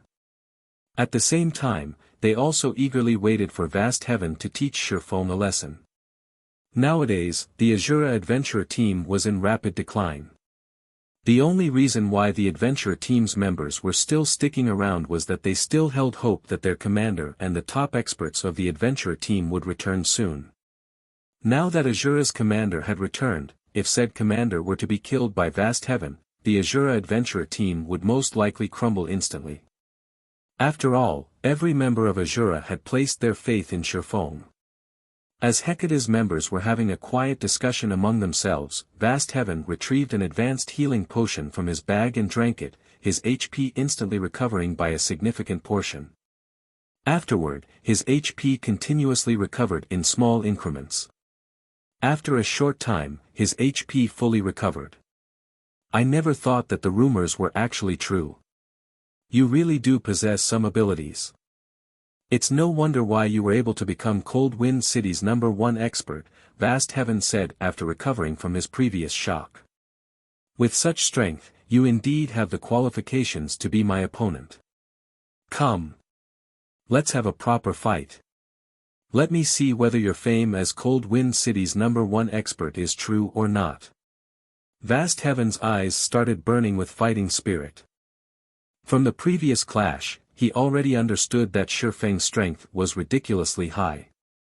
However, in a battle between players, the outcome could not be decided based on just the strength attribute only. You want to witness our commander's strength? I'm afraid you still lack the qualifications to do so. Cleansing Whistle said, clicking her tongue as she looked at Vast Heaven. If you wish to challenge our commander, you'll have to get through me first. Cleansing Whistle stepped forward from the group. Team Leader Whistle, be careful. He is Hecate's Vast Heaven. Previously, even Sky Slicer fell to him, despite being supported by dozens of experts. You mustn't fight him alone. Stained Maple warned Cleansing Whistle in a panic. He knew very clearly just what kind of strength Cleansing Whistle possessed. After all, he was originally a member of the Waveheart Adventure team and had joined Asura with Lifeless Thorn and Cleansing Whistle. While Cleansing Whistle was indeed very strong, she should only be roughly equal to the Centurion Dynasty's Sky Slicer. Meanwhile, Vast Heaven was someone who had single-handedly slain Sky Slicer together with dozens of experts from the Centurion Dynasty. Vast Heaven's strength was no trivial matter. It was a feat that even Lifeless Thorn, Cold Wind City's previous #1 expert, was not capable of accomplishing. Stained Maple did not think that the current Cleansing Whistle had any chance of winning against Vast Heaven. In his opinion, only their commander, Shifeng, could possibly contend against Vast Heaven in a one-on-one match. However, Stained Maple's warning was obviously ineffective, since Cleansing Whistle still continued walking towards Vast Heaven. Although Stained Maple wanted to try and stop Cleansing Whistle again, his attempt was hindered by one of Asura's vice-commanders, Solitary 9. When Stained Maple turned to look at the rest of Shifeng's group, he noticed that nobody on the team showed any intention of stopping Cleansing Whistle. Instead, they simply took on the attitude of spectators, making it look like this upcoming fight had nothing to do with them whatsoever. This is insane. Every one of them has lost their minds. Stained Maple was rendered speechless by his allies' actions. Despite having clearly stated that even the Centurion Dynasty was powerless against Vast Heaven, Shifeng and the others were actually allowing Cleansing Whistle to go into battle all by herself. This was basically sending Cleansing Whistle to her death. Besides Stained Maple, his team members were also very anxious. "Boss Maple, what should we do? The commander and the other higher-ups are refusing to listen to your advice. I heard that Vast Heaven has a special tool that can increase the death penalty of the players he has killed. If he uses that special tool, we don't have a choice. If Cleansing Whistle looks to be getting pushed back, we'll charge in together," Stained Maple said through the team chat as he gritted his teeth. He was determined that he would not let Cleansing Whistle die. Currently, the Asura adventurer team was in a precarious situation and in urgent need of powerful experts to take charge of it. Meanwhile, Cleansing Whistle was one of the top 10 experts in the adventurer team. The adventurer team could not afford to let her get killed and lose multiple levels. The other members in Stained Maple's team nodded in agreement. Meanwhile, seeing Cleansing Whistle slowly walking towards Vast Heaven, Hecate's members started making a clamor. "Who is this lady? She actually dares to challenge Boss Vast. Boss, let us take action. We'll teach this little girl a proper lesson. Asura's members sure are arrogant." Hecate's members were greatly displeased with Cleansing Whistle's arbitrary decision to take Shifang's place in battle. They all wanted to charge forward and kill Cleansing Whistle now. "You're going to fight me? You sure know how to speak bold words." Vast Heaven could not help but laugh as he looked at Cleansing Whistle's slender figure. "I know who you are. You're the 6th ranking expert of Cold Wind City, right? However, even the ones ranked above you failed to last more than 10 moves against me. How many moves do you think you can possibly last against me?" He was filled with feelings of ridicule as he watched Cleansing Whistle walking towards him. Even before he had completed his Tier 2 promotion, he had managed to defeat experts ranked higher than Cleansing Whistle with great ease. Now that he had reached Tier 2, he could easily defeat those experts in just 2 or 3 moves. After all, the difference between tiers was massive. "You sure speak a lot of nonsense. Or are those your last words?" Cleansing Whistle replied in annoyance. "Die!" Vast Heaven shouted in rage. He readied his spear and activated charge, his body transforming into an afterimage as he instantly arrived before her, although she stood over 20 yards away. He then thrust his spear, sending 8 rapid jabs at Cleansing Whistle's defensive blind spots. Tier 2 skill, Star Piercer. The combination of a Tier 2 skill's power and his strength attribute meant each one of his jabs carried strength rivaling that of a great lord of the same level. Just as the 8 streaks of silver light were about to come into contact with Cleansing Whistle, the female swordsman brandished her 2 swords. They created multiple arcs of light before her. Tier 2 skill, Split Flash. Dang! Dang! Dang! When swords and spear collided, sparks scattered into their surroundings. The sounds of miniature explosions also rang out one after another. In the end, not only did Cleansing Whistle block all 8 spear jabs, but she even managed to force Vast Heaven to retreat 3 steps, damages ranging in the hundreds appearing above the berserker's head in succession. In contrast, Cleansing Whistle remained standing steadily in her original position, her HP still completely intact. Although both sides had only clashed once with each other, the difference in strength was already clear for all to see.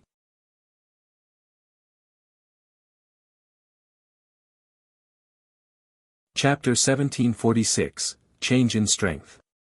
Chapter 1746, Change in Strength. How is her strength so high? Vast Heaven was deeply shocked as he stared at Cleansing Whistle. His class was famed for its strength. Moreover, he had even been promoted to Tier 2 already. Even if his opponent were a Tier 2 Shield Warrior or Tier 2 Guardian Knight, he was confident in suppressing them with his strength. Meanwhile, Cleansing Whistle was only a swordswoman, a class that was supposed to be an all-rounder, yet he was actually no match for her in a competition of strength. Before Vast Heaven could recover from his surprise, Cleansing Whistle quickly followed up with an attack of her own. Wind Blade. In the blink of an eye, Cleansing Whistle appeared before Vast Heaven, who had retreated to a distance roughly 10 yards away, and started striking with her swords at the enemy berserker. Like a pair of cunning snakes, her swords twisted and turned like living creatures. In the next moment, over a dozen phantom snakes were visible pouncing on Vast Heaven. Combat technique, Phantom Snakes. The attack trajectories of the phantom snakes were both complex and constantly changing. Unlike normal attacks, which usually moved in a straightforward pattern, her attacks when executing phantom snakes constantly changed. Even if her opponent managed to predict her attack trajectories in one moment, those attack trajectories would abruptly change in the next, preventing her attacks from easily being parried. Although Cleansing Whistle had yet to reach a level where she could change the attack trajectory of every phantom snake at any time, she was still able to alter 4 attacks at any given moment, making it very difficult for her opponents to grasp her attack trajectories. Seeing the dozen or so phantom snakes striking at him, Vast Heaven's expression immediately turned somber. He was not able to perfectly grasp the trajectory of these phantom snakes. In the end, he had no choice but to execute indiscriminate slash to cope with her attacks. He did not dare to block all the attacks using normal attacks only. Dang! Dang! Dang! A series of clangs echoed through the surrounding area continuously. Even though Vast Heaven was able to execute over 20 attacks with indiscriminate slash, with his strength even enhanced by the skill, both he and Cleansing Whistle ended up taking 3 steps backward after clashing. How is this possible? The spectating members of Hecate could not help but gape in shock. The Hecate members present were all elites and experts. They knew that, although it appeared that Vast Heaven and Cleansing Whistle had come out as equals during that clash, in reality, Vast Heaven was at a disadvantage. Indiscriminate slash was a sure-kill skill of the Berserker class. Yet, even after using a sure-kill skill, Vast Heaven was only able to end his clash with Cleansing Whistle with a draw. Meanwhile, Cleansing Whistle hadn't even used any skills during the previous attack. One could easily imagine what kind of outcome would result from a normal clash. Looking at Cleansing Whistle again, an indescribable sense of fear sprouted in the hearts of Hecate's members. Vast Heaven was a bona fide Tier 2 Berserker. His combat standard ranked at the top of Hecate. Yet, he was actually being overwhelmed by a player from some backwater city. If they were to tell this matter to the other experts of Hecate, their words would most likely be treated as a joke. At this moment, let alone Hecate's spectating members, even Vast Heaven himself was looking surprised and confused. He could not understand just how Cleansing Whistle could be so powerful. How is this possible? I'm a Tier 2 Berserker. At this moment, the composure Vast Heaven had before had completely disappeared. In fact, he could feel death looming over him already. Wasn't she the 6th-ranked expert of Cold Wind City?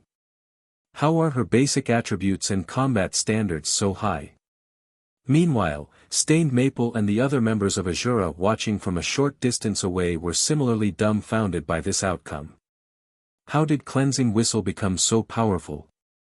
When Stained Maple saw Cleansing Whistle suppressing Vast Heaven with ease, he could not help but think he was hallucinating. He had a very clear idea of Cleansing Whistle's previous strength. Although she was indeed stronger than him, the gap between them was minor. However, the Cleansing Whistle he looked at right now was like a completely different person. Whistle's grasp over phantom snakes is still too shallow. If she could grasp it completely, she could have taken away at least 50% of that Berserker's HP with that attack just now, Lifeless Thorn stated idly. Solitary 9 and the others in the team also nodded in agreement. Currently, Cleansing Whistle was geared in the level 50 Fine Gold ranked Magic Light set. As for the weapons she was wielding, one was a level 50 Fine Gold Longsword, and the other was a level 50 Epic Growth type Longsword. On the other hand, Vast Heaven was only geared in level 50 Secret Silver equipment. The difference in equipment standards between the two of them was massive. It was only normal for her to overwhelm Vast Heaven. Moreover, after leaving the Ice Crystal world, Cleansing Whistle had also traveled around the continent of God's domain and challenged all sorts of experts. After the training provided by Zero Wing, Cleansing Whistle, who was originally close to reaching the half-step refinement realm, had now fully set foot into the refinement realm standard. Her combat standard was only slightly inferior to Vast Heaven, someone who was a veteran refinement realm expert. However, with the advantage she had in terms of attributes, she could easily make up for this minor difference. As for the Phantom Snake's combat technique, it was one of the combat techniques Zero Wing had acquired from the primordial divine ruin. Although it was only a basic combat technique, its power definitely allowed it to rank among the top of basic combat techniques. To improve their strength, Shi Feng had decided to let Cleansing Whistle and the rest of them learn some suitable combat techniques in exchange for having them owe the Asura adventurer team some contribution points. If Cleansing Whistle could fully grasp Phantom Snakes, with her powerful attributes, it would definitely be possible to shave away half of Vast Heaven's HP in a single attack. Taking away half of Vast Heaven's HP with a single attack. When Stained Maple heard Lifeless Thorn's words, he suspected he was hearing things. This was Vast Heaven they were talking about. The Berserker was someone capable of going up against dozens of experts from the Centurion dynasty all by himself. Yet, in the eyes of Lifeless Thorn's group, such an expert was like an ordinary player one could find anywhere on the street. Just as everyone was feeling shocked by the strength Cleansing Whistle had displayed, Cleansing Whistle immediately altered her footwork after stabilizing herself. She transformed into multiple afterimages, making it look like there were 5 copies of her as she dashed towards Vast Heaven. Combat Technique, Residual Steps. Similar to Phantom Snakes, Residual Steps was also a combat technique acquired from the primordial divine ruin. It was a special footwork technique that relied on afterimages to confuse one's opponent. Footwork-type combat techniques were capable of improving a player's combat power significantly. In terms of value, a basic footwork-type combat technique was equivalent to an advanced offensive or defensive combat technique. When one was fighting against an enemy of roughly equal combat standards, a footwork-type combat technique allowed one to take the initiative in battle. It was something crucial in a battle between experts. At the end of the day, Vast Heaven was only a refinement realm expert. As a result, he was not able to fully grasp the movement patterns of all 5 copies of Cleansing Whistle. When Cleansing Whistle was close to reaching him, he had no choice but to make a powerful stomp on the ground. Thunderclap. The ground around Vast Heaven trembled and shattered, preventing Cleansing Whistle from executing residual steps properly. As a result, her afterimages disappeared, and her real location was revealed. Die. Seeing an opportunity to strike, Vast Heaven immediately used his strongest Tier 2 skill, Death Charge. Vast Heaven's body increased in size, instantly becoming a 3-meter-tall giant. He raised his silver spear and stabbed it at Cleansing Whistle. Death Charge was a sacrificial skill that sacrificed 40% of his maximum HP to execute a charging assault on a target within 50 yards ahead of him. While the skill was in effect, it increased his movement speed by 150%, strength by 100%, and damage dealt by 500%. In the next moment, the ground beneath Vast Heaven's feet shattered. The Berserker transformed into a blur as he charged at Cleansing Whistle. Just as Vast Heaven was about to reach Cleansing Whistle, the latter suddenly swapped out the level 50 fine gold longsword in her right hand and replaced it with a tattered longsword engraved with silver divine runes. She swung the tattered longsword at Vast Heaven. Just as the tattered longsword was about to collide with Vast Heaven's spear, the silver runes engraved on the longsword lit up brightly. Boom! There was an explosion, and the ground beneath the point of impact shattered. Contrary to expectations, Cleansing Whistle did not get sent flying. In fact, she was still standing steadily in her original position. On the other hand, Vast Heaven's charge had stopped abruptly. He took 3 steps back involuntarily, the spear in his hands trembling visibly. His body had also fallen into a complete paralyzed state for a brief moment. Vast Heaven was thoroughly dumbfounded by this outcome. He failed to understand what Cleansing Whistle had just done, actually overwhelming his strongest attack. However, before Vast Heaven could recover from his brief paralyzation, Cleansing Whistle quickly swung the epic growth-type longsword in her other hand. Tier 2 skill, Storm Fury. This move was the strongest Tier 2 skill Cleansing Whistle possessed. In the next moment, countless wind blades assaulted the immobilized berserker, chipping away at his HP rapidly. By the time Vast Heaven recovered from his paralyzed state, he had less than 1/3 of his HP remaining. However, Cleansing Whistle had already followed up with another 2 slashes. A moment later, Vast Heaven's vision darkened, and his body collapsed to the ground powerlessly. You're tuning in to the Han Lee's Wuxia Chronicles YouTube channel. We're so grateful for your support, and don't forget to subscribe to join us on this incredible journey through captivating stories. Your generosity through donations truly makes a world of difference, as it's the primary source of revenue that allows me to expand and enhance this channel for you. Thank you from the bottom of my heart for being a part of this adventure.